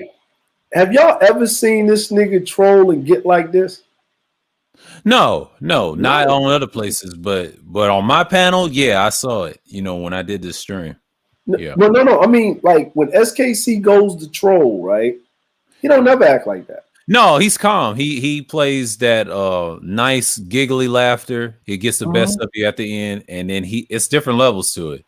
Yeah. But this right here is Cerulean. You know why? Cerulean knew exactly what he's saying to him. He reacted in a different way. Well, here's the thing. His energy was like that from the onset, right? Because he was mad. He was talking about his wife, but he can't come out and say it. He's being passive aggressive about it. Right. Very passive aggressive right here. But see, but you can feel the energy. You can you can feel the burning energy. But Cerulean, like I said, you told me this. He talks through people. Any guy like that, and know how to troll, you're not fucking with somebody like that. I mean, he'll get on your skin. He ruffles feathers. That's what I'm talking about. On Bernard's? All right. Yeah. I've never seen him on Bernard's do that. I've usually seen him like, you know, he does his little pot shots or whatever. But like, he don't do that to Bernard's. Bernard's weak. No, sir. He said he's done that on Bernard the way he's acting right now. But for the most of the time I've seen him, he ain't act like that. No, that's not true. That's not true. Not on Bernard. Bernard don't fuck Bernard. Fuck Bernard. I mean, what's his name? Bernie Post. Fuck that nigga. Any other place I've seen him, he's super calm. But on my panel, no. Anytime you get a guy like Cerulean get on his skin, see Cerulean, he used to debate Charles a lot. Like what Cerulean told me on this panel too. He said, "Man, I need to watch his old stuff." When he had his channel, I just subscribed to it recently. But yeah, him and Charles, when they together, they be going at people's throats. But he's more cerebral than Charles. Now I've seen him get amped up. But SKC is a different story. I ain't never seen him get aggressive on anybody's panel, but probably mine. It's my first. But Bernard, fuck that nigga. That's nobody. Like he's trying to make what he's doing is the what is called. He doesn't know that he's doing it right. What he's doing is he's doing energy projection. Right? Now, people that like, oh, this nigga's talking about some myths. No, but it's a thing, right? But he can't calm himself down, so he wants Cerulean to raise his level so he can get that energy over there, so he can then say, I'm calm. He's off kilter. If you listen to his words, he's trying to get Cerulean to get up to that level, and he's saying it. So Cerulean is like, nigga, I ain't get loud yet. That's the response that he wants. Once he gets that response, then he'll calm down because he doesn't want to feel this anger, right? He doesn't want to feel this anger because guess what? He wasn't raised on properly how to release that anger. Right. He ain't probably raised, and especially he ain't been around enough black people enough. See, I grew up around black people as a child. That's the difference between me and SKC. I know kids like this, people his age group. Yeah, and I'm just saying there's people like him do exist today. It's normal like that. That's why I can relate to him a little bit, because I used to have friends like that. They're not built like that, man. They're not built. Cerulean's different. He comes from the root, man. Yeah. And then and you know, even with black people, even if you're not built like that, you're supposed to it would be more, you know what, it'd have been more respectful, right? Well, not respectful, but it'd have been more there would be more honor with the morality. Right. If you would have just came up, yo, why you talking about? I heard you talking shit about my wife. Don't do that. Like that right there I would have gave you a bit more respect. Yeah. You know what I'm saying? Like, even but if he didn't. He was passive aggressive, and I knew he didn't want to make a scene. I'll tell you this: he didn't want to make a scene. He didn't want to get embarrassed and be out trolled like that. Once you get out trolled and they put you in the corner, it's like tapping out. It's like a chess match, and he checkmated him. That's all it was. He did that to David, and David got rattled. On Sheila's panel. Yeah, but I'll play this. Hold on. Yeah. We want to just go on the science. You hold to this tribe based off a tiny percentage of a DNA code, which was randomized in this entire universe. How much meaning is there in that? That's actually a great deal. And that great deal is one that you have no pride in. Is it based off what? I mean, it's appropriate that you would call yourself Supreme based, King Coon, right? Based off what? Because Cerulean. Stick to the science, Cerulean. What is it? What is it based off, Cerulean? Right? What is it based off, Cerulean? What is your loyalty based on, Cerulean? That those emotions coming forward. I'm just waiting for you to answer the question. You kept going to animals and all this other stuff and the ad hominems. I'm just saying you said it meant you said that it meant a great deal. I'm asking you, what is that great deal based off of? Hold on, before y'all continue. Oh no, wait, no. He don't need no help. He don't need no help. No, hold up. He don't need no help. He's Cerulean the Great. No. Everybody needs to bow before him. Yo, SKC. Him to be a father, right? Yo, SKC, calm down, bro. I was about to ask a question, right? I want to know. Go ahead. Let him answer. Why does he need time? Or does he need extra time to answer? Does he need his boys to jump in? Does he need a line right now? Or could you just be quiet for just a second and let me continue this part? I understand. This is how it goes. This is how it goes when you deal with somebody like this, and then it's going to be okay. SKC, calm down. Hold on, man. Hold on. Don't nobody say nothing. Listen, I had a question. Hold on, man. I had a question. Right? Hold on, hold on. I had a question. Okay. Now, I heard. Now, this is what I'm saying, right? You asked the question, right? And I remember earlier you were talking. Give us over talking. Hold on. He was over talking, and you made a point. Google. No. Listen, SKC, hold on. You was talking earlier. He was interrupting you, right? You made a point. You made a valid point, right? Okay. Now he was answering. Now I heard it a little bit. I walked out of the room because y'all were talking. He did not answer. He began with ad hominems, talking about I'm a coon and all this other stuff. He didn't answer, but he still hasn't answered. If he could answer, he would do it right now. Well, he did. He would say, "Hold on, DeAndre, I have this. Let me answer this man." Wait, go ahead. But he won't. Go ahead. Because he can't. His foundation is faulty. It's flawed. The stepdaddy is talking right now, right? Flawed. He's flawed. Right? While I'm sitting here answering your question, you're just not satisfied with the way I'm answering, right? Answer then. Excuse me?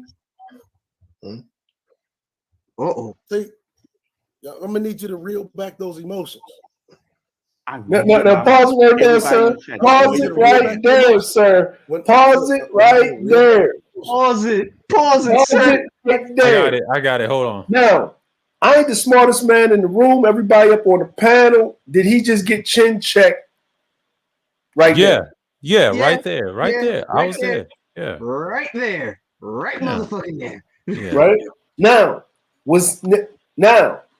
I'm sorry, bro. I done heard niggas tell niggas to catch a flight. All that shit. He got chin checked right here on my panel right here. Now I don't know fucking Bernard's because Bernard's on answer news question. Yeah, that he didn't get wild on the back. I saw half of that, and I'll tell you why. He did not get rattled. They was just talking normally, because that ain't aggressive. No, not like this on my panel. Anytime you get a guy like Cerulean from a neutral panel that ain't biased, let them both speak. I didn't have a one-sided panel or one-sided chat. You never see a man act like that. The only the person that will defend him in my chat will be Hood Conservative and Trey MBD. Everybody else not so much. Because I'm just saying for his crowd, but Cerulean's crowd, it's whatever. You know what I'm saying? But it was a neutral balance what I was trying to do, and then Cerulean got the best of him. Yeah, he chin checked him. Yeah, right there. Now the reason why I'm saying this, he tries to make the argument. Yeah. After the fact that I interrupted him, right? Yeah. Right? I interrupted him, but I was trying to say, dude, you said he was interrupting you, and he was, but he's trying to answer you, and you're interrupting him before he can get his answer out. Did I not try to bring that to the table? Yeah. So it was so when I told him the other day, I stepped in because it was devolving into fuckery. Yeah, I saw it coming. Yeah, I saw it coming. Yeah, right. And he wasn't. I was trying to actually give him a reprieve because I already saw Cerulean was about to fucking torture him, and he was not in a state where he can handle it. I was actually slowing down the conversation. Yeah, so he could get his shit back together. Yeah, he was gonna get. Really don't need no help, nigga. No, so Cerulean is cerebral. I try to tell you, like you said, he talks through people, and I've noticed that since Charles went at it. When I was at Sonic, and they was debating about the boys thing, about the initiative, and I had to go to Publix across the street, right? And that just shows you right there. These two are cerebral. Now, I didn't think Charles was cerebral, but Cerulean, I said, oh hell no, that nigga's cerebral. When I heard him debating somebody, other yes men that Charles had around him, he said, hell no, you ain't fucking with him. He said, you ain't got nothing for me. He said the same thing because Cerulean is known to get under people's skin, you know, because his name is preached by the 2.0 guys. I'm sorry, they love that man. And he's right. And he pulled his whole card. And I saw right through that. But see, SKC ain't used to that. How many people has pulled his whole card? It was so many. I'm yet to see one, but except for Cerulean, because he's the only one that can match him. Yeah. Bernard, and to me, Bernie Povich ain't got nothing on Cerulean. He's a fuck nigga. And I'm glad what's his name? Cerulean said he ain't wearing no pants under that fucking table. He probably ain't. He's weird ass. Fuck that nigga, man. I'm gonna say this, right? And this is why I say I'm gonna say pause on that for the New York guys, but you know, I wasn't trying to do anything to SKC. I was actually trying to make it balanced and fair, and he wasn't allowing Cerulean to speak, just like Cerulean wasn't allowing him to speak. I was just pointing it out so he could calm the fuck down because he was getting off the rails and he was going to execute himself before it was time for the execution. Right. I was going to be entertained. That's all I wanted. You know what I'm saying? But hey, so we also see the evidence presented in its whole entirety that there was no water being carried by myself. Right. And he didn't even allow me to finish my thought. He talked through me. So I was like, all right. Yeah. He's mad now because he want to get at Cerulean. But see, he's upset that you're helping him. He said, DeAndre. Like, yeah, I'm going to play. Well, the other thing is you see how he tried to bring me in with the whole, when Cerulean was talking to him about his wife, and he tried to bring me in. Yeah. I stayed muted, nigga.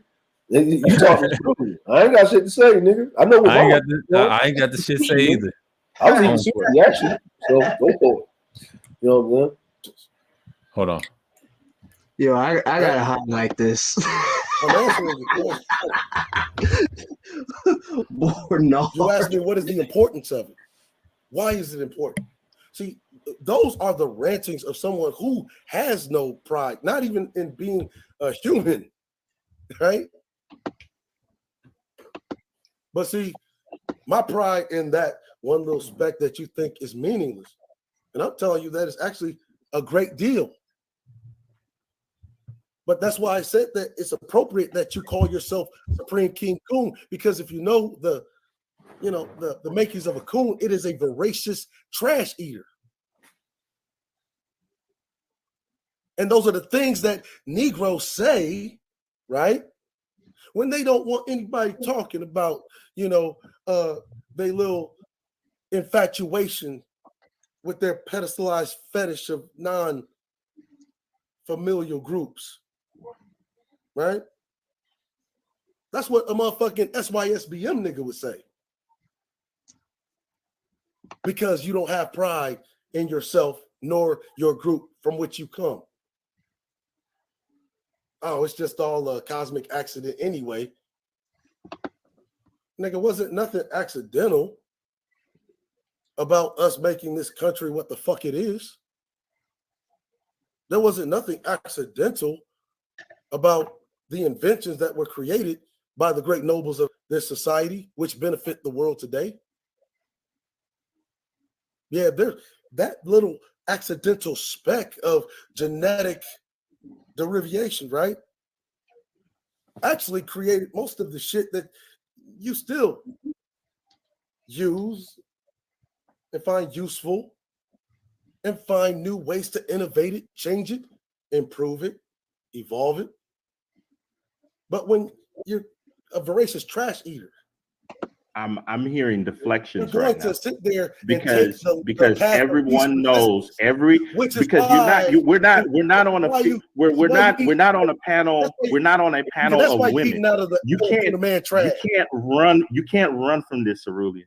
We're not on a That's why panel you of eat- women. that's- I know, Everyone you're not here asking for knows kids. that the DNA that codes for skin color has nothing to do with intelligence, building things, or Everything. character. It has Everything. nothing to do with it. Scientifically, everything to do with it had that tiny piece It of has code everything to has do with it. nothing to do with it. And It you has know it. everything to do with And the men on this panel know it too. It That's has why they're everything silent. to do with it. That's where It they're has everything silent. to do with it. You've been exposed, Cerulean. It Yes, has everything no to do basis with it. whatsoever. None. Well, see, None. now I understand why you A sleep with tiny Filipino man's bit trash. of DNA, That's why now I understand tiny why you bit married of Filipino man's DNA trash. that codes for skin color has Oh, so nothing you're a to do with geneticist now. intelligence. Wait, It has you're a nothing geneticist to do now. with intelligence. Wait, you're a geneticist Oh, now, right? and here we go. And here we go. Now because you know now that you're in my what wheelhouse, you right? just stated, it doesn't have Now any you're basis. now you're a geneticist. Now right? you're going to try to You're a go into geneticist, this right? whole thing of the field. You're a Go ahead. geneticist, right? I'm sitting You're a here and geneticist waiting. now, right? You're a geneticist now, right? So how many of you are familiar with Doug Anchek? Do you guys even know who Dr. Doug Anchek is? No. No. Look, you might be able to look him up. You understand that people that look like me, look like Dre, Obadiah, Gino, are really the only pure humans in the world, right? Oh, so now we're going. I had to stop it right there. You see, that got him triggered right there. Pure humans. He didn't like that. Oh, I well, was- see, see, what happens is, right? Right. Okay, first of all, right? He Right. asked a question, right? Well, he made a statement. So I would like to make this apparent. I was quiet because they were talking, right? Mm-hmm. Right? Now, we still don't know that this is not a debate yet. Right. Right? Okay, just want to make that apparent. So since he was answering for everybody, I would like to ask Rashard and I would like to ask Sir, why were you quiet? Oh, I was quiet because he was running into a trap. And it wasn't a debate. I was just listening to the discussion until I learned about this peer thing. It triggered him. And I was laughing to myself. I said, man, he has no idea. I was quiet because one, I wanted to learn a little bit something about what was going on. and two, boy, I got what I needed after Cerulean crucified him. No, she was up there too. Why were you quiet?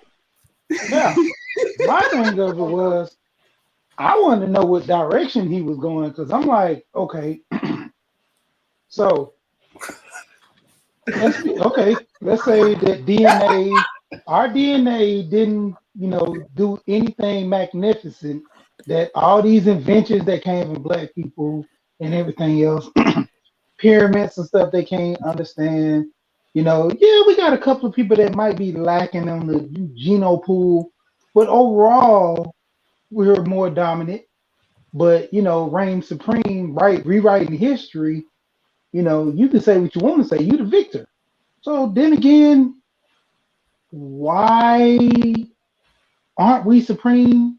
Because my whole thing I'm trying to fathom against, if you're not for us, then that means you're against us. And if you're against us, are you black? It's like the whole argument I always tell people. I crack jokes. He ain't black. He OJ. What? Well. See, now he made a statement that we all knew what Cerulean was consigning to with genetics, right? Mm-hmm. Is a fallacy, right? Cerulean never stated that he believed because of DNA. He believed because of how we built the country and history. Cerulean never stated. If you listen to SKC, he's actually shooting in the dark and throwing shit against the wall and trying to make it stick on Cerulean. Because it didn't work. It didn't work because Cerulean's a pro-black, but he doesn't understand that he's not a hysterical pro-black. There's a difference. He's a true pro-black that actually does his research. Yeah. Thank you. Exactly. What's the score, bro? What's the score, Waggy? Oh, okay. Your Baltimore Ravens, they down 7-3. They almost hit a touchdown, but Lamar underthrew. What's that? Hollywood name? But yeah. So the score, it's 7-3. Colts, and the baseball game is still 5-3 Boston, and it's the top of the inning.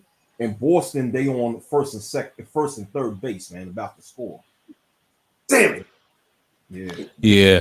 But I hate to say now, if you want to say black first pro-black, that's what Cerulean is. Now he's not a historical pro-blacks. I can't name no names yet in the conscious community or comparison to Manosphere. It's like a handful. I would say, okay, George making him, you can compare them to. They similar because I heard some of his streams. Yeah. Now Taz, I wouldn't consider him that. No, he's fraudulent. He's fraudulent. He's a fake one. He's a fake B1. Listen, man, he ain't fake, man. Them niggas are charlatans, man. Yeah, exactly. Yeah, they're fake. Yeah, they're charlatans. Yeah, it's a lot of fake B1 dudes, but the real ones, and like Cash App say amen. But I'm just saying, but I'm just saying, like the real ones, like him and George and a few others that saluted me in their chat. Yeah. They the real deal. They the real deal. Now the historical pro-blacks, I can't name any in the spaces like this. Only a handful. I could say BGS for one. That's it. But outside of that, and DC Cobra, that's it. But the rest of them. Oh, Art of New Style. Yeah, Jason. I mean, Jay Sean. Well, Jay Sean. No, Jay Sean's like them. He's like George and Cerulean. No, he's on their side. BGS, Art of New Style, and I will say Itmore and the whole Itmore is probably historically pro-black. They go into tangents like SKC. Now, SKC thought they were Igmores, but they weren't. Cerulean's the real deal. He's a beast. And the reason they don't like Cerulean, he practiced what he preaches. That's why. That's why BGS and them boys have a hard time. And this Yes Man has a hard time stopping Cerulean. So that's the difference. But that's the whole point. But I'm gonna play this so you get some keep playing that beautiful being footage. The pure human thing. Now we're going on the pure human thing. So now we're going to say that from the scientific model, which you stated on, is that the mistake of the universe created a pure race. That's what you're saying, right? Yes. Okay. Okay. And a randomized explosion created a pure race. Yes. Oh my God. You know how crazy you sound?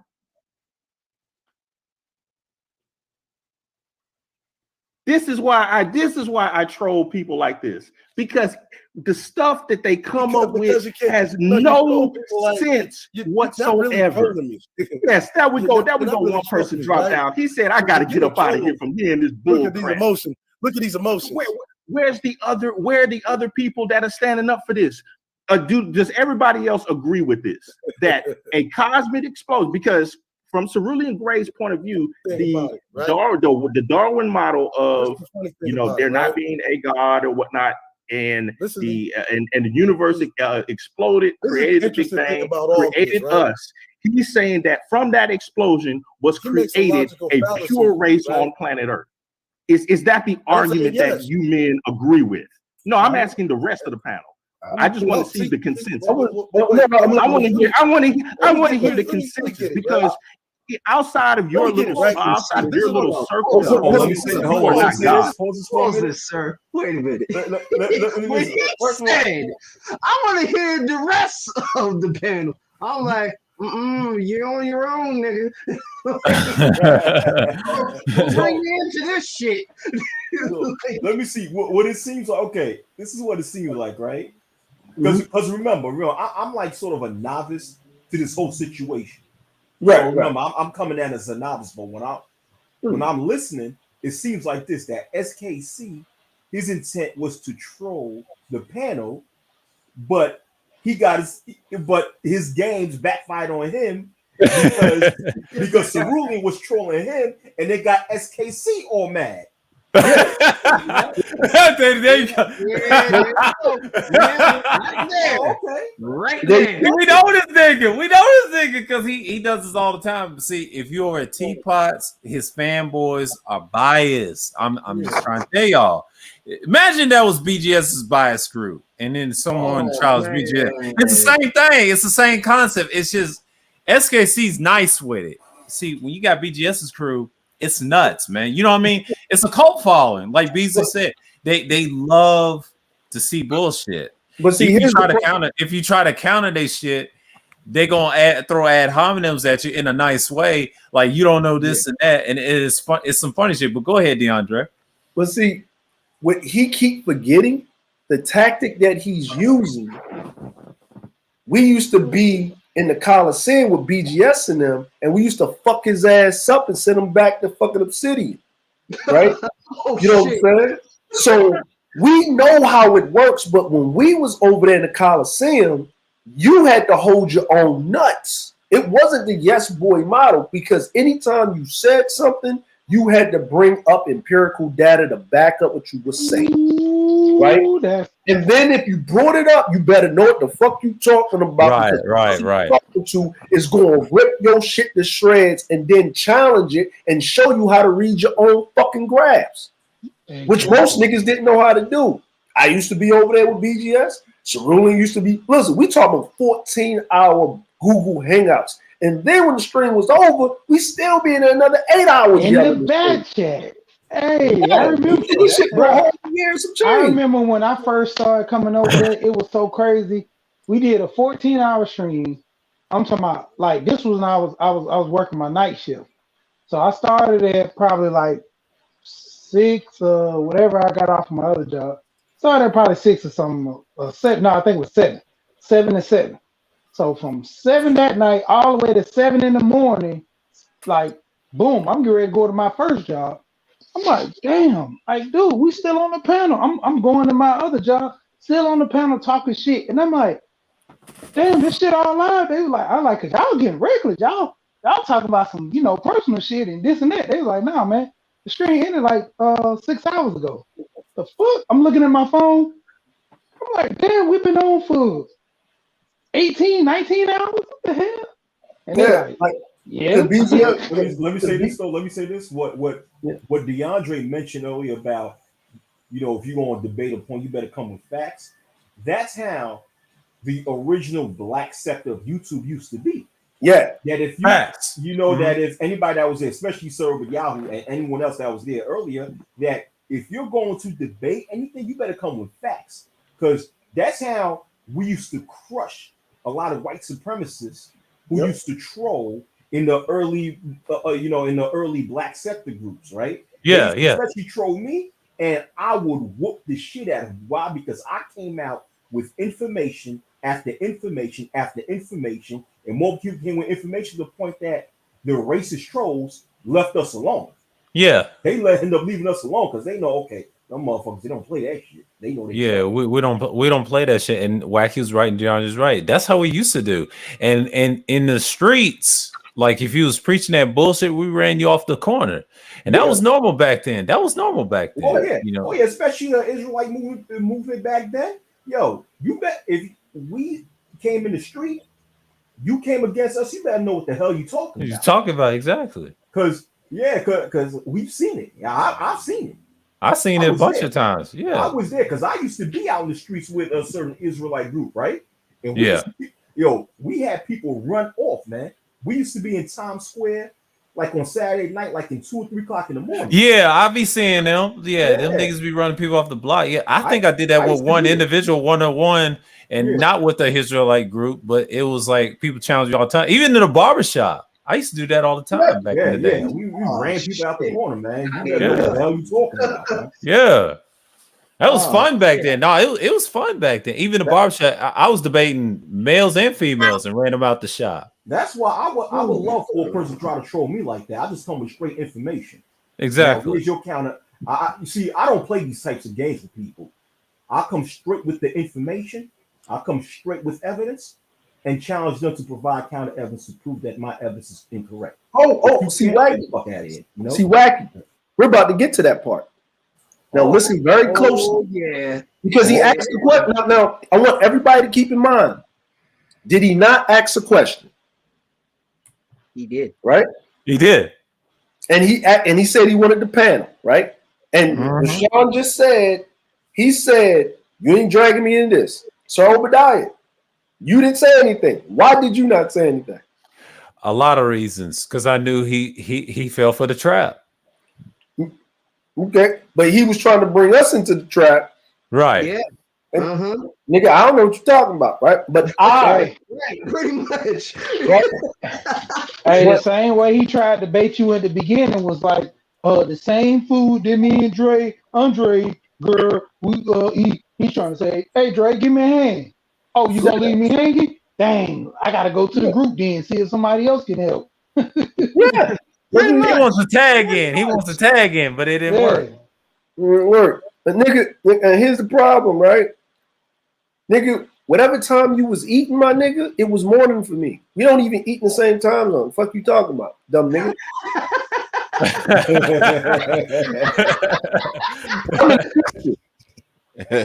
So technically, what his I'm American eating breakfast and you eating leftovers. Like technically, I'm eating breakfast and you eating leftovers. Cause I'm in the future. These are facts. But because this get good. It get good. Hold on, let me play it. Boom. So let's see what other men have to say about this. Hold on, I got a question. No, why can't people answer my question? Do you believe what Cerulean just said? That from a cosmic explosion, human race was created on Earth? Before I answer the question, man, I would like to. Okay. Well, since you, I know you have to carry water for him, Dre. So let me ask the other people. How about you? No, Cerulean, I got this. How about you? No. Let me say this. Is that logical to you? No. Listen. I heard the question. On planet Earth. Hold on. I asked the question first. And I know you need to give your boy time. And I know how this works. The double team thing. The same thing used to happen on BGS. The same thing used to happen over there. Hold on. Why don't you just hold on, man. You talking, but you're not letting the person respond. That's he didn't. Yo, you didn't stop. I already got my response. I wanted to respond. Can I respond? Let him respond. No one say anything. Just let me respond. Before I answer your question, what is your stance on how we got to where we want? Because I want to hear the conversation. My stance doesn't matter because I'm a dirt eating coon. No, dude, my stance doesn't matter. My stance doesn't matter. My stance doesn't matter. No. Listen. You two, listen. I'm gonna say it like this. You're having a debate. I already said that I'm not in the debate, right? I'm not in the debate. That's between you and him. right? So then fall back. I heard that nigga. No. But if I'm not in the debate, but that doesn't mean that I'm not going to sit here and not watch because I want to learn something. If you're going to listen, if you're going to, can you be quiet for 5 seconds? You're very intelligent, but be quiet for 5 seconds, okay? All right, just be quiet for 5 seconds, right? What I'm trying to do here is this: you're two men that are having a debate or discussion, right? You're intelligent, so you know how this works, okay? We are quiet. We're men here, right? We're allowing you to have whatever discord you're having. But when a debate happens, right, if you're going to debunk his point, you have to bring your stance up, right? Yeah. You have to bring it up. All debates work that way. So I want to know what your stance on it, right? And then I know what his stance is because I talked to him. I don't know your stance. I never heard of your stance from this particular part of the argument. So I want to hear your stance, and then I'll listen to your stance. I know what his stance is. I know what my stance is, and then I'll answer your question. Is that not fair? But I'm not in the debate. You're asking a question, so I wouldn't know your stance. So what's your stance? No, it's not. He has the answer. And I understand what was just done, but I'll go ahead and give you leeway. But no, that's not how it works, DeAndre. But why? Well, then you're not debating properly. Yes, I am. No, you're not. No, you're an argument. You're not bringing a logical point of view to debunk what he's trying to say. We're the audience. We debate for the audience to prove. That's how it works. Or you can just yell at each other and get it over. If you will allow me to continue, I will show you why what you just stated doesn't make sense in this conversation, DeAndre. And let's just have it right here, just me and you, just for a minute or two. This is why what you said is irrelevant. Why is it irrelevant? Because if you're talking, okay, because if you're talking about a debate, from the very first time that an ad hominem came into the program, what happens in a real debate, DeAndre? What happens in a real debate is two people opposing views, and they bring up. What happens in a real debate, DeAndre, if an ad hominem is brought into the conversation? Dude, did I give you an ad hominem? Oh, so now you don't want to answer the question. Now you see what I have to deal with when I'm hold on, wait a minute. Water carriers for other people. Let me ask you a question, bro. Because he knows the answer. He's being disingenuous. We're still talking. Hold on. We're still talking. Listen, gentlemen. Nobody else get into it. My bad, sir. Gentlemen, chill. No. I got time today. Check this out. Go ahead, DeAndre. SK, let him finish. Be quiet for a second, and let me respond to you. Right? Let me respond to you. Right? Here's the thing. Right?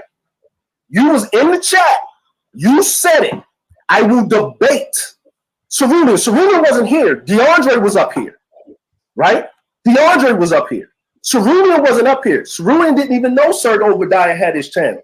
DeAndre said, hey, SKC wants to debate you, right? I even stated, I'm not going to debate. So when Cerulean comes up here, when this goes on, buckle your chin straps on, I'm not getting into the debate, right? Mm-hmm. If you're going to go against whatever he's saying, it's a debate now. Now, if it's an argument, it's a total different ball game. If you're having an argument, if you're having a discord, that's the whole thing. You put down the frame of let's have a debate. You initiated it. You offered the challenge of a debate. Now it's a debate, right? So whatever y'all doing at conference, now me as the person that's watching, right, before I can answer something on a loaded question in which you're doing, right, I need to know what your stance is. Because guess what? You may bring up some information that I'm not privy to, and I might say, you know what he has to say has more credence and sense with the evidence that he's bringing. But we all know Cerulean is stating what was taught all the way up until graduate school in any type of scientific physics or any type of anthropology or evolution. right? This conversation's been had in academia forever. So if you and that's false. And that's false. Then tell us. Give me the Let information. me explain something, bro. Give me the information. that is false. And if it's false, if it's false, SKC, you're being a water carrier, DeAndre. I'll explain. Guess what? It's okay. Listen, nigga, okay. Hold on. Really, I got this, bro. I got this. Hold on. Don't step in this. So, hey, SKC, nigga, I don't care if I'm being a water carrier, nigga, a cement driver, nigga. I know that. Hold on. Let me explain something to you. But listen, when Cerrone stepped up on the panel the other day, and you ran 3 times, nigga. You didn't run from anybody because you was out of that quick ass nigga. So since we're here now, you have a problem with Cerrone. I'm not getting into it. Hold your own nuts. I don't have a problem with Cerrone. Hold your nuts, bro. You're the only one on this panel who has continuously jumped in. I just asked the question because I want to forward. You're the only one that has claimed that has came in between this conversation. You haven't said you're not trying to. Hold on, Swear. I got yo. You have a stand. Every time I get into this dude, you're the one that starts talking.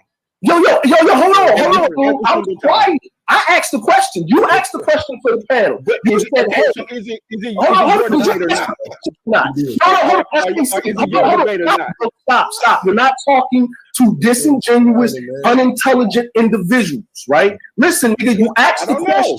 You asked the question. Listen to yourself. Do you remember what you asked? You asked the panel, hey, do you believe what Cerrone believes? Now, I asked the question. Well, okay, before I can answer that question, I want to hear your stance on it, right? Because I only get this yours.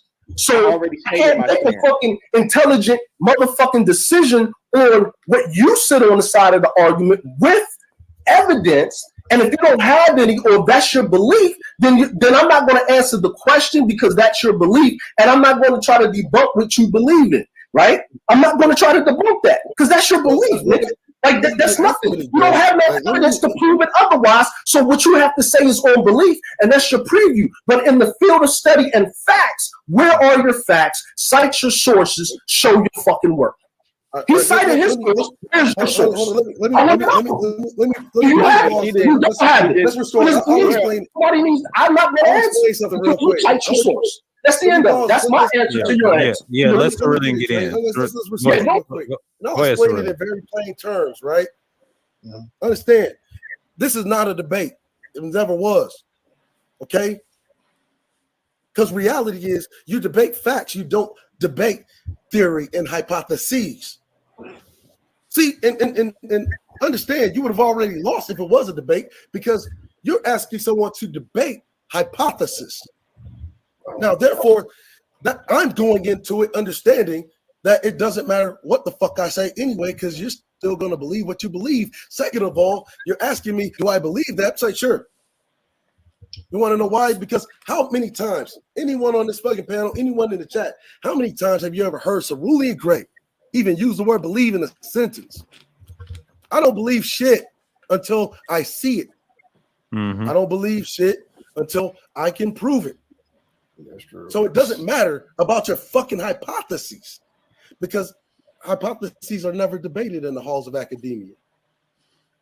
So pause that, man. Pause that right there. Pause that. Right there.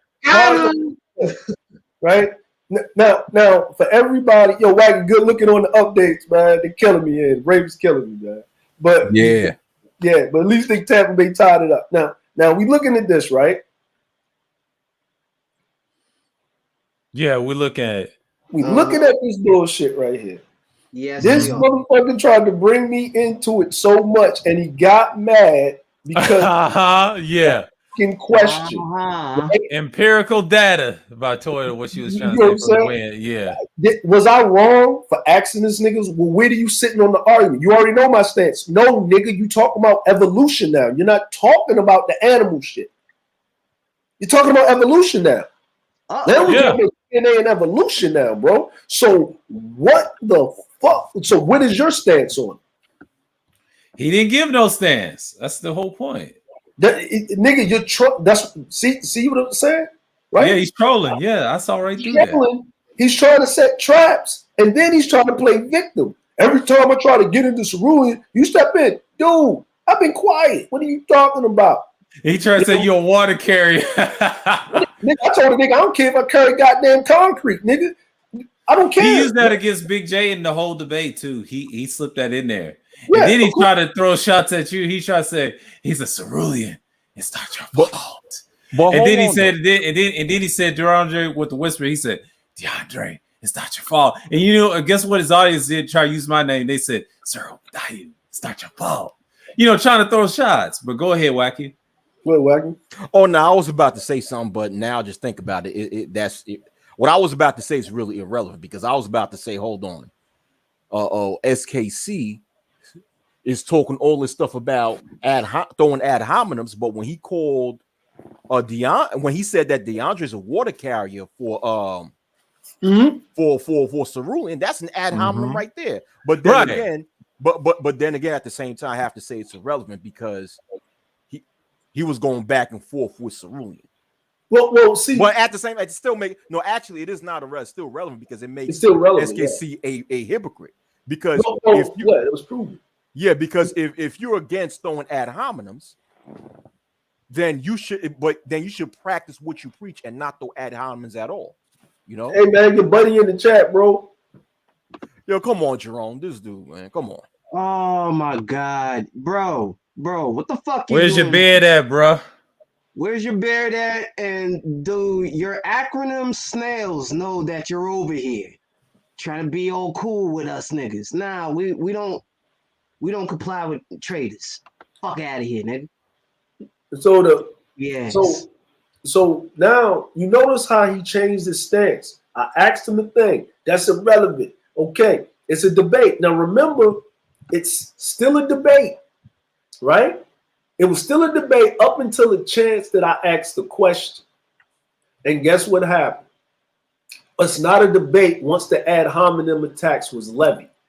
First he said, well, I'm a coon, right? He didn't want to answer the first. He didn't want to answer the question. When Cerulean asked. Now it's ad hominem attack. And when ad hominem attacks are levied, it's no longer a debate. When did this happen, nigga? Nigga, I watch presidential debates and motherfuckers be calling each other out their name all the fucking time and doing all types of fuck shit during the debate. When did that happen? Nigga, debates, nigga, presidential debates and political fucking debates, nigga, they call it mudslinging. Yeah. You know what I'm saying? Shit. Nigga, motherfucking Trump was sitting up there with Hillary. Lock her up. She's a thief. Lock her up. You know what I'm saying? Like, what are you talking about? Nigga, our whole commander-in-chief was a goddamn troll, nigga. Yeah, but these presidential debates were actually with Trump. He's not even really debating. You know what I'm saying? Yeah, but if we go back, right? Remember when we go back before that, right? You talking about like Obama when Hillary was going at him about some shit. Remember the birth certificate? Remember that? Remember Hillary? Yeah, I remember that. Birth certificate shit. Yeah, that is true. That's true. Yeah, that was the ad hominem attack. You're not a U.S. citizen. See? Yeah. They didn't stop the debate. The debate wasn't over because she threw an ad hominem attack. Yeah. But he didn't state that it was no longer a debate until he knew that he couldn't win the debate. Okay, I see. Right. Yeah, he tried to change the tracks real quick, right? And the problem is he was trying to draw me into it because he was still in his fucking feelings because everybody was silent. He couldn't use. He said, "Y'all do this the same time." When I was over on BZS, y'all would team up for him. It's the same tactic, nigga. You got PTSD from 2018. Yeah, you need to go talk to somebody.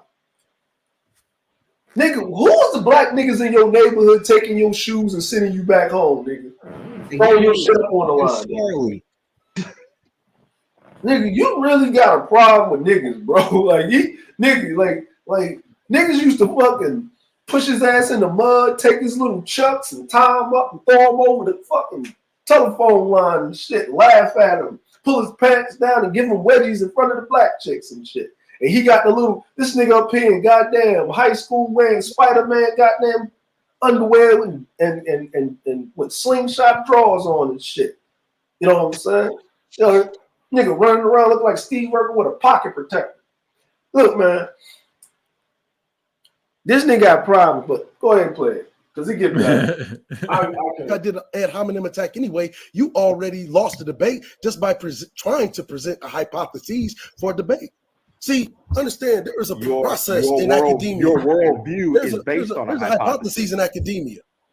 See, your worldview is based on a hypothesis. His belief is that this is all an accident anyway. You know, we're living in the virtual fucking simulation. So that little accident, it doesn't really matter. And again, here we go. This is the same thing that happened on Sheila E's panel. I never stated that. I never stated that. See, it hogs of academia, right? In real science, your worldview is based on a hypothesis. It's based on the evolutionary theory. Your worldview is based on the evolutionary theory, and when you reconstruct it, it goes back to the Big Bang Theory. You cannot prove that one tiny strand of DNA that codes for skin color codes for intelligence as well. It does not. I just asked you who Doug Antek was. You don't fucking know. I know who it is. I know that he's one of the world leading geneticists that will tell you. But see, I'm telling you anything that I want to tell you, not because I believe this shit, right? But see, you can't debate a hypothesis, which is why they don't waste their time debating hypotheses. See, which is why you base your worldview on one, and then you reconstruct all of your points based upon that, because you know that when you go to when you go back to it, it is unproven. The reality is therefore it is a faulty foundation. Which is why you do not want the other people on the panel to interject their thoughts on this, because you don't want to look foolish. And that is why DeAndre kept jumping in for you, because he knew that you was falling back into a hole. No, actually, we get back to the main topic. First of all, there's a lot of ways that you could, if this was a debate. First of all, talking about a pure race. When the evolutionary model says we all came from when it says that we all came from cosmic soup, all of us, and you're going to sit up here and say one pure race. No, that isn't my belief. That's what your science says. Oh God. You literally just said that is what your science says. You're going in circles now, y'all. The topic is more of this. This is why I discussed, but this is going to happen. That is what it says. That we came from cosmic soup, and that it was an accident. That's what it says. So if that is what we're saying that science says, why is this up for debate? But then you would have to try to prove. Then you would have to try to prove to me that the DNA that codes for skin color shows some type of superiority over everything else. Yeah, but you can't, because there is no geneticist that says that. Oh boy, this is going in circles, y'all. Hold on. Oh yeah, we're gonna go in circles because you know that it's some bull. No, and none of y'all want to co-sign it. That's why DeAndre jumped in, and that's why everybody, when I asked the panel questions, they all shut up. Actually, why DeAndre jumped in, if you want to really know, because he carries your water. He's been disrupting every single point that I threw at you, because when you got quiet, he jumps in. That's what he does. Why do you think everybody was really silent? You had already lost the debate. But see, okay, man. You don't. Okay, so everybody answer the question. Do you believe that Like, don't you understand? You would have already lost your own. Then let me ask the question. Then let me answer the question. Then let me show my foolishness. You would have already lost. Okay, so let me show my foolishness. Then let me show. Then let me show my foolishness. Then Cerulean. Then let me show it. Okay, then let me continue to show my foolishness. Then let me continue to show my foolishness. Then, so everyone else here. Do you that's why also? That's why I said that's why your name is appropriate. See again. See you see how you keep interrupting. You see how you keep interrupting, and then here comes the ad hominem. So I'll ask again: do all of you also believe that the great cosmic experiment coming from the Big Bang Theory also created a singular pure race from all of the other races of humans? Is that what you all are saying? I'm just asking. What I'm saying is it doesn't matter. Does anyone, Sir Obadiah, do you agree with that? What's that? That from the Big Bang Theory and from the cosmic soup, from where we all come from, according to science, that in to pause it right here, and I was going to show him the realhistory.com with the Homo Gemos. The Erectus, the Homo sapiens, and 3 species that came prior to the Homo sapiens. So watch this. This is what I did. This is what I did. I did it for a very specific reason. I didn't want to get in debate with him. I knew exactly what he was trying to do. Another gaslighting tactic. It created a purebred human race. It somehow separated. Some molecules somehow separated from everything else throughout all of evolution, and somehow there was one strand of or one particular brand of human that came out different from all the other humans, and they're the only pure race. Yep. Gino, as a matter is of fact, that your thought too? As a matter of fact, actual genetics. Oh, will you allow anybody else to answer? Gino. So Abadiah, the pizza face guy. What are your thoughts? Well, if you want to talk about, hold on, I got something to shut this up right now. Hold on. Yeah. Obadiah, real quick. He just tried to put y'all in a trick bag. I know what he's trying to do. I know he's trying to. No, hold on. I gotta share a link. Hold on. Okay, hold on. I got all the races. This is what my channel's about. Hold on.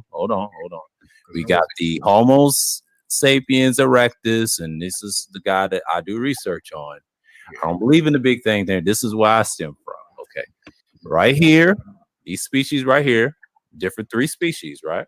Yeah. The Homo habilis, Homo erectus.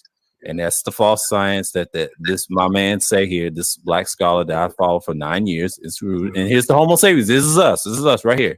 Yeah. The genius in the species of which of all modern men, modern human beings, Homo sapien, belong to which are attributable fossil remains of humans in Africa from 400,000 years ago or more.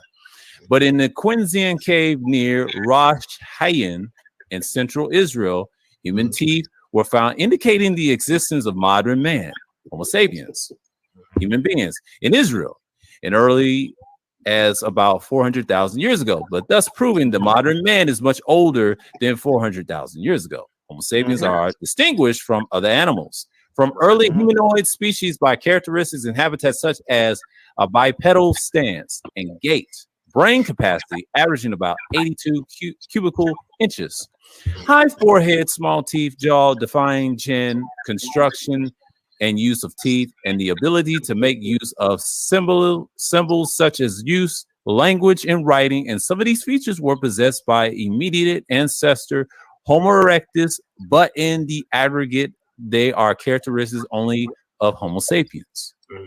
And it says about the albino, that's all of us here can read. And all I'm asking you, sir, Abadiah, that's 400,000 years, right? Yeah. And they said maybe plus. Let's just go ahead and do that times 10 and just say 4 million years, right? Okay. Okay. How old is the planet? What, 6 billion years or something? How old did they say that the very first beginnings of life started on the planet? Shoot, I know it's over the billions, right? Yeah, billions, it's in the right? billions. It's over 6 billion. I know that. And if I'm not mistaken, according to the scientific model from Darwin, that all goes back to one protocell, right? See, right? This is what's funny about all of this. Right? No, Cerulli. It's like just follow what the science says, Cerulean. It goes back to the beginning. You see how he got tight? He said, "Go follow science, Cerulean." And what it was, see, I got him and shut him up because when Cerulean started laughing, I destroyed him with the Homo sapien part. But see, I didn't have to go into it because I'm laughing inside deep down because I know he's trying to put everybody in the trick bag. I was just setting up the trap before he got utterly destroyed. See, I did that. I did that on purpose. I'm like, since I'm petty like that. You gotta understand, I'm petty like that sometimes. I'm like, since he said it, I have to get you. Yeah. So it's open season. Yeah, it's open season. I know exactly what you're doing. Yeah. But man, oh man. All right, folks. So the next time Jerome comes in here, let's give him a warm welcome the fuck out. Who is, man? Fuck him. There I'll you come go. back here. Yeah, there you go. Don't time him out. All right. I ain't gonna Thank you. tell him. The next time we come over He's here, block that nigga. He's gone. Fuck that nigga. I ain't buy no subscribers. Go eat a dick, bitch. Anyways, fuck that nigga. I said it. Fuck that nigga. Go get a real beard. Let's watch this. Hold on. Go get a real beard. Protocell. First of all, right? you don't even know the science. You don't even know the Right. science. Okay. Because- So what did you say then? See, for those What of did us you who are say not then, laymen, Cerulean? for those of us who are not laymen, we understand that there's actually various different models of evolution, not just Darwin. See, this is the stupidity Okay. of All right. SKC. All right. So Right? So Now, what? now, So that's what are the just other one. models? See, What are the you're other making models? again, you're What are making the an other models? assumption of what you There are thought about I 6 believed other in. models that are on the What floor you- right now. what you- What are the what other you're telling models? us is that this There is are about what 6 you others that are believe on the in. floor. And What see, are those other according to models? what you believe in, right? According Okay, to what so you there believe are in, about 6 others that that's are on the wrong, floor right now right? that are seriously And that's taken in why, the halls of and that's the reason academia. why What are I was those just telling models? Obadiah, it doesn't matter if you answer yes or no, because neither would be wrong. Why? Because again, all this is of those hypothesis. models This go is back to the theory, same right? thought that there was a Right. protocell. You see what And those protocells but the reason why he asked all of y'all even believe that, right? because The even reason why he because asked all of even y'all when you believe go that into is this because he break, needed a cosign. He needed here a it goes. cosign. Here it goes. Even That's when what you he go needed. into the breakdown of all of these That's why different he types of accused my brother humans, Dre of carrying water, because of he's these looking for different somebody type to of carry water homo for him. beings, all of Right? it goes back to animal life. No, Every single last one of them. Up here is you, though. All of them go back to animal But life. these are cross evolutions prior in the beginning of Africa. And that's what they look Yes. like. And And then you got correct. the erectors and things like that. And all of Yeah, those, we and- could be and right on all of those things, have but beginnings. here's the All thing. of those This have prototype beginnings. right They here, didn't start at that level. we know it may not start on that level, but this is there where we go. modern There we man go is with the, right here. fake laughter. There we go with the fake laughter because you don't want to go further. You don't want to go back further than that because it eradicates your thought. It eradicates your position. Okay. No, actually, it doesn't, though. Yes, it does. Because No, it doesn't. then from there you have to go to animals, and then you have to go to smaller beings than that, and it goes all the way down to an original protocell. Well, let's That's talk what it about goes animals. down to. That Let's talk originally about animals. divided in the sea and then began from there. Well, let's talk about animals. And so then you have to see the point that no, it's all one beginning. So what is the foundation of your continual fight against all of the other cousins of yours, all of the other cousins of yours over this superiority based upon an explosion. You think there's only one beginning. That's what you base your loyalty on. So a tiny difference in DNA strand that codes for skin color. That's what you base your entire base of loyalty on. You made this assumption, right? That you that's assume that this and is what I believe it's simplistic. And because you went to your little it's tribalistic, Google engine, which is a savage-minded probably way. none of which were peer reviewed, because the only way you can savage-minded way is if the theory. Okay, right? So if you're so confident, then meet me on Teapot one-on-one. Then if you're so confident. Meet me on Teapot. Here's the problem. I don't perceive you as an intellectual equal of mine. Okay, all right then. So then run. You run. So then just back off and run. You run. I threw the gauntlet down. I said, you know what? Let's do this one-on-one in a real debate setting. Let's do it. Do you want to do it or not? First of all, you are not in that sounds like a dog with his tail tucked behind his leg. That's what that sounds like to me. No, you threw the gauntlet down. No, what you did was say, will you accept it or not? Denied. All right then. And because I have that. That's what I thought. Go ahead and give your different answers to your group and satiate their belief in you and your reverence of you. I'll put it this way, right? As it stands for me, anytime that you want to have that debate, I will sit down and have it with you, and we can do it. We can bring references. We can show the work from the halls of science without any ad hominem, without any name calling and all that stuff. Because I haven't done that to you tonight. I just stuck to the point, and you can't handle yourself. And just like that, you assumed that I believed in that specific evolutionary model. You assumed that you actually. I will go through every major evolutionary model that is out there. Right now, there's about 6 that are on the floor in the halls of academia that are held as possibilities. It's best that you go back to the drawing board, right? We can go through all of them. Because one. But you don't want to do that, do you?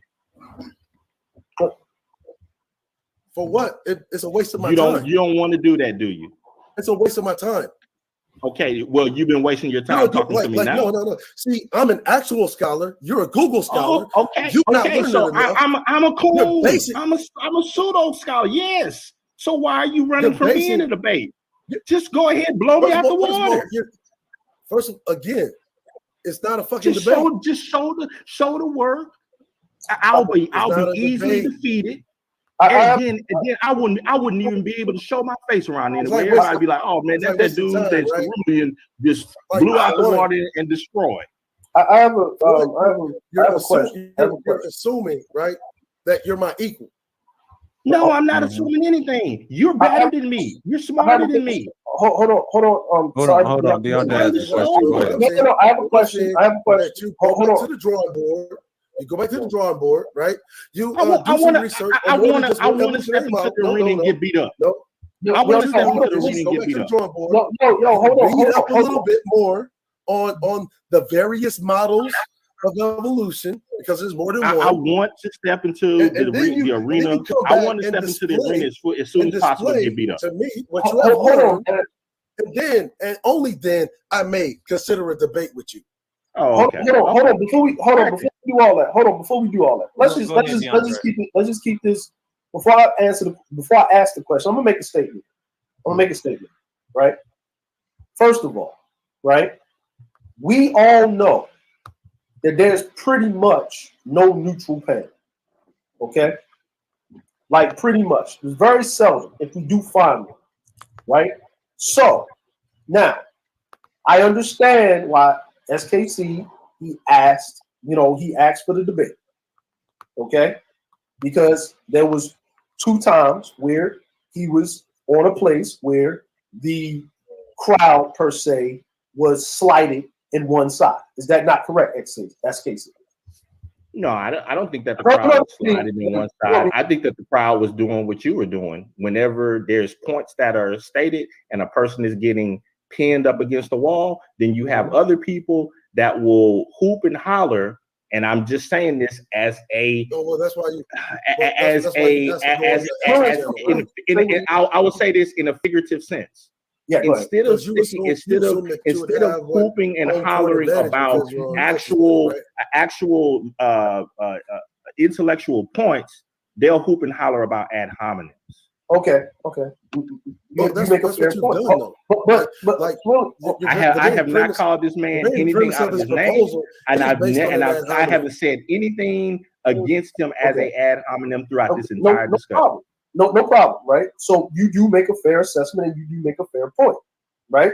This is not denied. So that means that means that shit he was saying on Sheila's panel. I wasn't saying that to black people. Well, but I like moonwalking. Michael Jackson, cool dude. Your entire premise is based on but I like it. Yo, hold on. I like tap dancing too, Cerulean. Hold on, man. It's healthy. Okay, it's healthy. Hold on, check this out, man. We're trying to get to a conclusion because now we're getting in the roundabout thing, right? We already know the conclusion of SKC asked Cerulean. He challenged Cerulean to a debate. Cerulean said the reason why he's not having the debate, right? And we all know what's going to happen with this. We all know what's going to happen, right? You know what I'm saying? Because every crew of people got some type of their water carriers or whatever we want to name them or call them, and then they're going to take that snippet and run with it, and everything's not in context, right? So no, DeAndre. See, y'all have me pegged wrong on this. No, not you. I'm not talking about you. No. With this whole exchange, I'm not going to make any video. I'm not going to say anything. I'm not talking about it. I'm not going to hold it back. How is that shit? No, SKC. I'm talking about. What? Y'all say pause it? Yeah, DeAndre said pause that shit. This nigga did not sit up in my fucking face and basically said that he didn't say that he meant he wasn't going to go at anybody egregiously or whatever. But he just said, I'm not going to make a video or anything about this. That's cap. And you know what I got to say about this dude? See? Right? But what did he do less than 24 hours later? Did a 5-hour fucking PowerPoint dissertation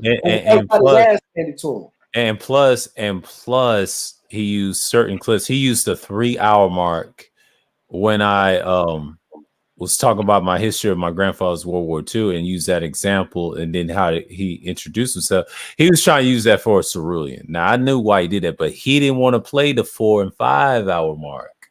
No, he did, and he didn't want to. He got embarrassed. He's embarrassed. But see, here's the thing, right?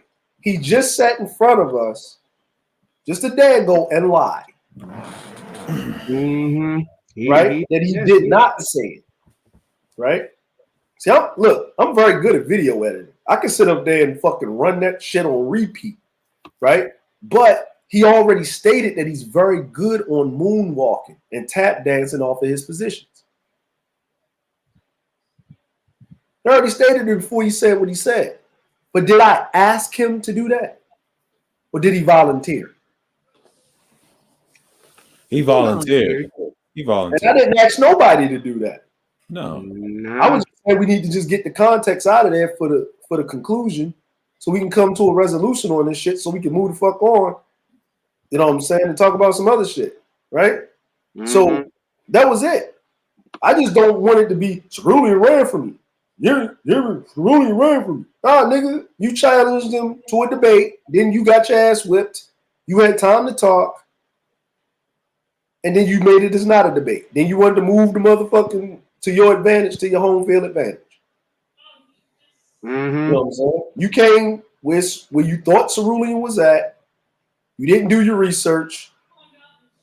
You You thought Cerulean to be over here. You did your research, or he thought he had a home field advantage on Sir Obadiah's channel. Didn't know he'd let him hold his own nuts. So let me go to where someone will let me. I can get all these other people in the chat to hold my nuts. Let me go to Teapot's channel. See, Teapot is where, you know, that, I mean, yeah, he's neutral, but that channel's not always neutral because sometimes it depends on cross-pollination, man. That's the drawback. Well, for a while, for a while we went around Teapot channel because it was nothing but them. That was their home. Fantastic, SKC, MOT. Yeah. They put their flag down. They was waving the flag, and then Teapot was actually. You know, Teapot got rid of MOT after that spout with Rod of God. Yeah. You see that one where Jay Sean made MOT break down? Yeah. Oh, no. Yeah. I seen that one. And then he went at C Boogie too years ago. It was on Kuda's panel, and he played a clip, and they was going at it. And I tried to tell Kuda they was kind of somewhat, I won't say somewhat beefing or anything, but that was their little thing. You know, they verbal spar. I know they a little close, but after that, you haven't heard from him then since over at Teapot. So he's doing his own things. I ain't worried about oh boy, but I'm just saying, you know, because Teapot, he's gonna push, I think SKC, Little Big Nate, and I think it's fantastic. Everybody else, he'll come through. So, you know. Yeah. So but you see how the nigga lied. Like I'm like, that's what I said, but I was not surprised because I expect something like that from him. But the thing is, with I want to speak about Teapot's channel, like Sir Obadiah said, Teapot himself, yes, he's neutral. He's neutral. But the thing is that one of the worst things that Teapot would do, he let the audience determine the winner of the debate. Yeah. When to me, I just don't think that's right. I think that we have, well, not we, because that's not my channel. That's Teapot. Teapot has to have, in my personal opinion, Teapot could do whatever he wants to do with his channel. But in my personal opinion, I think that it would be a good idea if Teapot have a group of competent judges. Where you gonna find to then determine who's the winner and have the rules for the judges on how they can determine on who is the winner. I thought about that too. People suggest that to him, but the thing is, I think he does voice work. I don't think he has time to do that. He tried. Now, Keep It Techie, that's good for the timekeeper, but a lot of I think people just ain't got time to do that. I mean, I don't know how his channel is structured. It would be nice, but that, like I said, people come with their own audience, and I mean, they're to blame, but you can't really blame Teapot for the audience. I mean, you can't. He tries. Yeah, you can't blame Teapot for the. I mean, I'm not blaming Teapot for nothing. Hold on, let me say. I'm sorry, Justin. I'm not blaming Teapot for nothing. I'm just, but I am pointing out that realistically, that is a dangerous thing when you let the audience determine who's the winner of the debate, because the audience are not going to go by facts. Right. When it comes to who wins the debate, the audience are just going to go upon with who they're fans of which content creator that they're fans of. Exactly. Because it's a favoritism thing. Yeah. So on that, I'm not, well, on that, I have to put Teapot responsible for that. Yeah, for that. He has to be responsible for that. So he has to find another way because what that does, that kind of ruins the fabric of his channel, because the channel, which is a debate mostly a debate channel. It's not all debates, but it's mostly a debate channel. And a debate supposed to be based upon the facts. The one who makes the most factual argument wins. So when the judges, which is the audience, are not determining the winner based on who have the better facts or who have the most facts, then it just destroys the whole channel. So but he's catering to people that, I don't know, just based off likes and things like that. But the judges thing, that would kind of ruffle some feathers. But I think he's willing to do that. I don't know what changes he's gonna make. He's just gonna have to look at who he's got as mods or fans of him, you know, because now everybody's wrenched up over there. I think it's like I got a wrench over there. Yeah, I do too, but not as much. I mean, I don't see anybody want to be judged. I'm gonna tell you what the problem is. I'm gonna tell you what the problem is. Go ahead, DeAndre. I think this is how you can fix it. Okay, one, when they have the rapid fire, it gets into the fuck you bitch ass nigga, fuck you bitch ass. Yeah. So the best thing to do is the debate will be as follows, right? You have to have an argument. You have to have your position, right? You have to have your position. And when you want to debate, you're going to have to type out your position, right? And the person that's countering the argument is going to have to type out their position. This is where I stand on it. This gets a summary, right? Now, you get your time to state your position. That person gets their time to state that position. You keep it on the topic, right? And then you bring your evidence, and the person gets a chance to present their evidence, right? Then you get your final thoughts on what it is. You let the audience decide. Guess what does not happen? Hey, bro. Oh, who are you directing it to him, or who are you directing it to? Like, don't do that. Like, don't make whatever. Where's your evidence? He's got to be more stricter on how people engage with each other. Now, you know what this does? That actually dulls down the incels, or it forces them, right, to actually listen to it, and they're not getting gaslit over certain things, right? Because then you got to have a debate on intelligence and not popularity. Because if you're talking about a subject matter, you got to have, like you say, your evidence. He's got to do that part and then cut out the back and forth, but he knows what everybody comes there to see. The fuck entertainment, the fuckery. The entertainment. That's what he's trying to sell. Yeah, what he's trying to sell. And you know, you got to do your thing. Like, you know what I mean? You got to do your thing on your channel. You know what I mean? Go ahead and hit a little bit of these coins and click it. You know what I'm saying? DeAndre. I'm sorry, DeAndre. The Red Sox won. Fuck, man. Yeah, they eliminated Tampa Bay. Man, fuck it, man. Damn, man. Hold on, they playing the Dodgers? No, they playing Tampa Bay. The Dodgers, I think they're playing right now. They're playing against the Giants. But Giants? No, they beat Tampa Bay. Oh, they beat Tampa Bay. So so the Dodgers is playing the Giants? Yeah, the Dodgers in the National League. This is the American League. So okay, yeah. So that means Boston's what? Like they finished the series? Yeah, they finished the series. They finished the ALDS series. They go into the American League Championship. Yeah.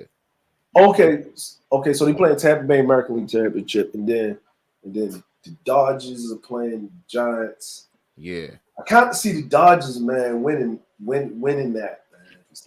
Yeah, but the Giants is a very good team. That's a very good series right there. Yeah, but I saw a dude smack that shit out the park. Man, like he smacked that shit out the park like he was Barry Bonds. Yeah. When for the Dodgers, when he hit that, it wasn't like no, oh shit, that's lucky. No, that motherfucker smacked that shit out the park like he knew he was smacking. Like and then I started reading the Twitter, and they was like, we know we lost when he came in as the relief pitcher. I was like, damn, B. Like damn, B. like, you know what I'm saying? Like, dude, look, listen, man. The Dodgers, I think, going to go to the World Series, and I think it's going to be the Red. I think it's going to be Boston and LA. I think it's going to be Boston and LA due to the fact is baseball need money, and they need the best two markets to make that money. And LA won the last one, right? Yeah, they won the last one. Yeah, they won. Yeah. And nobody care about San Francisco, nigga, since Barry Bonds retired. Nobody cares. Name. I'm like, if you ain't a baseball fan, the only thing that you know is the damn Japanese pitchers that's fucking sitting motherfuckers down. Oh, like, you talking about? Okay, you talking about he played for the Angels. Yeah, for the Angels. Then there was another dude that played for the Dodgers. Another Japanese dude played for the Dodgers for a little bit. You know what I'm saying? Like, but baseball is like I mean, baseball made their money this year. Now they let the fans come in, but Giants is really a good team. They was the best team in the whole entire major league this season.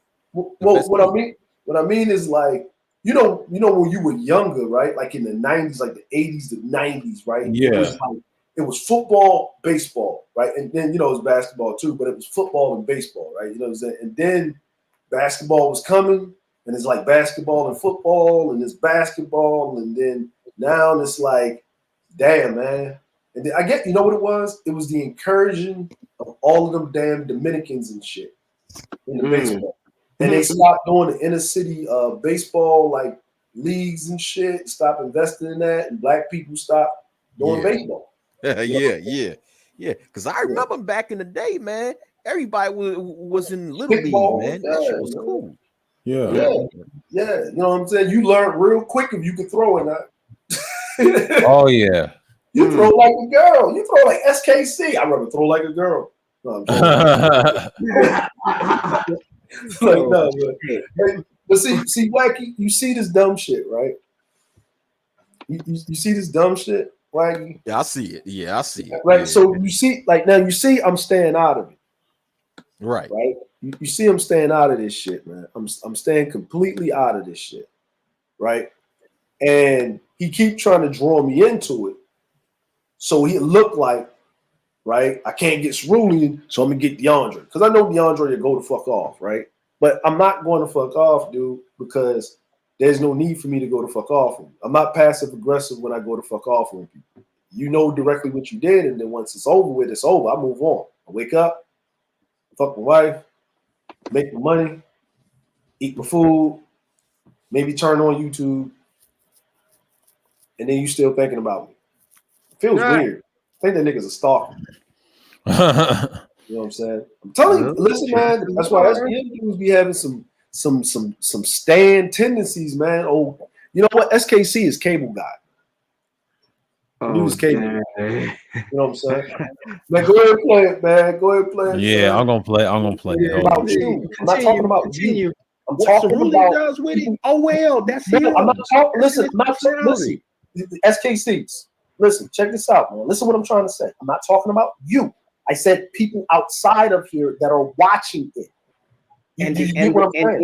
Yes, and anybody that tries to say, to especially on my channel or on any other channel that I frequent, and if I'm there, and if somebody says something about, SKC dug into Cerulean, I'm gonna say no. We haven't had the opportunity to have the debate. No, he can't. Look, I don't want to hear anything about all that BS. No, he came in my chat. I read his chat, what he said, and he laid it out, just like DeAndre was saying. Yeah, and DeAndre came later on the panel. I did my assessment tonight was the situation what happened to Steeler. My observation was the SKC situation with SKC, his style of what he does and what he did to him, right? But what I observed was the Cerulean outcome and the Cerulean effect. That's the second thing. Now, he did school David and everybody else. Now, this is Cerulean's part. He said he ran SKC off the panels 3 times. Well, it's 3 in a row. I gave y'all 3 in a row for a reason, because one, their conversation kind of got derailed to the real topic. Like you said, you don't have no smoke for, you have all the smoke for the black women, but you also don't have smoke for, like, keyword, officials and law enforcement. Because when you got guys that used to be government officials in the military, for example, like yourself, Cerulean, and DeAndre and others, and I will say like the general, he was there too in the beginning, but Cerulean came midway through the stream. So I watched all 3 of those streams. Now today's stream was a little different. It was a little different because we had to calm somebody down. But today I want to do the stream because I was studying that panel that she had. She had a good and great, excellent panel points. Now I give her a B+ because of the first time knowing SKC, because yes, he hit the community tab link and I shared it because I didn't know who was going to come to her channel, because she had a decent channel, great discussion on that topic.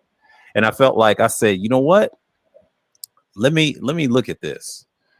And then I understand what she was doing, like have the conversation, right? And then I didn't know he was going to come through like that. So I saw him in the chat, and then I saw him get on the panel. And they didn't really fall for it, but they didn't understand what he was coming from. So I understand they know now, but you know, like we all know now, and I get it. I get what he does too. But like Dre was saying, in so many words, like I laid out here, we discussed what it was. And even though I had a mild rant about it, and I'm like, look, you can't talk about it if you want building. See, the building is a catchword. Mike V said this early in the stream. It's kind of cliche and it's kind of like a buffer because black people don't have the understanding of building. Like DS1 was saying, there's no building if there's division, like I said, and especially in the men. And it's our fault most of the time, but we get it. We get it. It's just But we gotta expound on the two things. But now the exposure trolling, that's a whole nother thing. The art of it, it's different levels to it. But, I'm gonna say this. But go ahead, DeAndre. And this is what I was trying to get to. This is my whole point that I was trying to get to. Right? Okay. SKC, you're not stupid. You're very intelligent, right? So when these I'm the dumbest guy here. Yeah. No. Listen. Even that. Let him finish. I know what you're doing, but it's okay because I accept it. That's who you are, right? That's your thing. I get it. You know what I mean? I understand the tactic. It works, right? But what I'm trying to get to is a solution. Here's the thing. Me personally, I want to hear this debate. I want to hear this debate on it. I think it will be very educational to actually have two intelligent individuals on a different spectrums of how they do shit, have a debate about a subject matter, right, on science, right, without the other shit that's going on, right? And when I mean the other shit that's going on about, let's just say evolution that leads up to and stops before it hits politics and all the rest of the shit, right? Because that gets into a belief and that gets into tribalism. Politics itself is tribalism at its fullest. You know what I'm saying? So let's just stop playing games, right? You know what I'm saying? So what that means is that I know that I can't hold the panel, right, where y'all can have the debate, because guess what? My audience will be skewed against you, SKC, right? We know this. Let's just put the cards on the table, right? If you go over to Teapot, right? Teapot's cool. We've been knowing Teapot for a minute, but we understand the audience will be more skewed, right, to your side of the fence, right? So now, where can we go, right? Where can both of you gentlemen go, right? Where you both can have here's the thing. You know me. You know me. I'm comfortable going into territory that's skewed against me. Okay. Yeah, but we won't get to hear. When I debated Obsidian, right? It was all his Du Bois in the chat. Yeah. It's usually like that. The only reason I took the debate was because Angry Man was too fucking cowardly to take the damn debate. Yeah. That was facts. But what I'm basically saying is look, this is what I'm saying, right? Is that I want to hear SKC's point where he stands on shit. Here's the problem that we have too many times, right? This is something that I really wanted to hear SKC's point of view and where he comes from, where he stands on it, and just have two men that agree, disagree, move on what they say without going into semantics and all the rest of the stuff, and we keep it at the science and say at this point, this is what I believe, this is what I don't believe, this is whatever it is, right? So I think this should happen, but we have to find a place where this debate can actually happen, where it's an even playing field. You know what I'm saying? Like if this is going to happen, it needs to happen that way. But see, the thing is, right, is that I'm actually comfortable with debating on Teapots, right? My position is this, right? He literally just made an assumption that I believe in linear monomorphic evolutionary model. And when there's so many more evolutionary models, and I have not espoused a single time which evolutionary model I subscribe to. And until he knows what I know, right, as far as, or at least study those various evolutionary models that I'm talking about, he's not even gonna be able to understand what I'm saying, why I'm saying the shit that I'm saying about his hypothesis. That's why I told Obadiah, it doesn't matter if you say yes or no. A good debater should be able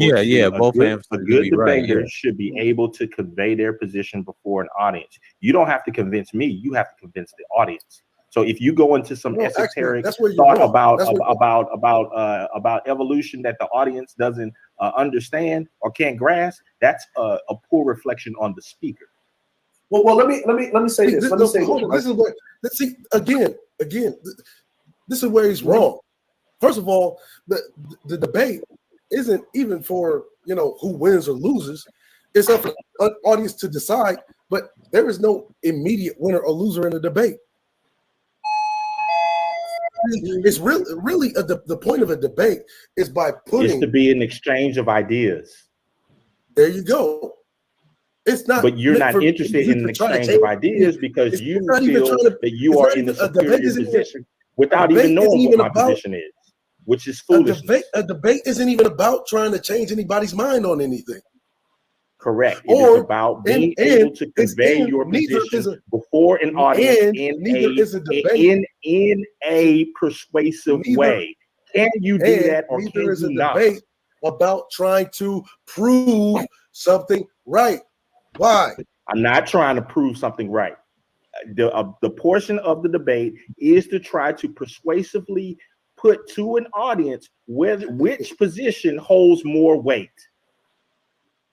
Which one is more persuasive? Just because you reword something doesn't mean it's not what the fuck you said. That's why they have researchers, right?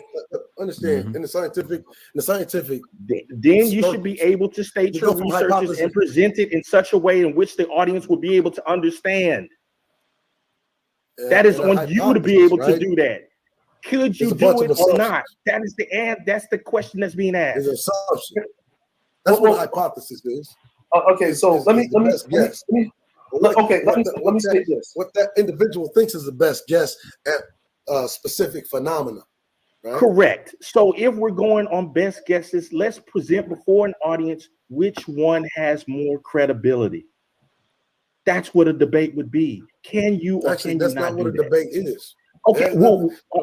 Credibility is defined by the researchers, not actually by the debaters themselves. See, because when you get to talk about credibility, it makes the assumption that you're trying to prove somebody right or wrong. No, I'm just trying to prove that your position, only thing that I will be proving in this position is that it's like almost I'm hearing a lot of excuses to back out of this. It's like trying to debate whether or not Christianity or Islam is better, right? That's really the best kind of example I can give you as to what he's talking about. Yeah. He's trying to debate Christianity or Islam. Yeah, and I saw this with this is not religion. Yeah, there's a thing Actually, with it is not religion. It's kind of like that.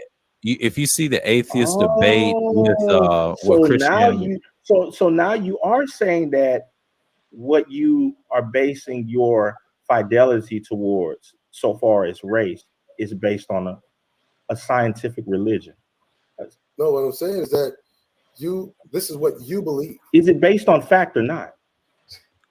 This is based on fact. What I'm talking about is based well, on fact. Then prove it. Well, then prove it. See, okay, so let me say this. You're asking me to debate. You just stated that this whole thing would be like a debate of religion, but then you say that everything is based on fact, and I'm saying prove that it's fact. Let me say this. Right? We all know. Right? We all know. Go ahead, DeAndre. Which one is it? Are we debating religion or are we debating facts? KC, check this out. The second, right? We all know. You're asking me to have a debate with you based on your belief system. No, based on what you say are facts. That's what you were asking. No, and what I'm telling you say are facts. It's like debating. It's like and I'm saying religion. That I am going to debate whether your facts are actually what you claim them to be. I'm like, okay, let me put it this right. We all are intelligent individuals, right? We all know that I'm not intelligent, DeAndre. When a person believes in something, you can bring them the fact. Matter of fact, let's just take it down to the dumbest level possible, right? I think that when we get into this, it's a little bit too complicated. Not for us, not for the people that's in the chat, but maybe people that might be listening to it later, right? Because a lot of stuff that y'all are talking about is going over a lot of people's heads, right? And the person in the debate that dumbs it down, or like you say, cycles it to the point where they can spoon feed it to the audience, they're going to win, right? Because it doesn't go. It's not a fact-laced thing, right? No one's coming there. No, not exactly. I thought the smartest people were able to do that. No, the smartest people are not able to do that. Most people that sit in front of because they would have a comprehensive view of it and be able to know how to decipher that information into lesser minds. Okay, let me put it to you like this, right? Okay, hold on before you go there. Let me make my statement, right? Hold on, SKC, hold on. Let me make my statement, right? But the fact that you make it, he kind of bored out. When you go to a car dealership, right? Hold on, I'm gonna give it to you. When you go to a car dealership, if you're going to ask that man, the salesman, what does the car do, right? It's a Camaro. It does this, it does this, that, and the third, right? And you're gonna be like, oh shoot, whatever, right? You think this guy is extra knowledgeable, right? But when you bring in a mechanic and he asks certain questions and the car salesman has to refer to someone else, that doesn't mean just because you can explain something to a certain degree and have people believe it, that means you're slick. That doesn't mean you're smart. And slick beats smart almost every day of the fucking week. That's why the Pookie, Ray Ray, and educated lame argument has been permeating for the longest of fucking time. Right? But I thought in this whole situation that you didn't like that. More intelligent and also more slick. I mean, I would be doubly in a hole. So what's the problem? Listen, SKC, what did I say? I said, SKC Cerulli, I would like to hear this debate because it's interesting to me. Me too. So it seems like by what you just described, that Cerulli would doubly be able to just destroy whatever I come up with. I mean, he is significantly more intelligent than I am. He's more of an orator. So I mean, what's the problem? SKC, check this out. If I was to take you, right? If I was to take enjoy the patronage there. Hold on. But SKC, if I was to take you, right? If I was to take you, and your viewpoints, from what I've heard of your viewpoints, or the points that you're serious about, that you're not, pulling people's leg and poking the bear and stuff. But the things that you're actually serious about, right? Not the gender stuff, but just like say politics or how you carry things and policies and things of that nature, right? But there's the rub, DeAndre. You know what I'm saying? And there's the rub though. And I was listening to Sir Abadayu's breakdown, and I appreciated it. But there's one flaw. There's one flaw in the study though. As I told him before, it's not a strategy. It's a lifestyle. See, he said it's not a strategy, and he said a lifestyle. Come on, bro. And that's where I caught him. That's where I caught him. I'm like, I saw right through that. I'm like, nah, bro. Like you're losing right now. You're grasping for straws. If it was sanctioned, if it was a debate, he'd have got destroyed, man. Yeah, like I was actually doing him a favor. He doesn't even realize. He ain't realize that. He had none of his minions coming on my channel. They scared to death to come over there, and not, like I said, they're not built like that, bro. That's just I know what his followers do. They're gonna be biased. I mean, if you study YouTube like that, and if you have a crowd like that, they ain't gonna come to channels like mine. I tell it like it is. Mm-hmm. They're not that crazy. Listen, man, look, he was really hunkering for that debate. What he was doing is he was challenging the debate the thing. He was going there to gaslight, getting things in their feelings. Well, debate me on this shit over here in left field that I'm not really serious about, but I'm not going to take my position, but I'm already know your position, so I can be prepared, but you don't know where I'm going to stand, and then you wouldn't be sitting there with your dick in your hand. Who the fuck would do that shit? Like you acting like you ain't talking to people that's in the military, nigga. We don't go nowhere without no fucking intel. Yeah. Like, nigga, you stupid? Y'all the only niggas that go to another country without no intel and do God knows what playing with your life. Like, nigga, y'all niggas dumb. Like that's cowardice. No, that's smart. That's smart. That's intelligent. Oh, he's stupid. He's stupid. Yeah. He's stupid. You gotta understand, military people, they have different ways to get up at you, especially agents. Come on, man, they smart. Man, they ain't gonna be laughing in the wintertime, but I ain't gonna say no names. Y'all up out of here. Yeah, go ahead, bro. Yeah, I'm gonna finish this. Yeah, he says it's a lifestyle. Okay. Okay,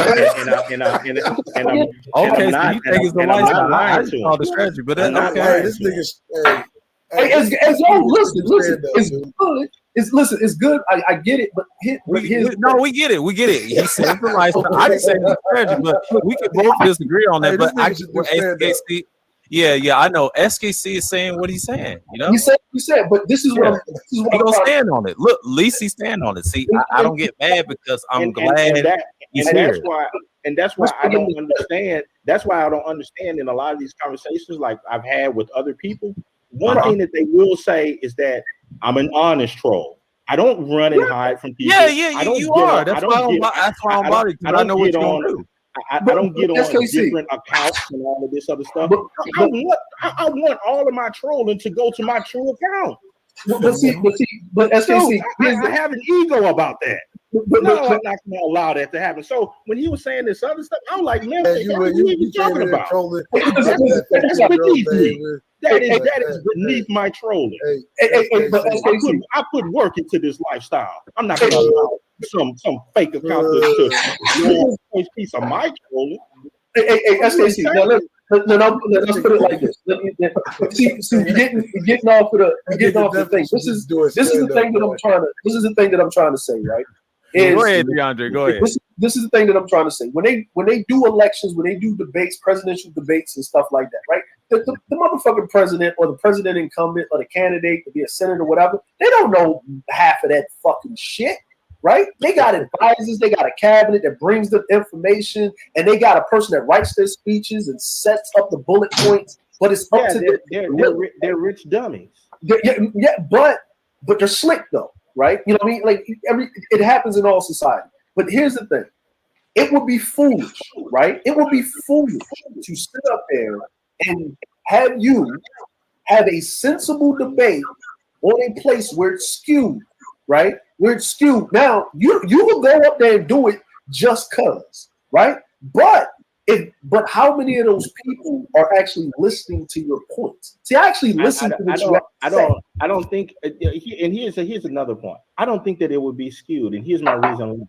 Okay, I've only been in these spaces for actually December is going to be 2 years. I know that Cerulean Gray has infinitely more fans than I do. He is more well respected. He is more people love to have him speak and so forth. So he could bring a gang. He could bring a gang of people to any place. I'm not telling you these niggas idolize me, bro. Yeah, I know. But see, I saw it, but I get it. But we're having this great discussion. Like I understand SBC where he's coming. I know. They fear you. No, I get it. I get it because I understand. Here's the thing, right?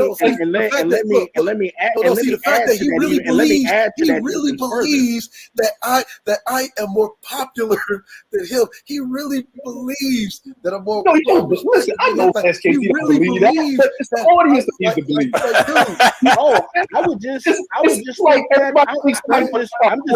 I'm just giving the benefit of the doubt so far as longevity. Yeah. Hey, SKC. So let me ask you a question. I thought that would be the logical thing to do. Okay, SKC, check this out. Anybody that knows my reputation, right? Yeah.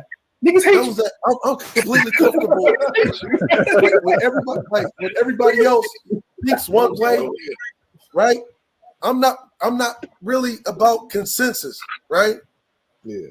I don't and I am views just because they're popular, right? And when everybody say, "Oh man, that's a bunch of bullshit. That's a bunch of bullshit." I can be sitting there standing on my motherfucking square. As a matter of fact, the shit happened when I was with the Black Order, which is why we fell the fuck out. I believe it. Well, I don't know anything about that. We need you to fall in line, man. You can't keep talking that pro-black and black shit, man. We trying to get on this red pill shit. Nah, nigga. I have no I am perfectly comfortable. I'm perfectly comfortable with unpopular views. But what I'm saying is, I have no concept of that, and on top of all of that, I'm the supreme king of all coons. I can't. There's no way you could not. There's no way that I could be more popular. Well. See, here's the thing. I'm on an island by myself. Hey, SKC, check this out. Okay, there's the pro-black space, right? We all know that exists. That's over there with Tariq Nasheed, Sinetta, and all of them over there, right? That's over there, right? Okay. Now, we know that this is a space, right, that in some form or fashion, moderate or very extreme, right? When we're talking about the men, we know what the women are doing. I have a problem with that. You know what I'm saying? Also, but on the men's spectrum, it goes very extreme, right? Now, the only time, me personally, that I see you saying anything, this is me personally. You know, what I hear and what I actually seen you with my own eyes, and when it comes down to policy, politics, and that thing, right? But I know what you're doing is you are setting the stage because you're being the Joker, right? Okay, you don't need superheroes if there's no villains, right? That's how it works, right? I know what you're doing now, right? It works, right? It's Floyd Mayweather versus all 50 motherfuckers that they thought they could knock the nigga out. But if he's boxing a nigga in his home in Vegas, if he's, you know what I'm saying, waking up at 3 in the morning boxing and shit while this nigga's asleep, he's making sure he's you are defaming. No, I'm not. No, I'm not. I am no Mayweather. By the very nature of my name, I have to. He like that shit. Check this out. When I look at Brother Teapot shit, right? When I look at Brother Teapot shit and dudes around. Hey, look. He did not like me doing that shit, right? That's the issue right there. He didn't like when you get under his skin, amped up. See, it's bad enough Cerulean gets the best of him. He do not want to acknowledge Cerulean, but when you around, he think he can hang with you. But what he got upset was he can't dominate what he wants to. See, if it was us three, would have killed SKC. And the reason I don't debate him because I know what he's going to do because he's got a biased audience. They're nut riders, and I treat them what they are. See, I troll the shit out of them. That's why it wouldn't be waste. It'll be a waste of my time. These dudes can't barely read. Like I said, like me and Cerulean agrees, derelict Negro males. That's what they are. And then when it comes to BGS, they never challenge him. I yet to see another person challenge him head on 1-on-1 or any of them. You know what I mean? I don't take these dudes seriously, man. Because to debate me, you better do something. Or followers or whatever, you know, but I'm not going to debate your money. I'll debate you with respect or whatever, but I'm not going to put my information if you ain't going to agree with it because it's a waste of time. You know, I've seen people get destroyed in debates. I'm not going to waste my time with no dumb niggas. I'm sorry. Yeah, and this is another. But he's different. He's a different case. I treat him like a white person. I can't not treat him like the average nigga. And the average nigga is derelict. I can't. Fuck with him, man. Yeah, sorry, like, man. You know what I mean? Yeah. But see, here's the other problem with like this, right? What I was doing, and I was not trying to do anything. I was actually trying to get a point across to come to a conclusion so the nigga can go the fuck home, right? You're not getting in debate. Cerulean already told you. You're sitting up here trying to gold niggas, and he doesn't understand that you can't shame. Because when you don't live in a country where they use shame on a daily basis, where honor is above all else, right? How it's actually supposed to be used, that bullshit that he's doing, right? That you learn to surrender to win tactic real quick. That's the first thing they do in motherfucking Asia. Yeah, they surrender to win all the time. That's their go-to. That's their bag. Right. You know what I mean? That's a disarming tactic, right? So the only thing, see what I started doing with him, you notice how he had to back off that when I flipped it back, when he was doing all that shit. So he's got all of these people. I've been here since 2 years from December. Since December, 2 years. No, nigga, you was here way before that. Way before that, yeah. With Obsidian. And then the other thing is when you saw when Cerulean got excommunicated in June on BGS's fucking stream with Grinch and Angry Man, you was in the chat because BGS told your ass to get the fuck out of his chat, and y'all went over there and start talking about it. So you knew what was going on with Cerulean. And y'all was in the clouds watching Cerulean fricassee them niggas because it was all over the manosphere when Cerulean finally broke his peace, him and Jay Shine, and then everybody knew when I went up there to O'Shea and let everybody know that Angry Man never paid Char Williams. Oh shit. Yeah. Ooh. That's why people don't like AM. Yeah. Because everybody thought that makes a whole lot of sense. Yeah, he never paid Char. He never paid Char for her services, right? Oh that my fucking God. that audio that he played in Ruby was actually doctored. He edited shit out. That was a private conversation she didn't know, and she actually stepped away because she wasn't feeling well. And they tried to make it look like she was fucking some nigga in Discord, right? And which never happened. Because when I first met Ruby, I didn't know she was a part of the Angry Man Nation until he mentioned on the live stream that the two most unroastable people was Ruby and Jay Sean. Because the first time I met Ruby was when I met Charles Faulkner, and I didn't know that was this James Charles Faulkner that I wrestled in high school on Charles Gilmore Pen. So that's when I met Ruby. That's when I reconnected with Charles, and that's when I met Neon. And she was drunk. Right. She used to turn the camera on, and she was going through fucking $250 bottles of fucking wine that dudes used to buy and give to her. Which right off the bat, I knew she was a motherfucking sugar baby. She was a hoe. Yeah. I remember you said that off air over at Kudos. Yeah, you told me the truth on that. I agree with that. Yeah, she is a. I'm like, I don't know what she's doing now, but at that time she's a hoe. Oh, she's quiet. She's not with GMT. Words out, they're not together. So of course not. Yeah, she's crazy. Yeah, GMT figured it out. That's why he's happy doing streams. Yeah, that's why he's doing streams. You're telling the truth. Oh, they go to General. Let's go on, General. Got the link to the General.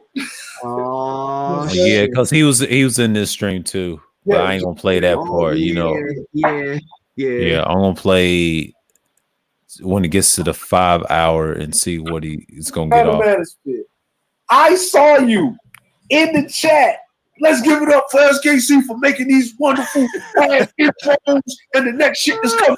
Right? Let's give it up SKC on the mic. Listen, if you take Hold up, Dre. But he believes that I'm more popular. But yet, hold on, Dre. Every nigga in the manosphere got a goddamn intro by SKC, but I'm more popular. Yeah, man. Hey, everybody, listen, but that's the respect factor. Look, if we listen, I'm gonna name off the channels, right?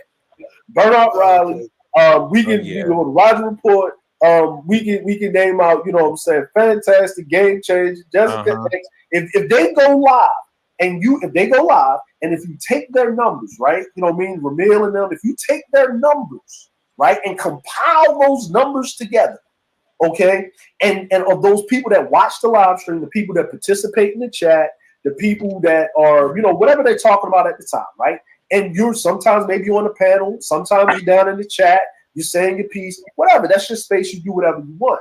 Now, when has the last time Cerulean went live on his channel?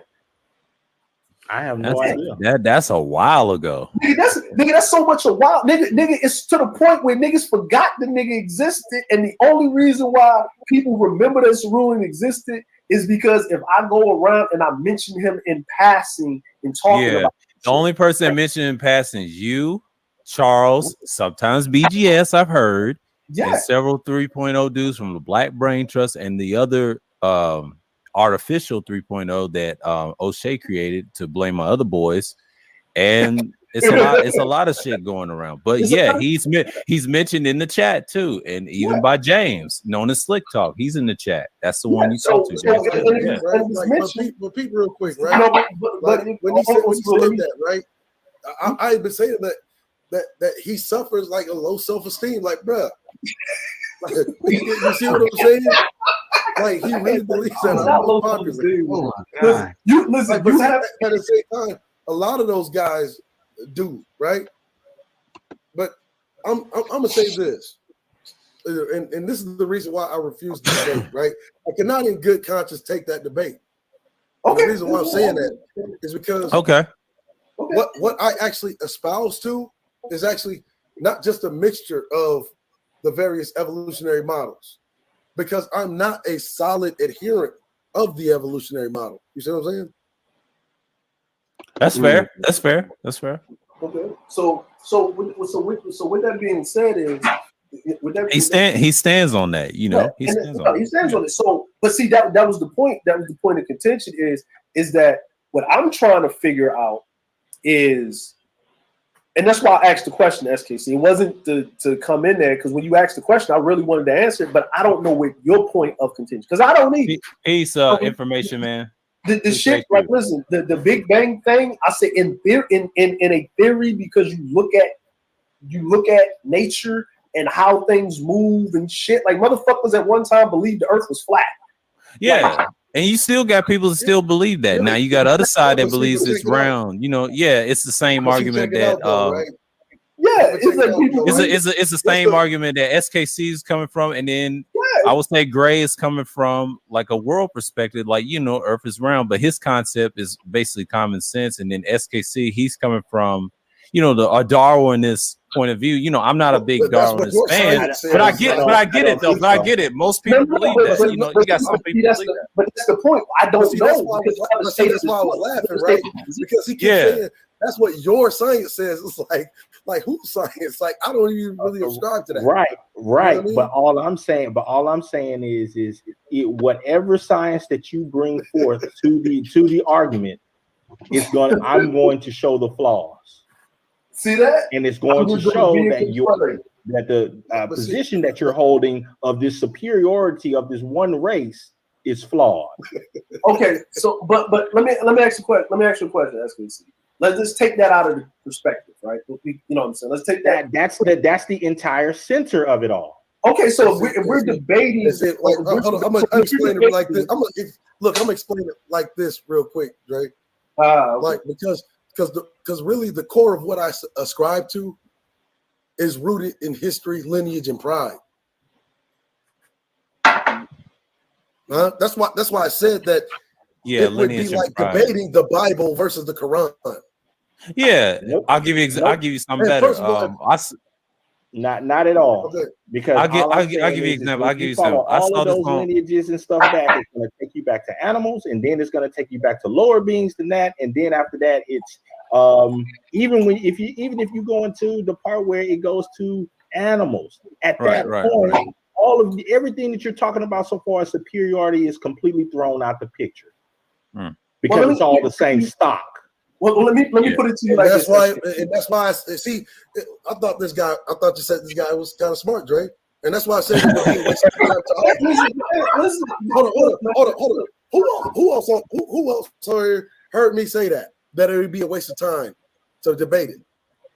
I mean, yeah, I heard you said that. Yeah, but here's the other thing, SKC, right? That shows a flawed position. No.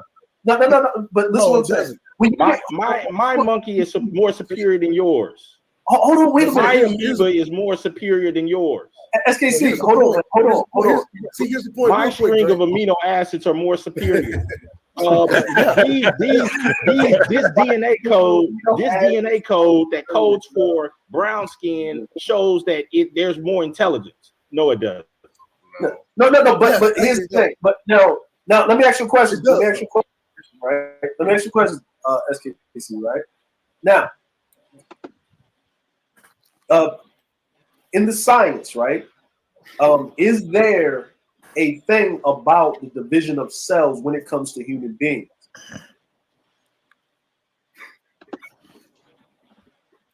Like leading to certain birth defects when it comes from people with lesser melanin versus people with more melanin. That's not even fair. About intelligence. I'm just talking about this. Don't answer that, SKC. Look, I'll put it this way, right? Hey, sir, you about this is where I'll kill the argument, right? There's nothing you know what he already it's a wrap because he didn't even answer the question because he already knew that he couldn't refute it because it's a scientific fact that white people even say. Yeah. It's I'm gonna stop right here. Hold up. Yeah, I'm gonna kill it. Man. Yeah, bro. Yeah. But they go to General. What's up, Q? Hey, what's up, gentlemen? What's going on? I got a question. I got a question. Was that okay? So that okay? I see. That wasn't live, correct? I mean, that was no. That was the no, that was the live you was on with Cerulean. Yeah, after you had that was on my panel. Yeah. Okay, so first of all, thanks for having me, brother. I'm not familiar, but I am now. So thanks for having me. You're always welcome here. You know you're always welcome here. All right. So check it out, man. I happened to be traveling, and I was listening to SKC's his channel a minute ago. Oh, okay. And he was trying to break down, I guess the. Oh, you going in and out, Joe? Yeah, you.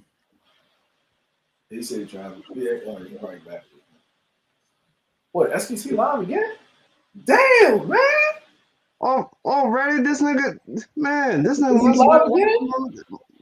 must have been watching in the clouds. Of course. Hey, listen, man. Hey, look, man. Don't let Sir fool you, man. He's look. See, Sir over here slowly torturing this dude. Sir. Yeah. You ain't shit. You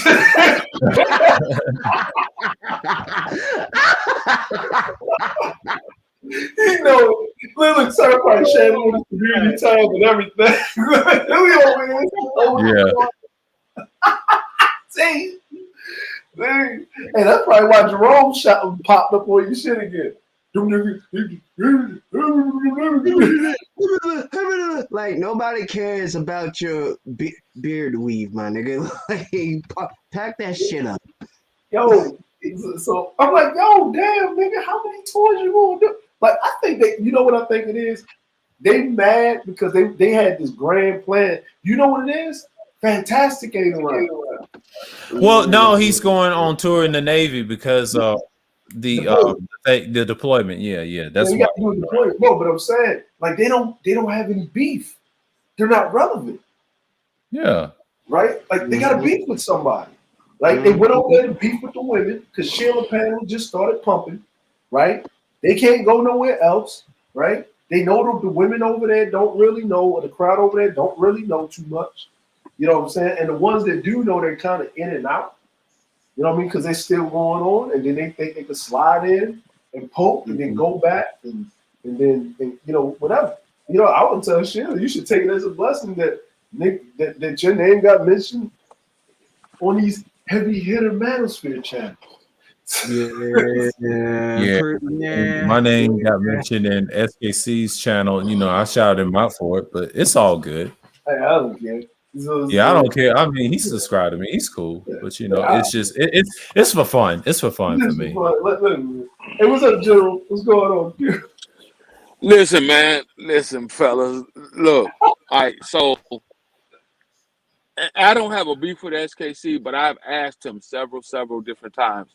I wonder if he speaks that way when he's in the company of the fraternity he belongs to, number one, which is a black fraternity, historically black fraternity, you know, which has some pretty heavy hitting black men historically that are associated with it. I wonder if he speaks like he speaks in the company when he's in their company. Number two, this whole animal thing. Now, alphas are known as apes or gorillas.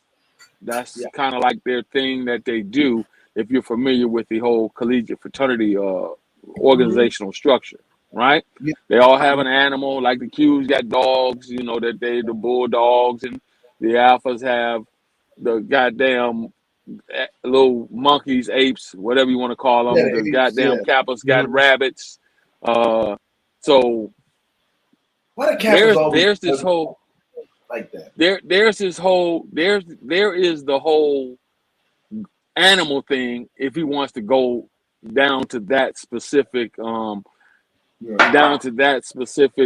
know, talking point, right? Why would you affiliate yourself with a group of so-called, or I won't say so-called, a group of educated black men, collegiate black men, who jumped around at one point in time and emulated apes. You can look it up. There are videos all around it if you want to look it up.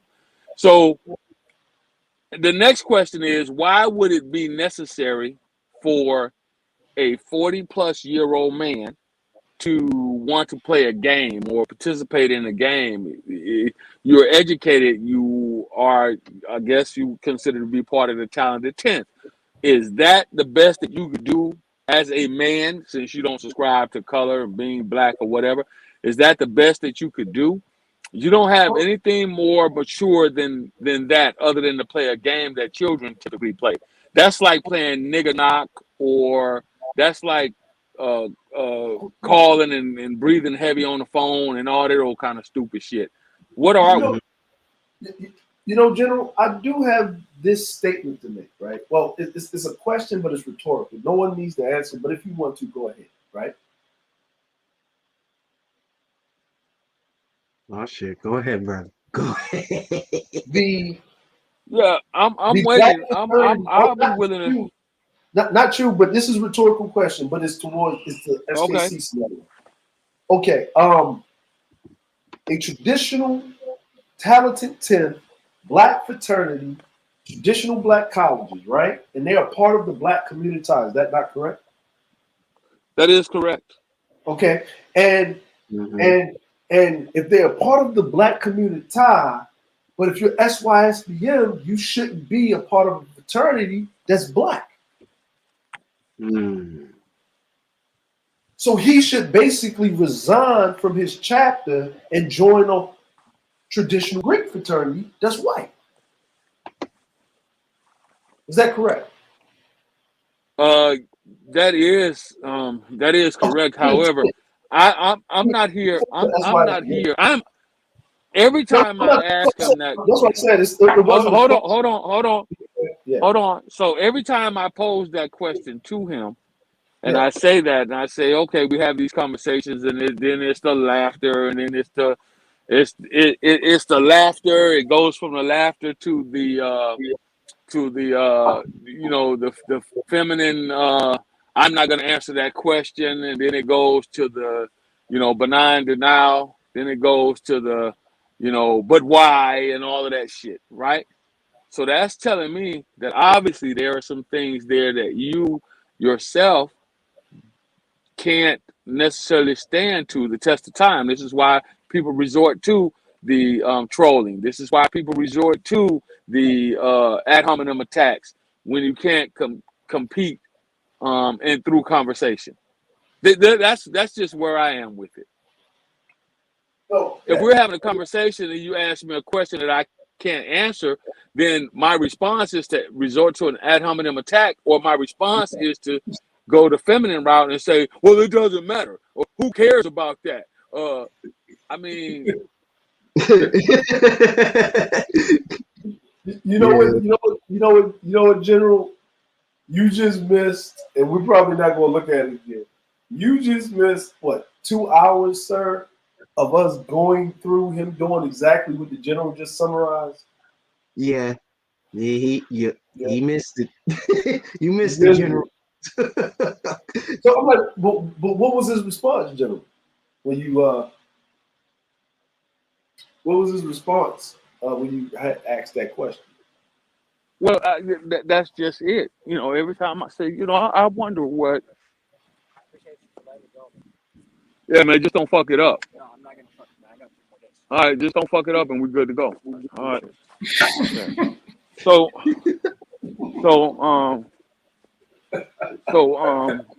I love the military.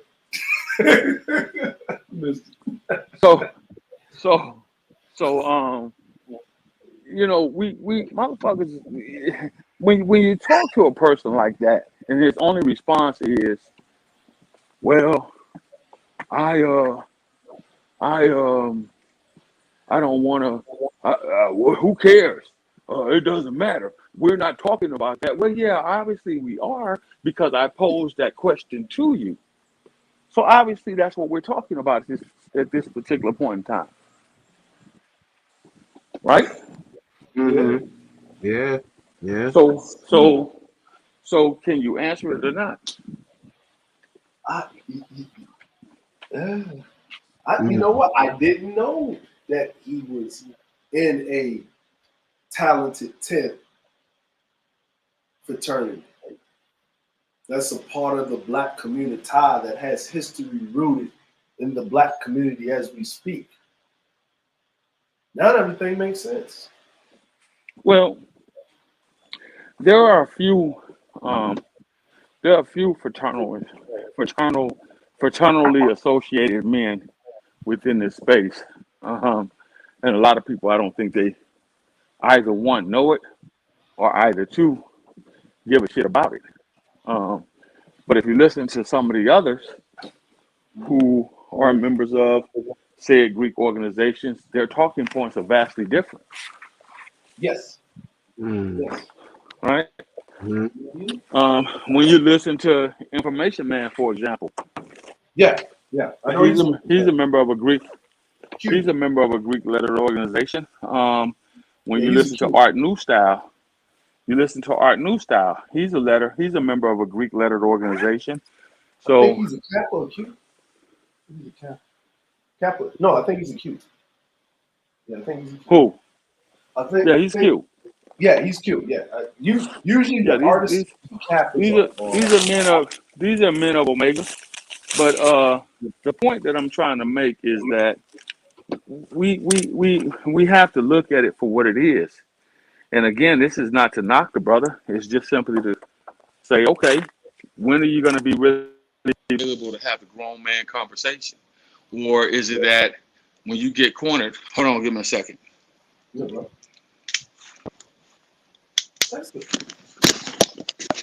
Y'all got me? Yeah, we got you. Or is it that when you get cornered, what do? You go down and you resort to ad hominem, you resort to laughter, you resort to childlike behavior. And this is a problem. And that's one of the problems that I think a lot of Black men in this space do not address, is the childlike behavior. What happened to the wisdom and the intelligentsia of Black men after a certain age? Your attitude is that of a teen or a I won't even say pre-adolescence male. Your attitude is that of a high school child. When do you use some of your collegiate education? When do you use some of your experience that you've gained over your lifetime? And when does that show through conversation? When does that come out? So where are we in this all? Because again, if you go to your annual conclave, is what the Qs have. I forgot what it's called that the Alphas participate in, when they all congregate and come together in one specific place to celebrate their anniversary, their Founders Day. I forgot what it's called. When do you speak in that manner around them? Is the trolling prevalent around them?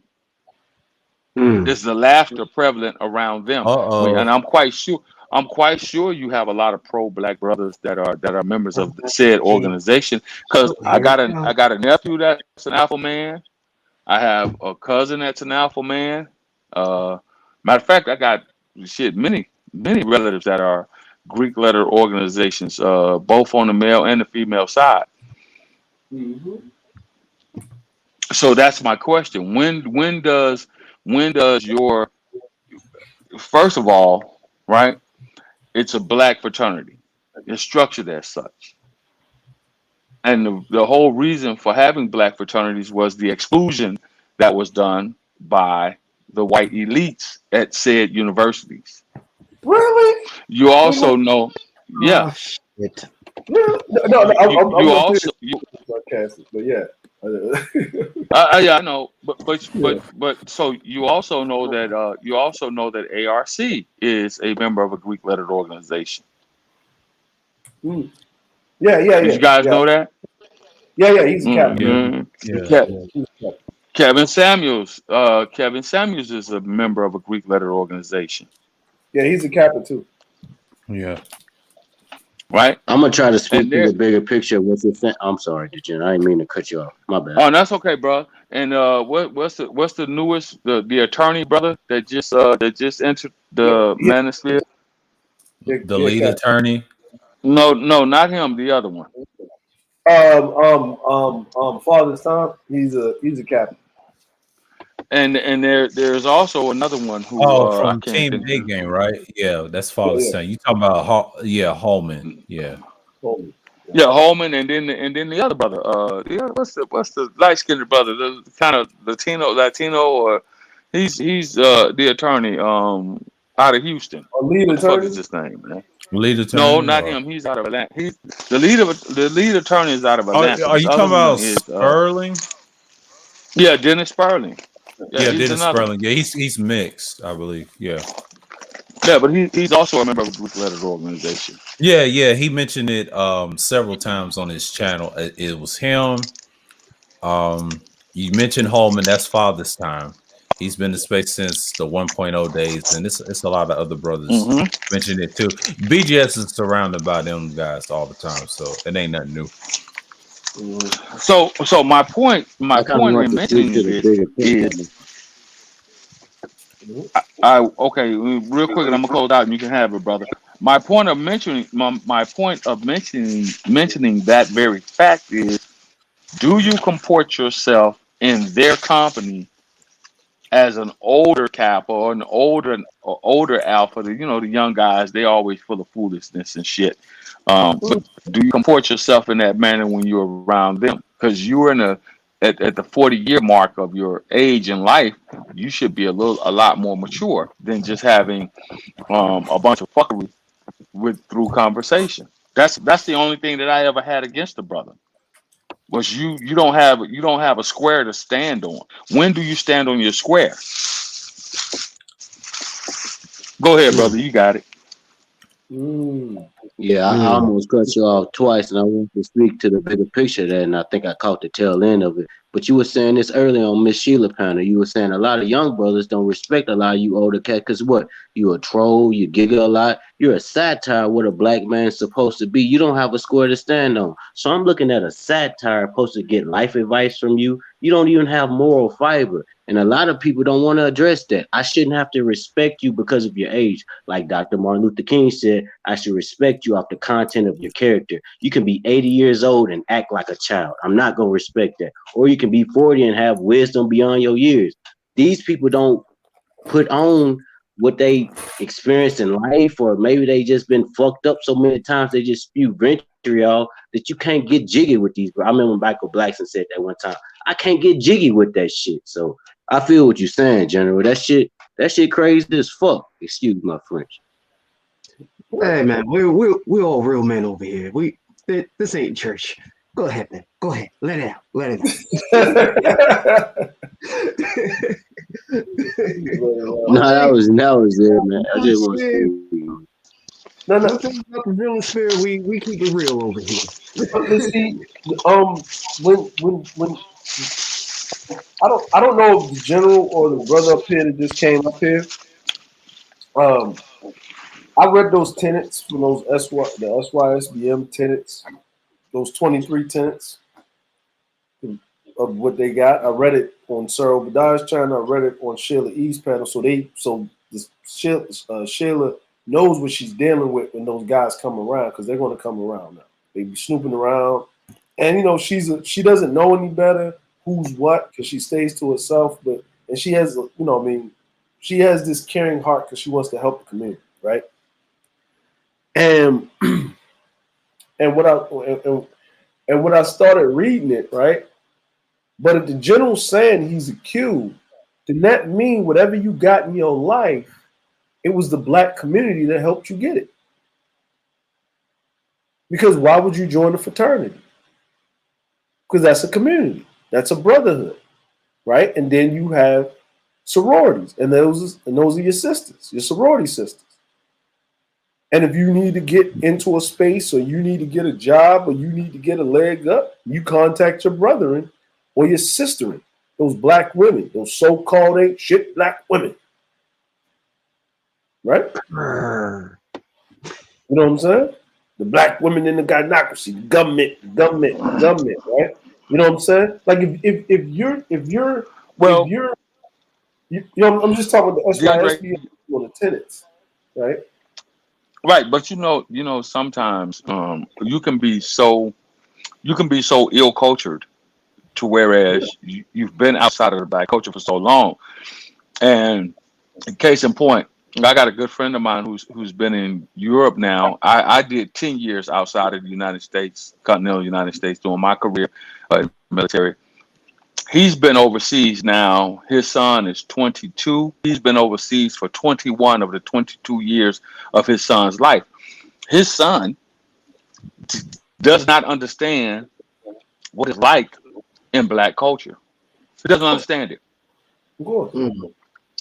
He's been so sheltered to whereas he doesn't understand it. So what do you have? In my opinion, you have another SKC in the making.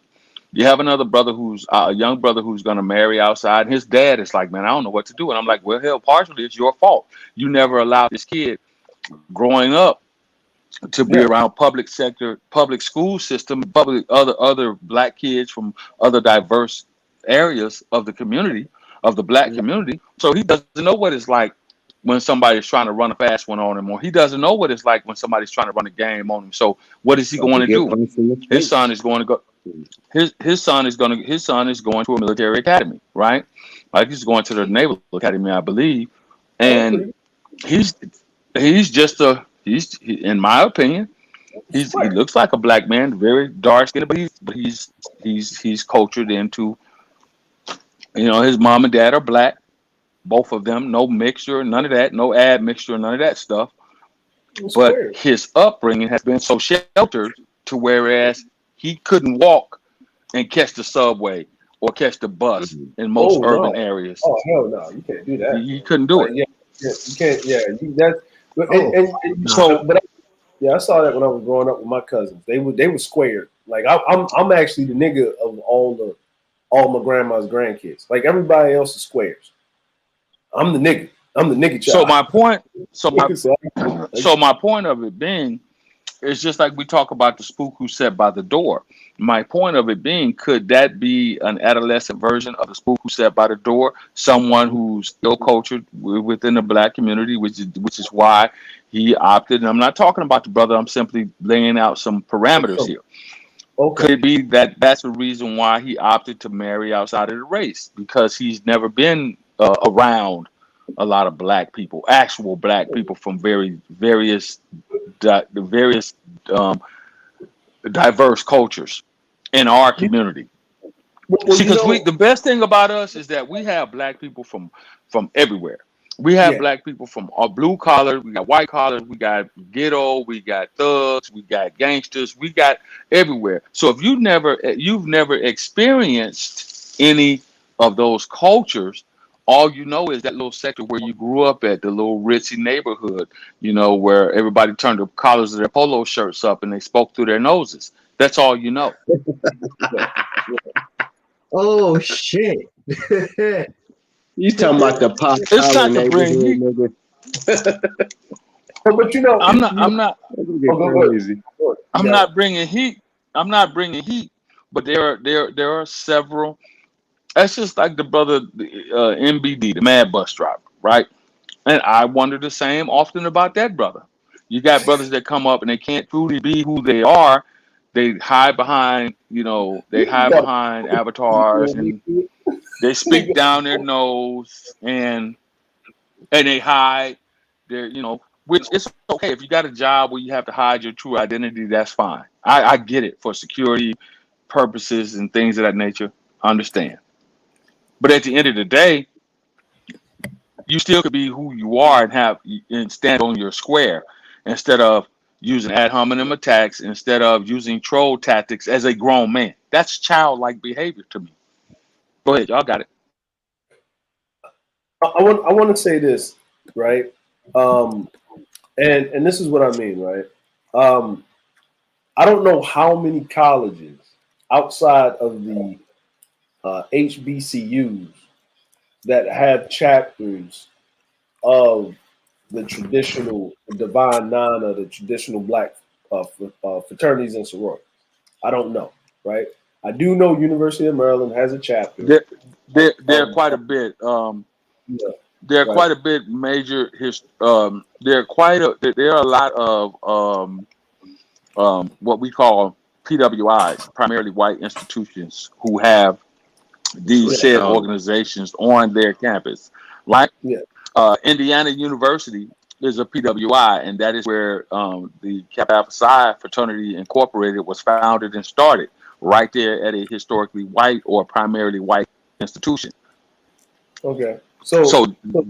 Michael Jordan pledged Omega Psi Phi at a PWI, which is North Carolina, University of North Carolina. Shaquille O'Neal pledged Omega Psi Phi at a PWI, primarily white institution, which is the LSU University. So, I mean, to even go down that route, would be asking, is a porcupine prickly? Yes, of course, they exist on those campuses. No. The reason I asked that, because I didn't want to make a statement without being well informed, so I won't be ill informed making a statement. And what I wanted to bring to it is this, right? If he's 40 years old, right?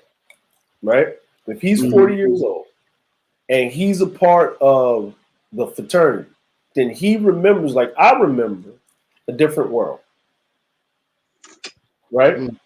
He also remembers, like I remember, right, the Fresh Prince, and remember, right, the 2 times, right, that, remember, it was Dwayne Wade, he was trying to pledge. Dwayne Wayne. Yeah, right? Dwayne Wayne, yeah, he was trying to pledge for the fraternity, and they was giving him shit because he was smart and they didn't think he was black enough. Remember that, right?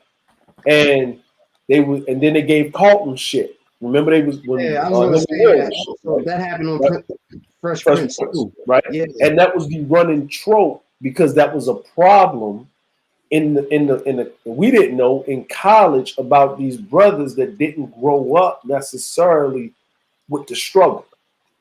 But they were ostracized because they didn't have that thing about them, right? That makes us, black or been around it because their parents sheltered them, or their parents just didn't have them around, or they were just nerds, like they wasn't built like that. I don't know, but at Grambling, you had to have a certain grade point average to even to even try out for a fraternity. So.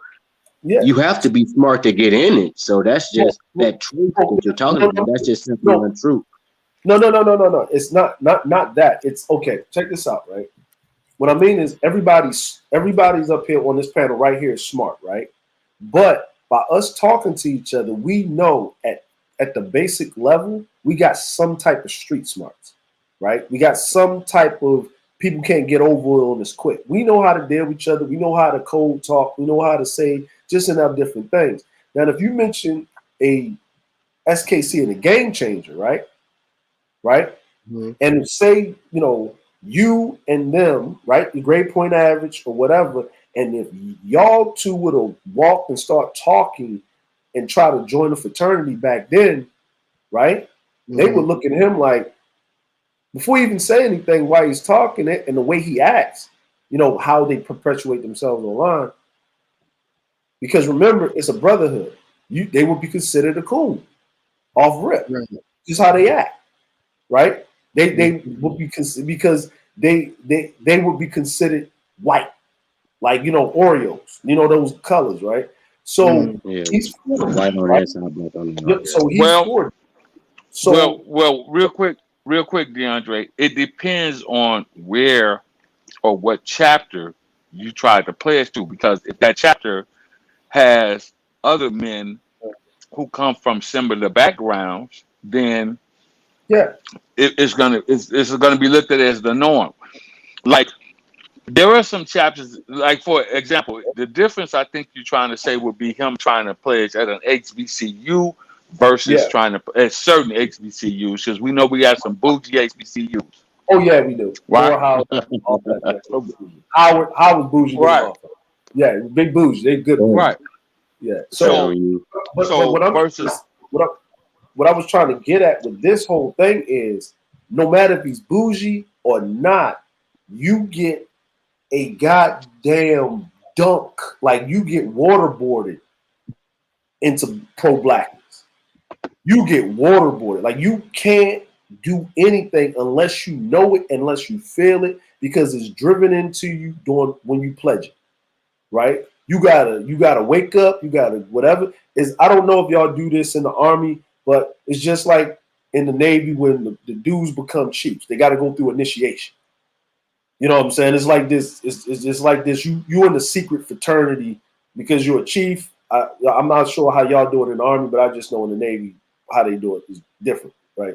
So it's the same thing with fraternities, right? I'm like, I even said it. I didn't go to college. I wanted to be a Q. But guess what? I want to go to Morehouse to be a Q. I didn't want to be nowhere. If I'm going to be a Q, I'm going to go to Morehouse to be a fucking Q. If I can't go to Morehouse, I can't be a Q, then I ain't going to college. that was just my thing, right?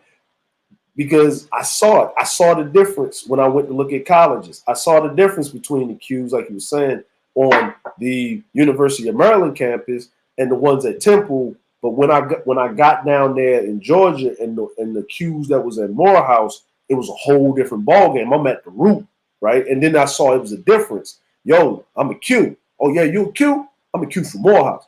You know, back in the day when, you know, people gave a fuck like that, right? And it was like, oh shit, oh, you're a real Q. Like, it was like this, you're a real Q. You know what I'm saying? Like a real Q. You know what I mean? Not to say, you know what I mean, but it was like you're from the origin, you're from the root, right? So what I'm trying to figure out is, and you know, I didn't know this, and this is why it's not jarring, but I got to take a step back. Then that's what I mean is, then that means the reason he has the problems he's having. Yes, he was raised basically spoiled and sheltered, and then when he joined these black universities, that means these things and these entities of blackness, and he thought he got it. But when he probably got around some real black people, or when he was going through his thing, he realized that it was a fallacy. He really didn't have it.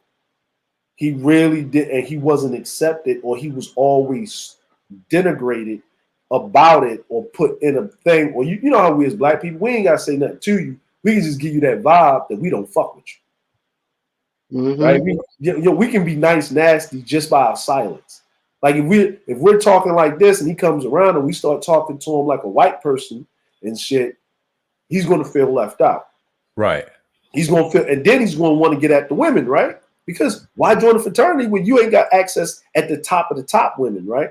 Especially, you know, you're alpha. And guess what happened? The women don't want you, right? Because you ain't got a jawline. You know what I'm saying? You ain't got a jawline, right? You know what I mean? And growing up, probably where he's at, knowing he was isolated, because that's isolation, really, right?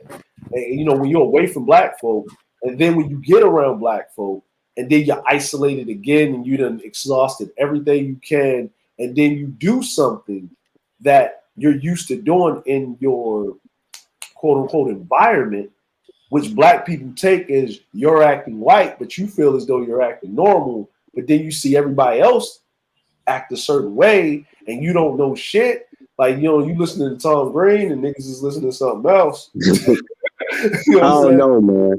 I mean, like, I think, you know what it's called? They got a saying for this shit. It's called get in where you fit in. And if you don't fit in, then get in the win. You know, you don't always have to do this shit just because you think you have to do it. Like, every black person didn't join a sorority or fraternity just to prove their blackness. Some people just do that shit to get good jobs out of college. So it's not about trying to fit into a certain group. It's about being who the fuck you are. If you don't fit in, get in the win. Shit, you gonna blow down the road and find something you stumble upon. So I don't know, man. When you talk about these sheltered people wanting to be accepted, but they're not because they want to be sheltered, just be sheltered, motherfucker. Like, if you want to live that life, live it. Well, I'm gonna say like this, right? Maybe like, I'm being too bold. Yeah, we say that, right? But I saw both sides of the fence, right? And the reason why I saw both sides of the fence of it, right? Oh, the Ravens won in overtime? My niggas. My niggas. Man, Lamar back going hurt, nigga. He was tired of putting them niggas on his back, nigga. That nigga ain't got no winning backs, nigga. That nigga punching. So, and I'm gonna say from my experiences, and this is why I've seen it, and what you're saying is also facts too. Is people just join fraternities, right? But when I'm looking at his reaction, right? When I'm looking at how he felt, like we was on Sheila's panel today. There was a brother that spoke very proper. You know, he had that proper, like just straight talking, right? He sound like SKC or Game Changer, right? But he didn't have any self-hate. He was there for correction and basically keeping people accountable. Name was Richard, right? Yeah, Richard, I was there. Yeah, right? Yeah. And he was like, I was like, man, because when he first started talking, I muted up, right? Because I was ready to pounce. I was getting it together, nigga. You stepped wrong, nigga. We don't know you, nigga. The energy was like whatever. But when he started talking, you know what I mean? I made sure I muted up, and then when he started talking, I was listening to everything he said. I said, okay. And when he was bringing both sides and asking questions, and we was letting, and he was talking, he was getting it in, and I was like, you know what? This dude is cool in the motherfucker, right? And you know what I mean? And then we talked, and I was like, yo, this dude ain't got no problems, right?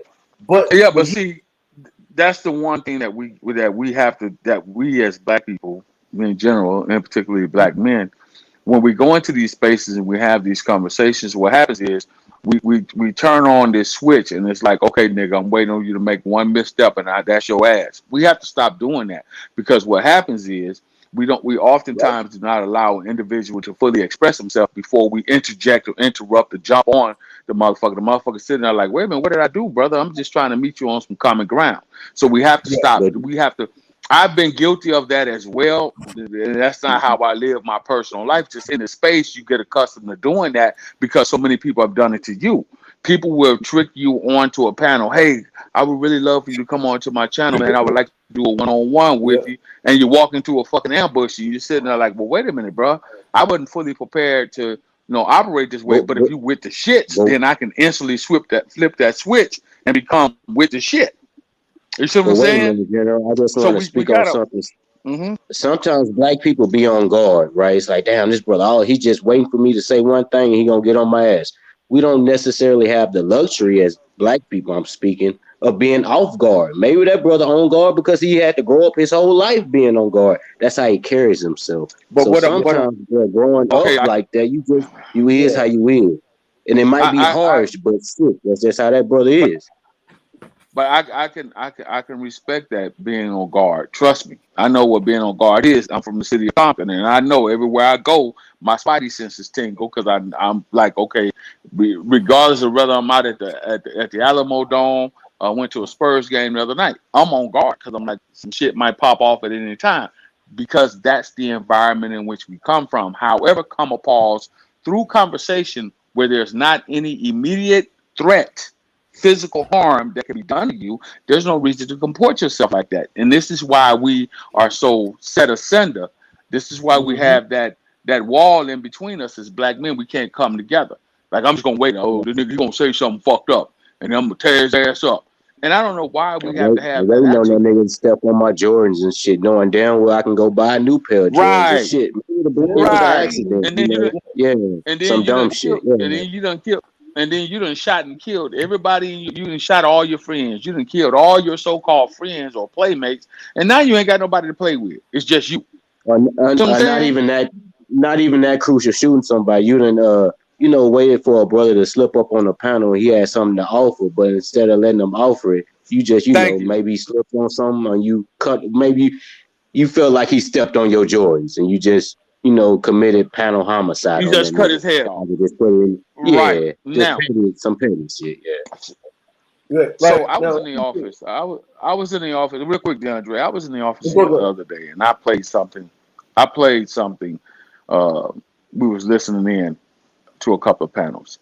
I was listening in with other senior NCOs, and a few officers, black, of course, were in the room. And so I said, and it was a certain brother that we were listening to, and I said, y'all know that he's an alpha. And I noticed one of the brothers had on his fraternity ring, and I said, oh yeah, he's a Greek letter he belongs to a Greek letter organ. The brother said, ain't no fucking way, ain't no way he belongs to. Is it a black fraternity? And I said, yeah. Sure is. And even those brothers were like, man, I ain't never heard no shit like that before. Never. Yeah. I ain't never heard. And then I just said, well, is he black? And I said, yeah, he's black. They said, are you sure he ain't mixed? I said, no, he, from what I know, I've not met him in person or haven't seen a picture of him. He said, well, that don't sound like a black man.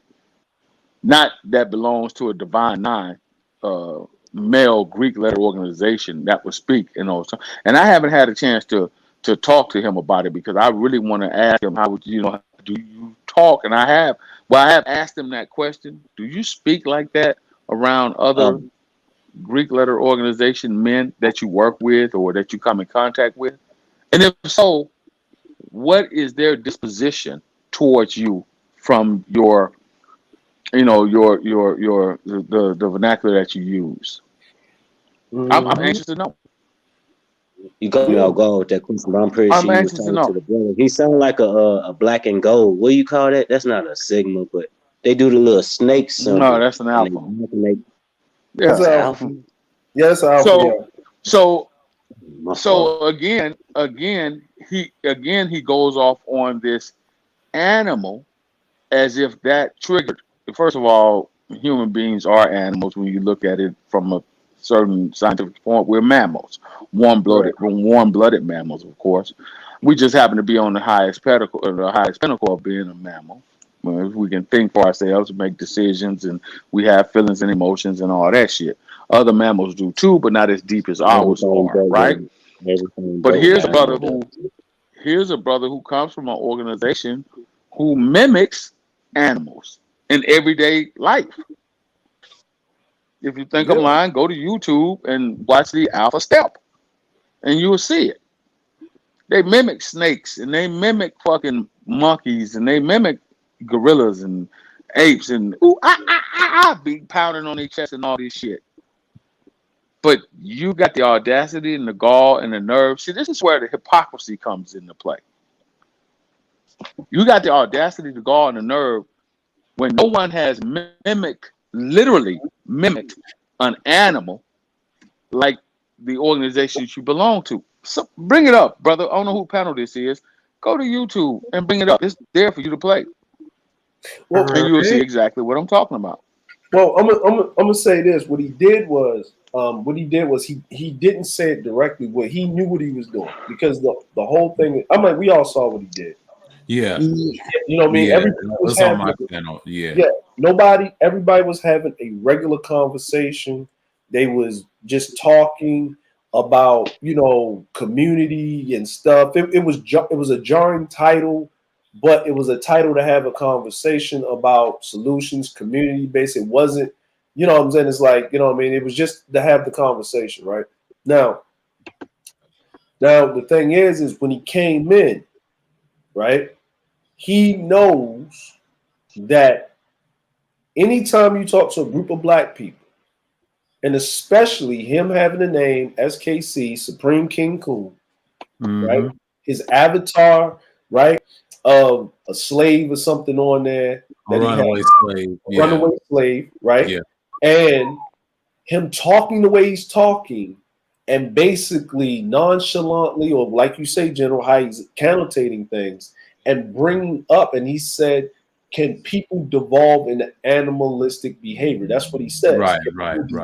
He didn't say people are animals. He said devolve. That means that basically he's using dog whistle language instead of calling niggas park apes, right? Yeah, so, like Gino does. Yeah, like my point is, this is coming from an individual who belongs to an organization where they mimic park apes. Yeah, exactly. That's the fun. That's the hypocrisy in all of it. I implore you, brother, please find that clip and you will see it for yourself. And then ask him, So who emulates or who acts like animals more? The organization, the brothers and the members of the organization, along with yourself, because I'm quite sure that you participated in some of the alpha steps. So you too would have mimicked at some point in time, literally mimicked a monkey or a snake. So there's the hypocrisy in it all. So and I listened to him try to break down this whole. Trolling. This hypothesis of trolling, and it's deeper, and because you can troll like this and troll like that. That's for people who are ignorant to the fact of the way games are played. We can play basketball. We can go by ones, or we can count twos, or we can count ones, twos, and threes. It depends on who sets the rules to the game. Yeah. At the end of the day, we're still playing the same basic ass game of basketball, right? Yeah. It doesn't matter how you break it down. You can play dominoes the same way. It's a game. So if you want to say that trolling is the ultimate game for you, that says a lot about your maturity level. And I'm not bashing the brother. I'm simply saying, when do we as black men grow the fuck up and come out of the game? What we want to do is we want to comport ourselves like 15, 16, 17-year-old fucking teenagers, but yet stand over here in the body and in the age-wise and look like a grown man, but you don't want to be a grown man. Yeah. And then when somebody questions you on it, when somebody questions you on it, you say, you go to the female side, the feminine side, and say, well, I don't care because I'm not talking about that. But then why are you here involving yourself in this conversation? I want to know, and again, another question, and I'm going to give it to y'all. Another question that I have is, what is the end goal for you being here? Is it for your own self-entertainment? And then I already know what the answer is going to be because he's already answered that question. Yeah. It's for your own self-entertainment.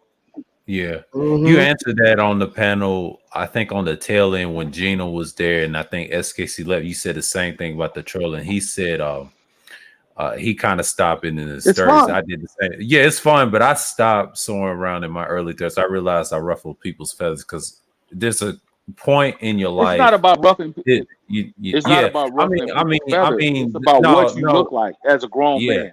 Yeah. I understand that. When you do you know that if you were in the space, if we all walked into a cigar lounge full of grown men, 30s, 40s, 50s, grown men with careers, families, wives, children, what have you. And we went in there with some fucking jacks and a ball, and we got down, or some marbles, and we got down on the floor on our hands and knees and started shooting marbles, that 90% of the men in that fucking place would say, what the fuck is y'all doing? Y'all some fucking kids.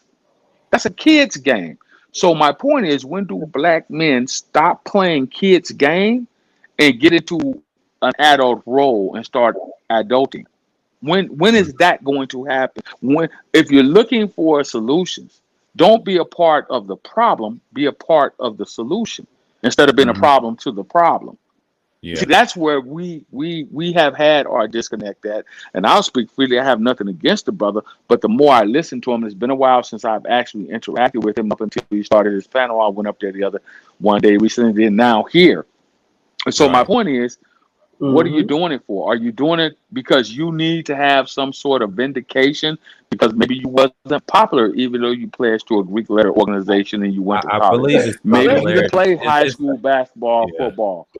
Yeah, maybe you were a nerd, and maybe it's a popularity contest, and the reason maybe niggas just ain't comfortable in their own skin. But it's bigger than that. I mean, that's part of it. Part of it is he wasn't popular. He didn't fit in a right class of people, even though he grew up differently than most black people. I mean, I played sports in high school in my freshman year. That was it.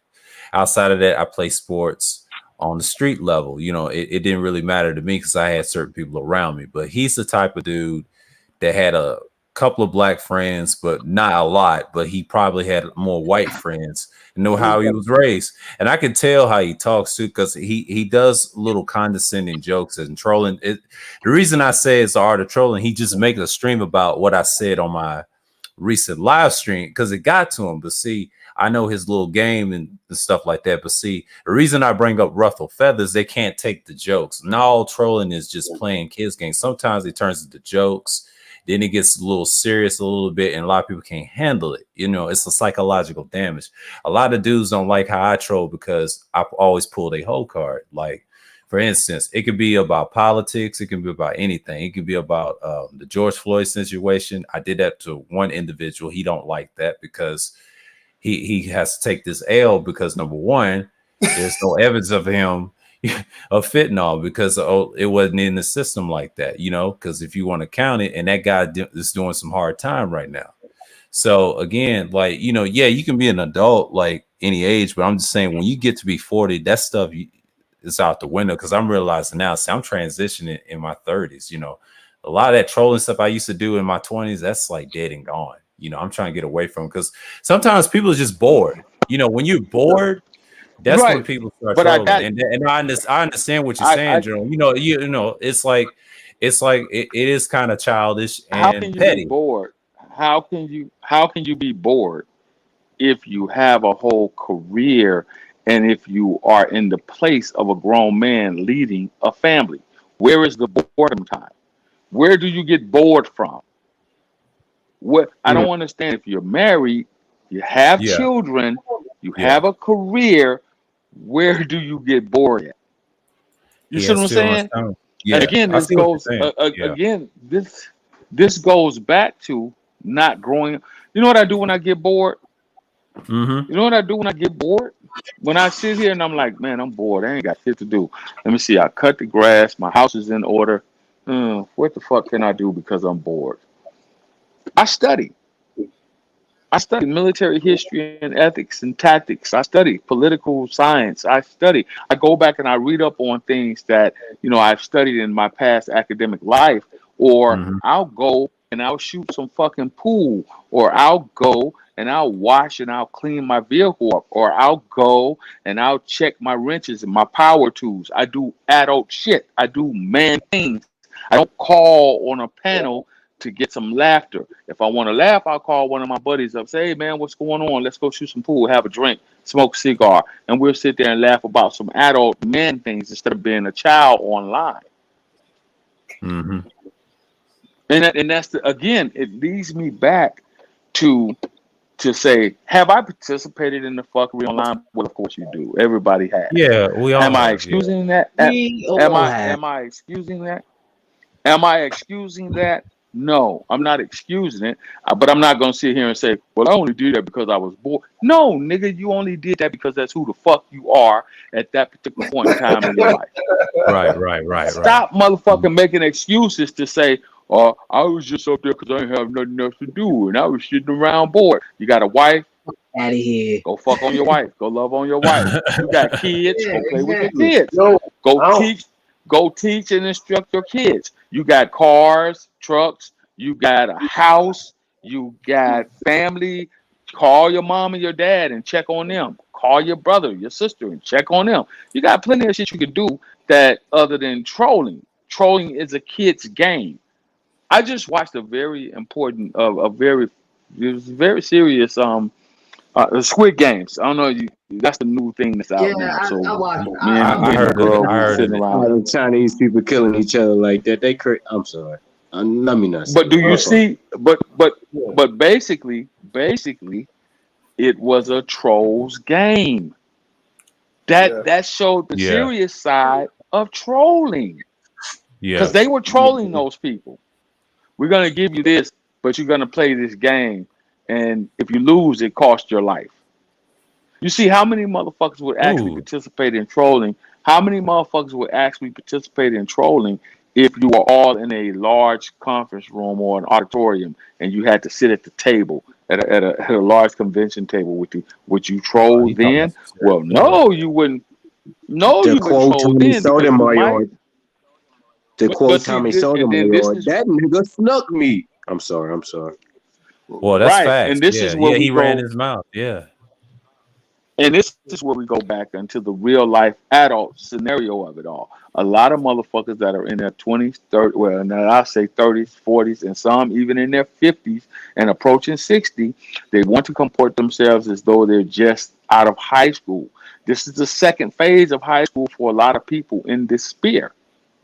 Not just the manosphere, but in general. It's the second phase for a lot of these motherfuckers. A lot of these motherfuckers comport themselves like children. I don't like what you said, so fuck. I don't like what you said, so fuck you. Oh, nigga, you been married 5 times. Oh, nigga, you can't get no pussy. Oh, nigga, you can't get no bitches. Oh, nigga, you broke. Oh, nigga, that's You like kidding. what you just said. That's the If same you was thing in as saying. That's the same. That's the same thing as saying when you were at high school, when you were back in high school, and everybody came to school on the first day, and motherfucker laughed at you for having the same clothes you had last year on, or the Right, same right. shoes you had on But during the at the summer. same time, you gotta That be nigga got them bold same enough old to holy laugh in busted somebody's shoes on. face. You got to be bold enough to laugh in somebody's face. And Right. like you just previously said, if you was in a conference room with that And they person, don't even you have. don't have the boldness to troll. So You some don't even people are have the. bold enough to laugh in your face. Thank you. And guess what? They got a pair of fists to back it up. But some people will laugh and what you say, throw rocks in the glass, whatever. You're a square. Hide their hand. Hide their hand. And you know you do this stuff on the internet. I see what you're saying. I don't mean to cut you off, but Well, I feel what it's you're saying. I no, just no, had no. to jump in. It's okay. It's okay. It's okay, brother. It's a feminine behavior because that shit that females do is talk behind your back. See, I came from a generation of men where if I had something to say to you, if something was going to be said, I'm going to say it to you to your face. I'm not going to wait until you, oh, that nigga walk away, I'll be talking again. No, we got a disagreement. We got to go outside. We got to get in the grass. You We got got to to square up. knuckle up Yeah. and we got to handle it. Okay, Shit. I understand it as adults. Now we look at that not being the mature thing to do. So when are you going to be able to combat yourself, conduct yourself through words in that manner? You can't even do that. Mm. And this is not directed just at him. It's directed at a lot of individuals in this space. You can't even hold the manly conversation, but got the gall and the nerve to sit up here and project someone else not being able to do that when all you do is deny and deflect. You pull the feminine tactics out. But you use the excuse of being effeminized. You use the excuse of your feminine behavior and say that you're trolling. That's another way for saying that I'm just a man who have effeminate behavior. I have effeminate ways. That's basically what it is, brothers. And this is not, again, this is not directed towards him because there are a lot of different brothers I've known to do that. There are a lot of different brothers that when you're having the conversation such as what we're having here, when the question gets asked, a pointed question gets asked to them, well, that ain't what we're talking about. We talking about, well, that's the feminine behavior because a man would have an answer. A man would have an answer. At least try to speak peace about it. Right. Blue. What color? What color is the sky? What color is the sky? Yeah. The sky. What color is the sky? What color is the grass? Right? Well, grass is blue. Well, some people say it's green. I've even seen black grass or grass that appears to be black. It dies and it turns brown. That's so true. Instead of saying, well, grass is green and the scientific and the ozone and the things and the sun and no, nigga, what color is grass? I ain't gonna lie, I heard of Kentucky bluegrass, but I ain't never seen bluegrass. If that's what you said earlier, maybe I just heard that shit wrong. But I'm just fucking around by saying that. No, I understand what you're saying, but you have to understand there are some people that don't even realize why it's called Kentucky bluegrass. Instead of saying, well, I don't know. Why don't you educate me, my brother? And then somebody said, well, it's called Kentucky bluegrass because of this particular reason. It's a grass that's particularly common to the state of Kentucky and blah, blah, blah, blah, blah. Now, do I know why it's really actually called Kentucky bluegrass? No, I don't. Do we know why some universities are considered to be blue blood universities? Well, yeah, I could kind of answer that question. It's because that's where your rich and wealthy and your more prominent white people went to, and they called it the blue blood institutions. These are your Ivy League schools. This is where the blue bloods, and blue bloods meaning blood of royalty, meaning wealthy, aligned people. That's the majority of universities where they went to. So they lumped them into these categories. So they call these blue bloods and these blue chip ball players. What's a blue chip ball player? Well, blue chip ball player is one of exceptional talents. Is one not necessarily come from blue, not necessarily one who comes from blue chip stock. One who's been in certain programs, right? They could be out to get old, and they could be considered a blue chip player. A blue chip player means he has exceptional talent. LeBron James was, by all accounts, a blue chip player. Kobe Bryant was a blue chip player. They come from two different diverse backgrounds. Right. LeBron James come from lesser means. Kobe Bryant come from two-parent home. His dad was a former pro basketball player, but they both were considered to be blue chip basketball players. You see what I'm saying? Yeah. So a grown man will be able to answer that. A troll man or a preteen adolescent man would say, well, that ain't what it doesn't matter. What matters is they both got billions of dollars. And what matters is, this, that, and then they try to deflect the conversation on something else. Yeah. You see what I mean? Yeah, that's what a troll does. Yeah, it is very That's a non-type behavior. I see what you mean. Yeah, we see what you mean. You see? It's real simple. So, and then I heard my brother say something about somebody trying to, how did he put it? He said that there were some, what was the word he used? What's the word that he used? I can't remember. But it was intellectualism. No. Not pseudo intellectualism. Or mysticism. Trying to diagnose people. These people try to come up with a psychiatrist or some pseudo psychiatrist or something. Some shit like that. And I'm thinking to myself again. Here's the projection. I've often practiced not saying to someone through conversation, so what you're saying is, because for me to do that would be putting words in that person's mouth instead of listening to what they said and then dissecting it for myself to give a return or response. What a lot of people like to do is I tell you the grass is green. And then you come back and you say, so what you saying is you trying to tell us that that's the only no, motherfucker, what I said is what I said. The grass to me is green. It's brown sometimes when it dies. It can appear to be black. It can appear to be blue. But to me, by all accounts, when I look outside, ice in the summertime, and particularly spring and summer, grass is green. Period. That's what I said. It ain't no what I'm saying has nothing to do with what I'm saying. Deal with what I said. So trolls can't do that. The reason why they can't do that because their intellectual button switches. As a miscalculation, I cannot. Does not compute. Troll mode switch on. That's what happens. Yeah, that's what happens. Yeah. You're right, man. DeAndre, myself, DeAndre Cerulean, and I don't know if anyone else up here are military or ex-military or prior military, right? We have a common ground, even though they were Navy and Army, and there's typically a big beef between Army and Navy guys, right? It shouldn't be. It shouldn't be. But it's not. See, when I say big beef, it's like a rivalry, a fun rivalry. Like they have fun rivalry. Rivalry. I got you. Rivalry. Yeah. Basically. But see, at the end of the day, there's a level of respect based upon what we do for the country. So someone outside of that who's never done the uniform, someone who's never taken an oath to provide, to protect, to risk their life for the country, for the good of all, they don't understand that. Yeah, they won't. Do you see what I'm saying? Speak on it because they don't understand on it.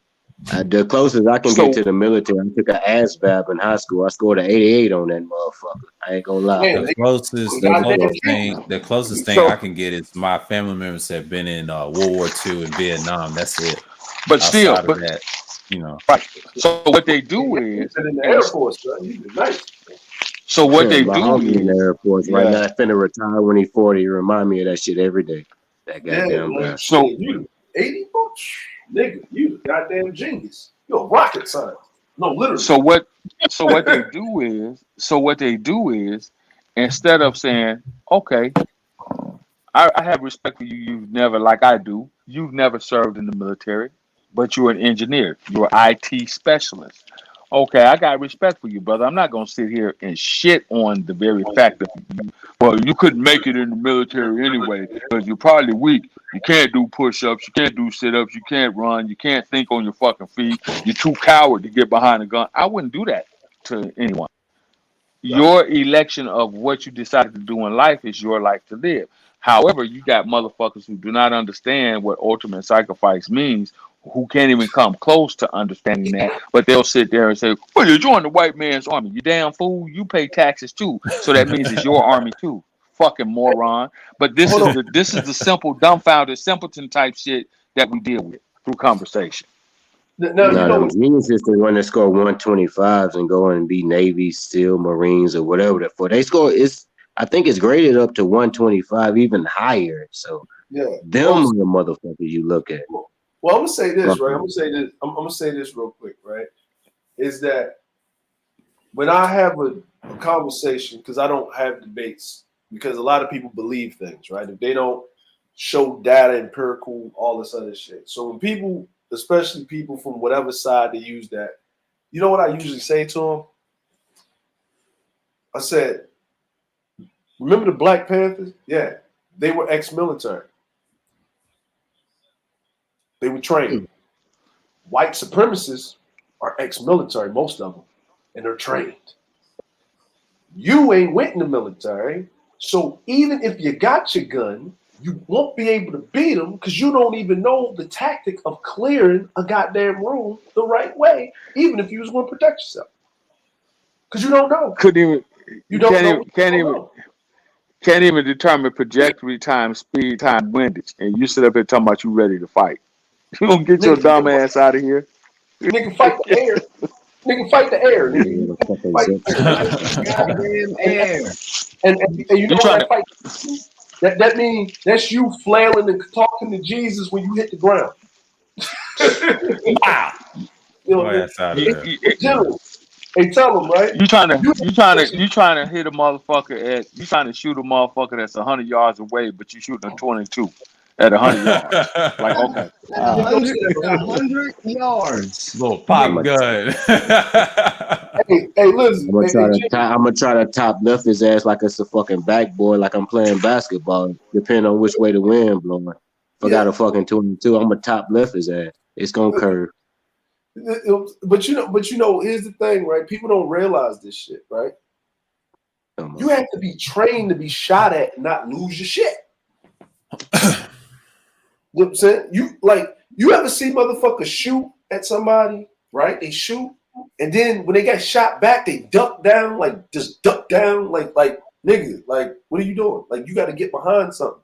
Matter of fact, you shouldn't even been shooting unless you was from cover. You shouldn't have been shooting unless you was from cover from the first place. Like you, right. That means you get back in cover. When the motherfucker fire back, nigga, you ducking down ain't going to do shit. Luckily, the motherfucker shooting back at you can't shoot or hit nothing. You know what I mean? But if you was going to get, that's why. Think about that. That brother that was down in Texas, right? That Marine that was sitting in that alley, damn near decimated the goddamn police force by his motherfucking self, right? In Texas, by himself. They're trained. He was a trained combat Marine. Because the first rule of thumb is, and I don't want to get off into that because I think we're moving further outside of the scope of the conversation. The first rule of thumb in combat is that if I can see you, you can see me. And a lot of these dumb motherfuckers don't understand that individuals. Let me refrain from calling them dumb. A lot of these individuals who come up here with this pseudo intellectualism and this troll, they don't understand that if you can hear me, then you know I should be able to hear you. Now, whether or not, I'm using this to go back with what DeAndre just said. In combat, we have this thing. It's called if you can see the enemy, then 95% of the time, the enemy can also see you. Whether the enemy can shoot and hit you Now that's a different question. So as it opposed to this digital space, if you could hear me, and you should know that I could hear you. Now, whether or not what you say can hit me the same way as what I'm going to say to hit you. You trying to scare people, bro. You trying to scare motherfuckers, bro. I know I'm not. Rhetoric. I know that. No, I'm simply saying this. In conversation, I equate that to the battlefield. If we're in conversation, if I wanted to, because of the training that I've had, especially the drill, when I went to Drill Instructors Academy, I spent 3 years. Hypothetically, if I wanted to, hypothetically, if I wanted to, I could troll the shit out of motherfuckers. You know why? Because I could sit here and just say dumb shit at everything you say to me. I can sit here and just wait on you. This is why people that troll a lot, you'll notice they like to do all the questioning. They never want to answer questions. Right. They always want to do all the questions, try to derail you. Yeah. They are, and stupid level though. You can't be a better shithead than a shithead though. You know what I'm saying? But see, yeah. What I'm saying is that was the number one rule that we learned in basic training. I give a soldier instructions on how to do something. The soldier comes back because maybe he doesn't understand it, or maybe he cannot complete the task. That soldier asks me a question. What do? I troll the soldier. I ask the soldier, "Did you not understand what I said to you? Do you not remember what I said to you?" And then I just begin to bombard that soldier with a litany of questions. And then for every question he asks me, I ask a question. But hey, Sergeant, I thought you said, well, did I say that? So motherfuckers don't really want to. Certain people, you got to be careful of who you try to play the control game with. Again, I don't want to be a problem to the problem through conversation. I want to be a solution to the problem. Let's find ways that we can meet. I can work with anybody. I don't give a shit what your belief system is. I want to find where we can meet in the middle of the road at, and we can work towards a solution. Now, General, right? Now, General, remember, General, right? When, remember he comes from that camp back in the day with Obsidian, right? Yeah. We're all consigned to that, right? I'm not here to suit solutions. I'm here to point out the problem, right? You know what I'm saying? And remember, they was all up under Obsidian at one time. Appreciate it. My phone had died. My bad. You know what I mean? Yeah. So I expect that. Like I expect it. That's why what I do with SKC is I put him. I know he's not going to answer the question. That's why I always ask him a question. Well, if he asks me a question, I'm not going to answer the question. I ask him a question. Then he's going to have to not answer the question because he's going to state, I'm not answering that. I'm asking the question. Fine. I'll accept that. I'll answer his question. Then I'll answer my question that I pose to him. What that does is it shows that he has no integrity and everybody knows he's trolling. So the audience doesn't take him seriously. And then what happens is anything that I say past that point has to be right, because since I gave an answer, he's just not trying to stand on anything. And this is how the human psyche works. Because same thing we do is and that's the same thing we do as trainers when you do the trainer. It's the same thing. I know I'm going to give you a three-part instructions to carry out. I'm going to tell you, number one, go down the hall. I'm going to tell you to look in the door number 3 on the left. I'm going to tell you to go in there. I'm going to tell you to get the mop and the mop bucket. You're going to then come out. You're going to go outside. You're going to make a left face. You're going to go in. You're going to find a water spigot that's approximately 5 steps away. You're going to fill that bucket. You're going to come back in. You're going to put some bleach. You're going to put some soap in that bucket. You're going to come back. And the very hard as you walk down and you look in door number 3 on the right to find the water in the bucket, you're going to mop all the way back down to the door that you went out of to find the spigot. I know you're not going to remember all of that shit. So when you come back to me and you start asking me questions, hey, Sean, where you say the mop was? I'm going to say, what door did you look in? Then you're going to say, I thought you said it was at door number 3. And I'm going to say, well, did I say it was in door number 3? On the right or the left? That's your question next, right? I'm going to say, I don't remember. Was it the right or was it the left? I'm going to put it back on you to figure it out. And this is what a lot of people like to do in the troll scenarios. You'll notice that most of the people who have a lot of derogatory things to say towards blackness or black people or the community, as they like to say, you notice that they never answer questions. They only answer with answers. They do all of the questioning. Just like the two brothers that I was on Teapot having a debate or a discussion with. The first brother I was debating, he didn't have any questions. He didn't have any answers. He only had questions. He only had questions. And then when the Hood Conservative came up there, what did he do? Same thing. Well, I'm waiting on somebody to tell me what does being black, what has it ever done for you? And then what did I do? I went into the trainer troll mode. I said, well, I don't know. First of all, let me ask you, do you consider yourself to be a black man? Well, yes, I do. Now I just pointed out the fact that you're trying to troll, because if you consider yourself to be a black man and you don't know what blackness has done for you, I don't know what else to tell you. And then every time he would ask that question, I would come back and I would restate what I said to him again, to put the onus on the owner. I want you to own it. You ask the question, you give me your answer, but you don't have an answer. So what you want to do is you're trying to go in and around, and you're trying to do what I call the Cynthia G effect. Cynthia G pattern, and that's where a lot of these dudes got it from. She patterned, should I say, that whole answer the question with a question. I'm just saying, black men, what have they done collectively? When the fuck have any individual group in this country been a collective? But white people are not even a collective. That's why you have Democrat, Republicans, Independents. That's why you have Red Party, Tea Party. That's why. So they're not even a collective. So how can you ask that of black men when no group in this country is a collective? Not a monolith. You see what I'm saying? Yeah. Right. No group is a monolith. But she patented that because she knew that it was an unanswerable question that could not be answered. She knew that.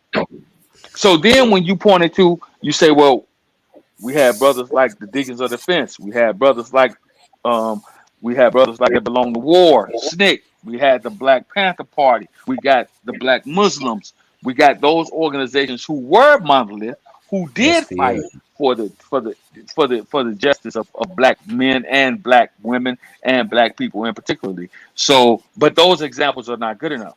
But yeah, see, I'm saying as a whole. Well, when have we ever been all together in one room or in one state? When? She doesn't have an answer for that. You see what I mean? This is how you kill that. This is how you kill that talking point, because she can't answer that. When she asked that question, what have black men done collectively? When have black men all been in the same damn state or in the same damn room as one whole group collectively? When you answer that question, I'll answer the other question. She can't. So what does the conversation do? It stifles and stalls. And then you play this round and around in the Mulberry Bush game. And then that's when the ad hominem attacks come out. Black men are just dusty. Black men are just beta male coons. See, you can't even answer a simple question. Well, no, black women are whores. That's why you can't answer the question, because y'all just like you, the same beta male coons that you, the same dusty beta male coon black men. These are the same. That's the same type of dude that you went and you laid up with and you shitted out a baby for. So now, what does that make you? And I don't want to get off into that. I'm just using it as an example. I'm like, you're absolutely right, but you're absolutely right. And you know, and that is why when we have these discussions, right? I think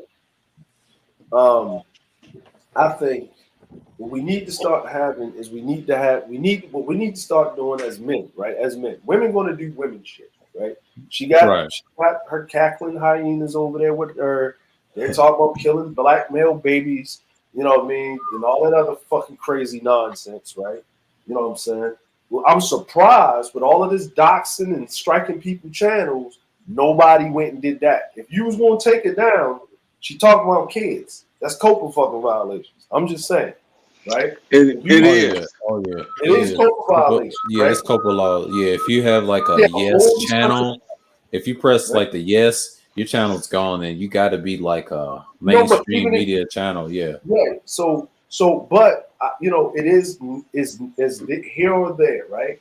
Yeah. If they wanted a gun, they would have got a gun off of that. They can't get a gun because she can get them gone off of the fucking file shit they saying about children to themselves. Right. Get money, man. I think you fellas should get some more money. Like these hoes over there want to slap their thighs and drink mimosas. Fuck it. A nigga should say, you know, the Ravens playing today, and that goddamn quarterback shit, he can put the whole team on this shit. And you need to be telling a young nigga, like, I don't know where you bet, but put the money on the Ravens so when the cackling hens come, you can take your pick of them.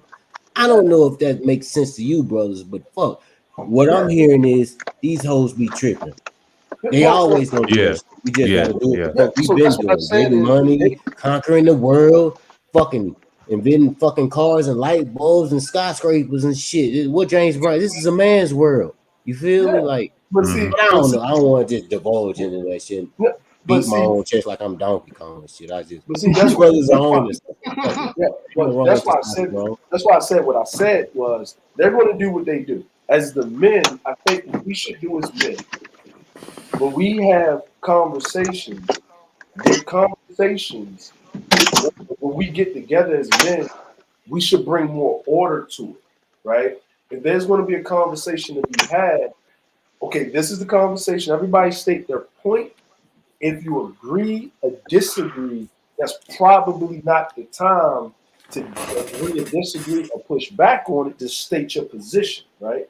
I'm like, this is a teaching thing. So it gets to a point that men will learn how to, these other brothers that's going to come behind us, right? These other black men that's going to come behind us, they're going to start learning, okay, I can have a difference of opinion. I don't have to be vulgar or extreme with my differences of opinion, but I can state it, and then I won't be immediately attacked and pushed back, right? This is where I stand, this is where I stand. Then we can have then you can have a discussion about, okay, now does anybody want to do any pushback on someone's or they want to ask questions or whatever about a certain individual's point of view, right? Then you have that, but then it has to be stopped, right? Because it'll go on forever, right? And then you talk about something else, and that's it. Because we have these open free panels where we talk about whatever, but sometimes we got to set the order on how things need to go. You know what I mean? And this gets us forward for the young men that want to go places or the other men that don't want to deal with that shit. And it's going to catch on sooner or later. We just have to come together collectively and just do it like that sometimes. Well, DeAndre, it's caught on. It has caught on, and this is why you're having the younger generation of black men. I say younger generation. That means you guys. I don't think that maybe one or two of y'all might be Generation X, but the millennials and zillennial black men are moving away from black women in general, if that's what we're talking about. Yeah. They don't have a problem with working with other black men, but they're moving away from black women. So the point is that we have to have a point of order, and this is one of the reasons why I did not subscribe to actually going underneath the moniker or the banner of the Black Manosphere, because I saw some brothers talking about this is a place where black men can come and we could actually vent and have discussions to better suit black men. Then I saw those same black men go and tear down exactly what they said. They was a bunch of hypocrisy. I saw that same group or said group of black men disenfranchise other black men, and I said, well, wait a minute, this is a bunch of hypocritical ass bullshit. It's a bunch of hypocrisy here. So on one hand, you're saying that this is a space for black men to be about being black men, for black men, and the agency of black men. On the other hand, I'm watching the same black men go up on panels and decimate each other. We cannot win. No army can win like that. The officers corps, the NCO corps has to work together so that the soldiers will follow.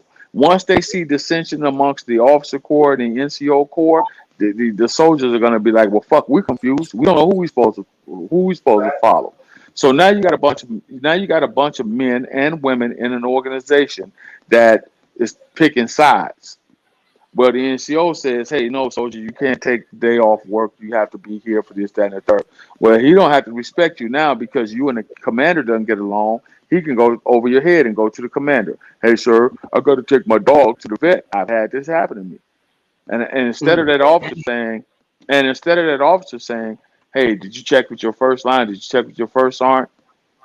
Well, yeah, but he said, so that's why I'm asking you. Well, if you and that commander don't get along, that commander is going to undercut your authority. If that commander signs that day pass for that soldier to take his dog to the vet or what have you, and then you don't get along with the commander, you can come back and say, hey, come here, soldier. Nope, instead of you going there, I'm tasking you out to go stand watch, or you're going to go do this, or you're going to go do that task. And now I just undercut the commander, so it shows a lot of dysfunction and disorganization within the organization of black men. So why am I going to argue and decimate, try to destroy DeAndre's panel? And DeAndre is going to try and argue and destroy my panel, but we're supposedly talking about the same issue that black men have. Yeah. The cognitive dissonance that we have. Nobody wants dissonance in their folder. No fucking. And that's why that's why I've said for the almost 5 years that I've been in this space, that's why I've always said that I'm a rogue, a renegade soldier. I go where I want to go. I do what the fuck I want to do. I say what the fuck I want to say. I don't subscribe to red pill, blue pill, black pill, pink, purple, polka dot, or any other color pill. I am a rogue soldier. I'm on the side of what's right. Well, General, here's the crazy part, right? Here's the crazy part, right? Whatever pills they talking about, they ain't even got a quarter of the fucking information, right? That you get in a day. You know what I'm saying? But the other thing is, General, I need your email because I gotta send you something. Oh yeah, I got you. Yeah, I need you. You're gonna be surprised, man. You're gonna be surprised. He won't be surprised. It's just gonna confirm what he's already. He's surprised. Point to be laid on the table. When the general was speaking, he said, "We're moving past black women. Certain black women that wear the thoughts shorts. It's a hot girl summer, but it's the winter is coming. Like you know that she want to pop pussy in the summertime, but now she wants somebody now she wants somebody to snuggle up when they get cold. So I feel you. I don't want to move past all black women, but the ones that was popping that pussy during this, yeah. But the ones that was on their grind and doing something, I don't want to overlook them. So I just want to not all black women is ignorant. Most of them is. I just want to say.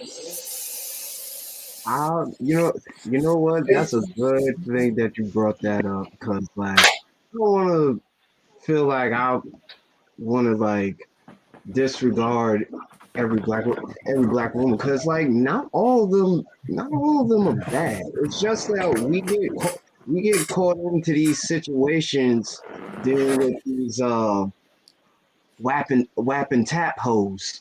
Whapping taps? Yeah.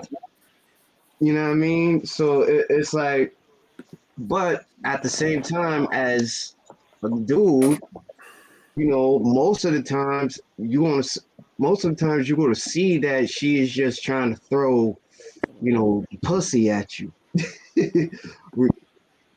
regardless. Yeah. And it's also our choice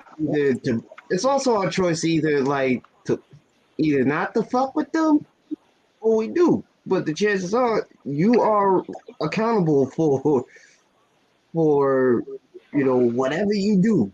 Yeah, it's just like the words of Ty City. If you trust them, it's your fault. It's your fault.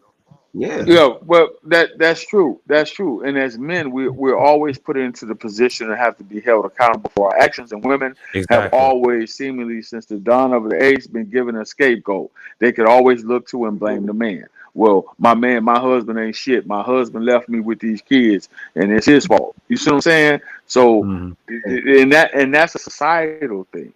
Okay, here's what I would tell. Here's what I would tell you. Again. I have no qualms with SYSBM. I have no qualms with the Passport Bros or other said organizations or groups in the digital sphere who believe whatever they believe in. I have no qualms with them. None whatsoever. However, comma pause, I will tell you this.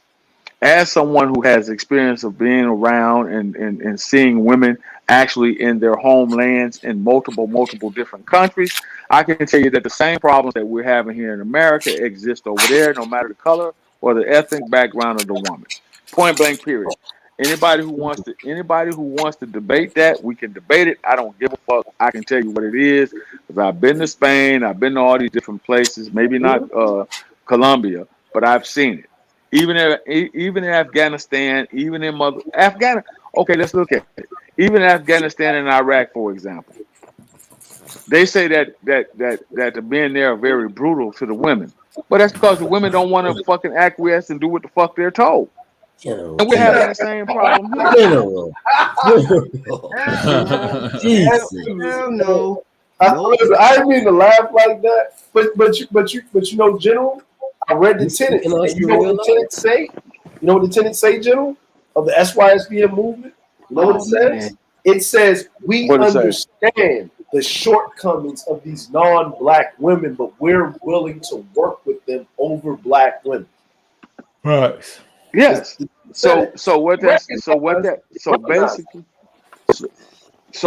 what that tells me is that you see the same problems that in non-black women that exist in black women. You just choose the white, creamy white skin and the fucking wavy hair, the straight hair. That's what that tells me, and that's okay because that's male agency. That's okay. You choose the slanted eyes. That's okay. I don't have a problem with that. I am not that fickle of a man to equate it down to where you're putting your fucking phallus. I could give a fuck less what you're doing.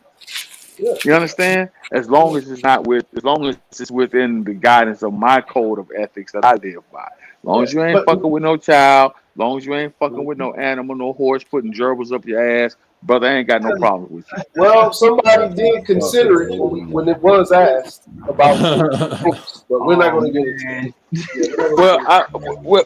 Well, yeah, I'm just saying, I'm just keeping it real now.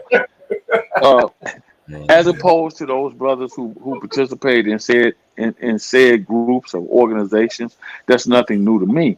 My thing is this: you cannot tell me that there are 50 plus million black men and black women. Said 50 plus million right here in this country. X amount of men and X amount of women. X amount of single men. X amount of single women. X amount of people from all different backgrounds, all different social and economic levels. You can't tell me that as a black man, you can't find an African American or black or American woman to deal with. Can't tell me that. You can't. It's impossible. Because for you, let me finish. Because for you to tell me that, you would have to tell me that you've been to every city in every state in this country for you to tell me that. Now, I want to propose a question to you, General, because you say you've been around the world, and I think you favor that Sharia law. I ain't going to quote you on that, but I'm going to just say, fuck it. Now, a black woman from Texas and a black woman from Ethiopia is the same because I can pay $60 for that pussy. Is that what you're saying right now? Because you said that, no. Yes, you can deal with a woman from America, but you can also deal I'm saying that you are correct. You can find, just like you can find some black women from Texas and some black women from Ethiopia that will sell you the pussy. You will find some black women from Texas and some black women from Ethiopia. We're talking about $20 bills, sir. Answer my question. Listen, are these hoes ratchet worldwide? God, here we go. That's what I want. Are these hoes ratchet worldwide, or is this just an isolated incident in America? Now, you mean to tell me that these I don't mean to speak on the passport, bros, but they say you can go over there and find the found of you, or you can find some gold. You can find a woman that's gonna be with you. She ain't gonna divorce you. She's gonna have your children. It's gonna be a happy life. But you're telling me that woman that you dream about going to this far distant land in Phoenix, or she might be selling her pussy for $60, nigga. She might be some ratchet Cardi B, Megan Thee Stallion, Texas ass bitch. Are you telling me? Hold on. Let me answer this question. I'm gonna ask you a question. So I would answer that question like this: you got gangbangers that will kill you over $5 worth of fucking crack cocaine in Texas, right? Right? Hello? Let me see. Hello? Yeah, I'm thinking of Eric Oak Cliff. Oak Cliff, yeah, you would get killed over crack. All right. Okay. Yes, sir. So you don't think that there are Ethiopians in Africa that will kill you over a $5 banana, then, do you? I don't know. Now you got your answer. Bananas, but now you got your now you got your answer. Very possible. Yeah, anybody. God damn it. I didn't think about the crack being the banana. I didn't think about the passport. This Ethiopian bitch wanting a better life as this bitch in America wanting $60. I didn't think about it. Wait a minute. Let me tell you something. Hold on, bro. Let me tell you something. Let me give it to you like this, right? Right? Let me give it to you like this. The Ethiopian bitch that you talking to don't even cost $10. Yeah, right. See, I'm space and opportunity, sir. You know what I mean? Listen, think about it. The dudes that profess this passport shit, right? They go to other countries, third world countries, and they buy like the $60 hole on the corner in Texas has a stove in her house. Who got feedback? Yeah. You know what I mean? So you know what I mean? So I think General got no feedback. I think you need feedback. So if you go to these countries, just to pick wet, these niggas gonna pay. If they go to be around the civilization or to learn the culture, and they make friends, like the men in that country, they're going to get a nice woman. But don't make this no mistake about it, right? Broads from third world countries, they play the long game. I've seen it done multiple times. You know what I'm saying? Not all of them play the long game, but a majority of them play the long game. And if you're rolling up and the chicks all up on you and jumping on you and shit and all this extra shit and whatever, she trying to get the fuck out of Dodge and get on her motherfucking grizzle. 90 Day Fiance is a thing for real. It sounds like Sharia law is a thing for real. Shoot niggas that don't agree with you and tell hoes what to do. That's what I think of when I think of Sharia law. I think of a bunch of niggas doing what the fuck they want when the fuck they want to do it. Listen, Sharia law ain't what you think it is, right? Don't. I'm being vulgar when I speak about this, but I'm just saying, who the fuck gonna tell them otherwise? No. But I'm trying. I live overseas, right? I've been over here for 20 years. Been about the same places that the general's been, but I lived overseas. Sharia law ain't what you think it is, okay? Right? See, by virtue of Sharia law, if they catch you paying for pussy, your ass supposed to get fucked up. See, Sharia law holds the women accountable, but it actually holds the men more accountable. And that's why I say, niggas want a patriarchy, but they don't understand that more men commit suicide under patriarchy than any other form of social thing, because men hold men accountable more so in a patriarchy and grind them into dust. Everybody want to be a Spartan until they have to be one. Right? It's pretty bleak that you would say somebody couldn't fit into society. They would choose a coward's route by eating lead paste. But I don't know, man. I'm just telling you what it is, right? I live in Japan. I live in the patriarchy, right? Most of the people that commit suicide are men. Facts. You know what I'm saying? That's definitely a fact. It's a fact, right? And it's actually a form of honor. If you was to go to work right now and you have your family and you incurred debt and you know you can't pay it, right? They will go after your family to pay it. They will go after your in-laws to pay it. They will go after your mom and dad to pay it. You will be shamed because guess what? You got to pay it. Matter of fact, there's a princess right now of the royal family. Her presumed to be husband, right? His mother incurred debt. He's in Yale, right? He graduated from Yale. He does business and all that. They summoned him back to Japan, made him stand in front of the nation and apologize for his mother's debt, because by virtue he's the man and he's the head of the household, and he's supposed to incur that debt before he even thought about marrying anybody. And if he doesn't set the example marrying to the royal household, who else can they hold accountable? And he had to say, I'm sorry, bend the fucking knee and go pay the fucking debt off, even though he didn't incur the fucking debt. And he been living in his mama house for 10 to 15 fucking years. He been living in the fucking States. And he was taken care of, right? See, that's a patriarchy. Everybody wants it, but nobody want to participate in it when you got to do the other shit. You know what I'm saying? I see it all the time. What I'm basically saying is this. What goes on there goes on anywhere else. What I want to know is... I want to argue that fact, because suicide is not honorable amongst Western culture. No. I'm saying, it's more honorable to live than to kill yourself. Listen what I'm trying to tell you, right? Different from the West. Fuckery happens everywhere. Right now, there's a bitch sucking a dick somewhere for a lollipop and a Snickers bar, right? Yeah, it's easy to eat lead paste, but it's hard to get up every day and live for. Yeah, I can die for somebody I care about, but will you live for them? I have a different moral code. What I'm basically trying to tell you is the reason why these men do that is because when they die, the debt goes with them. That's why they do it. Now, what I'm trying to basically explain to you is this. Why don't sometimes women do fucked up shit? Men know that they do fucked up shit. But this is where I flip it another side, because I don't discount what that goes on. When don't we put proximity into play, right? You ain't got to go too far out. Maybe you need to change the people you're hanging around, just in Texas.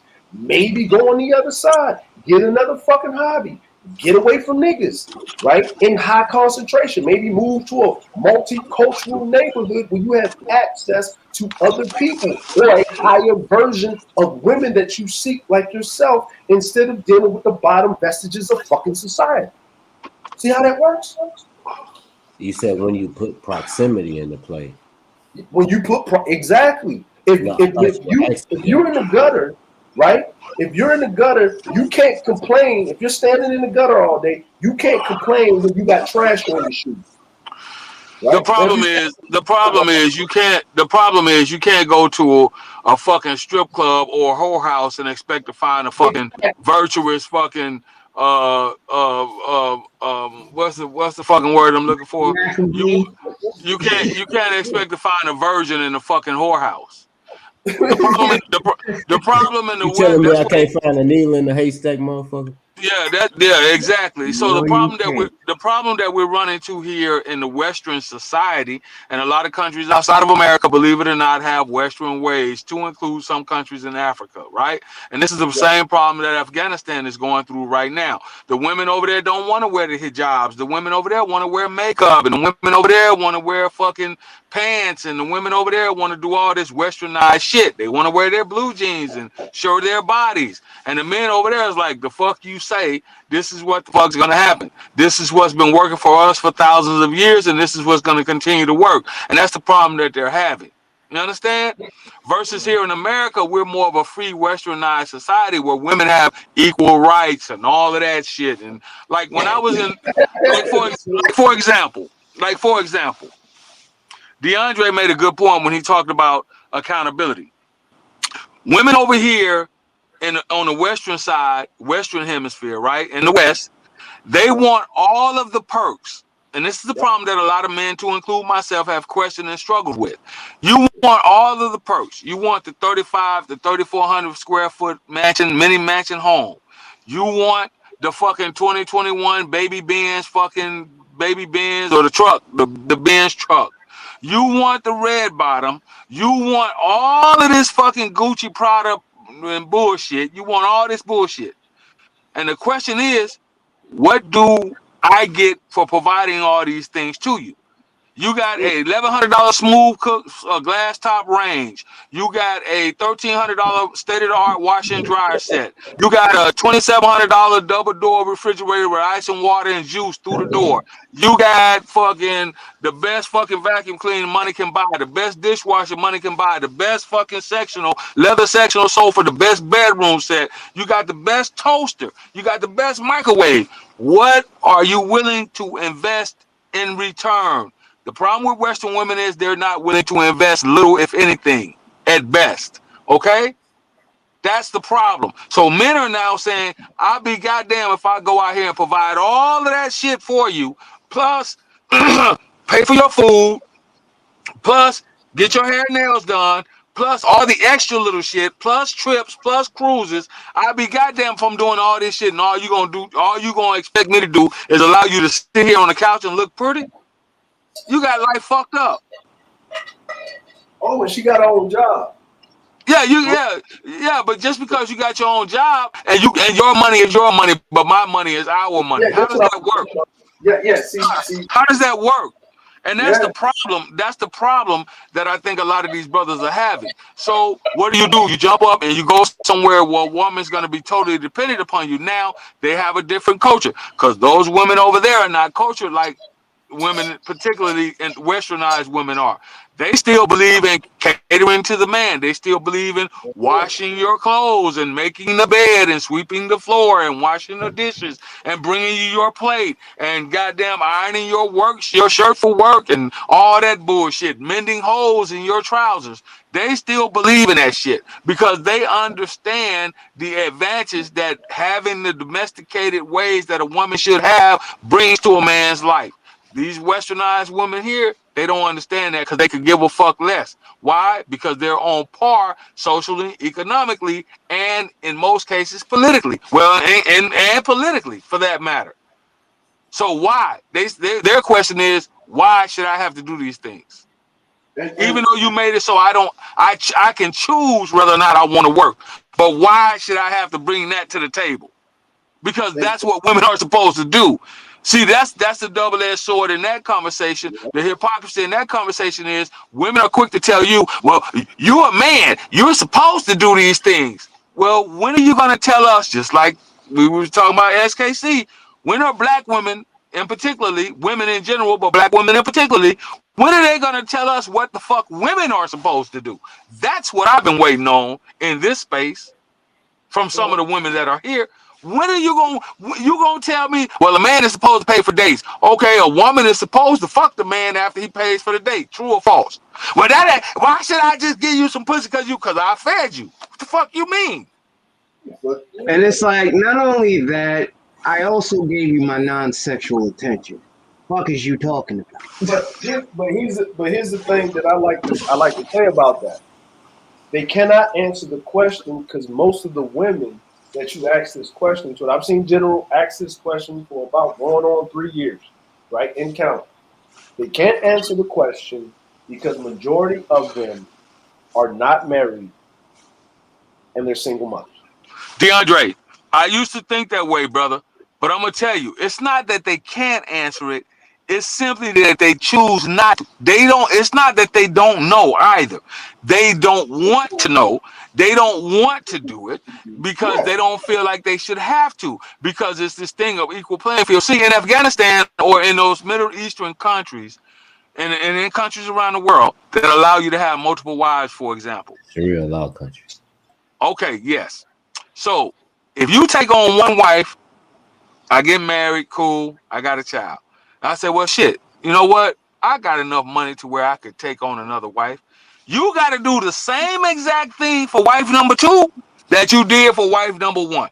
So if you put wife number 1 in a nice big house, wife number 2 gets a nice big house. If you put wife number 1 in a goddamn Rolls Royce, wife number 2 also gets a Rolls Royce. Speak that language, but you got to pay the cost to be the boss. Shit, that's yes. And actually, General, give you a little bit of pushback, you know what I'm saying?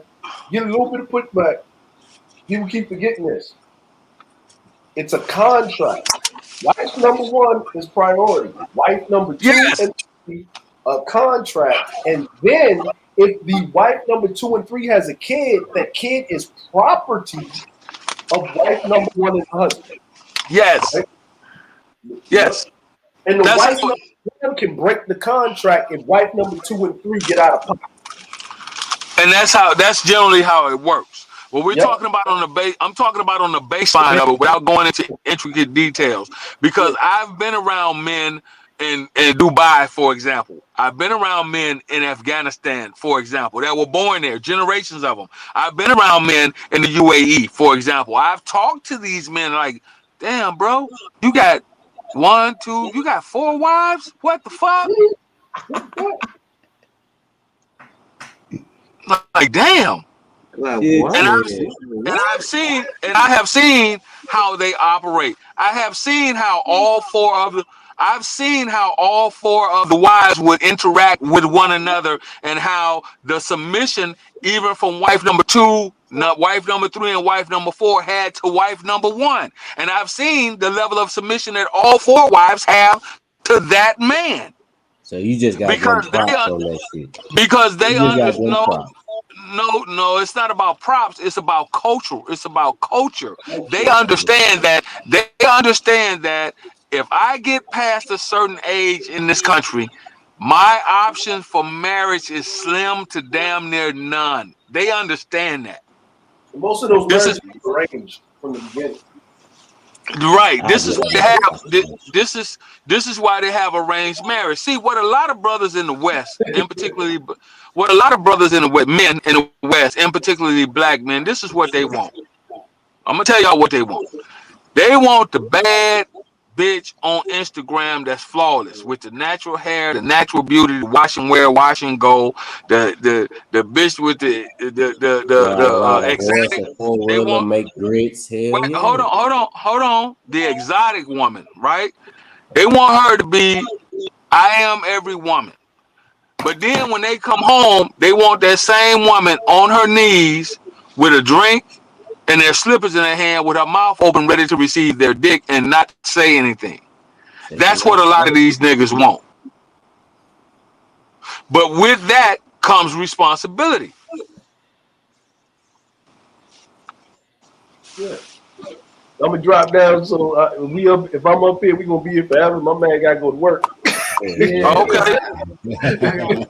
Yeah, man. Hey, good conversation, man. I'm gonna subscribe and I'll be back. Hey, man. Thank you, General. Thank you. Thank hey, you. DeAndre. I think DeAndre did. He'll be in the chat though. All right, hey, I tell him I dropped my email in the back, man. So it's there. All right. Yeah, good luck. All right, bro. Man. I'm out. Y'all be cool, man. All right, man. Yeah, man. Shit, fellas. Thank you, everybody that came in. You know what I mean? I know Sir's probably knocked the fuck out. Yo, Sir.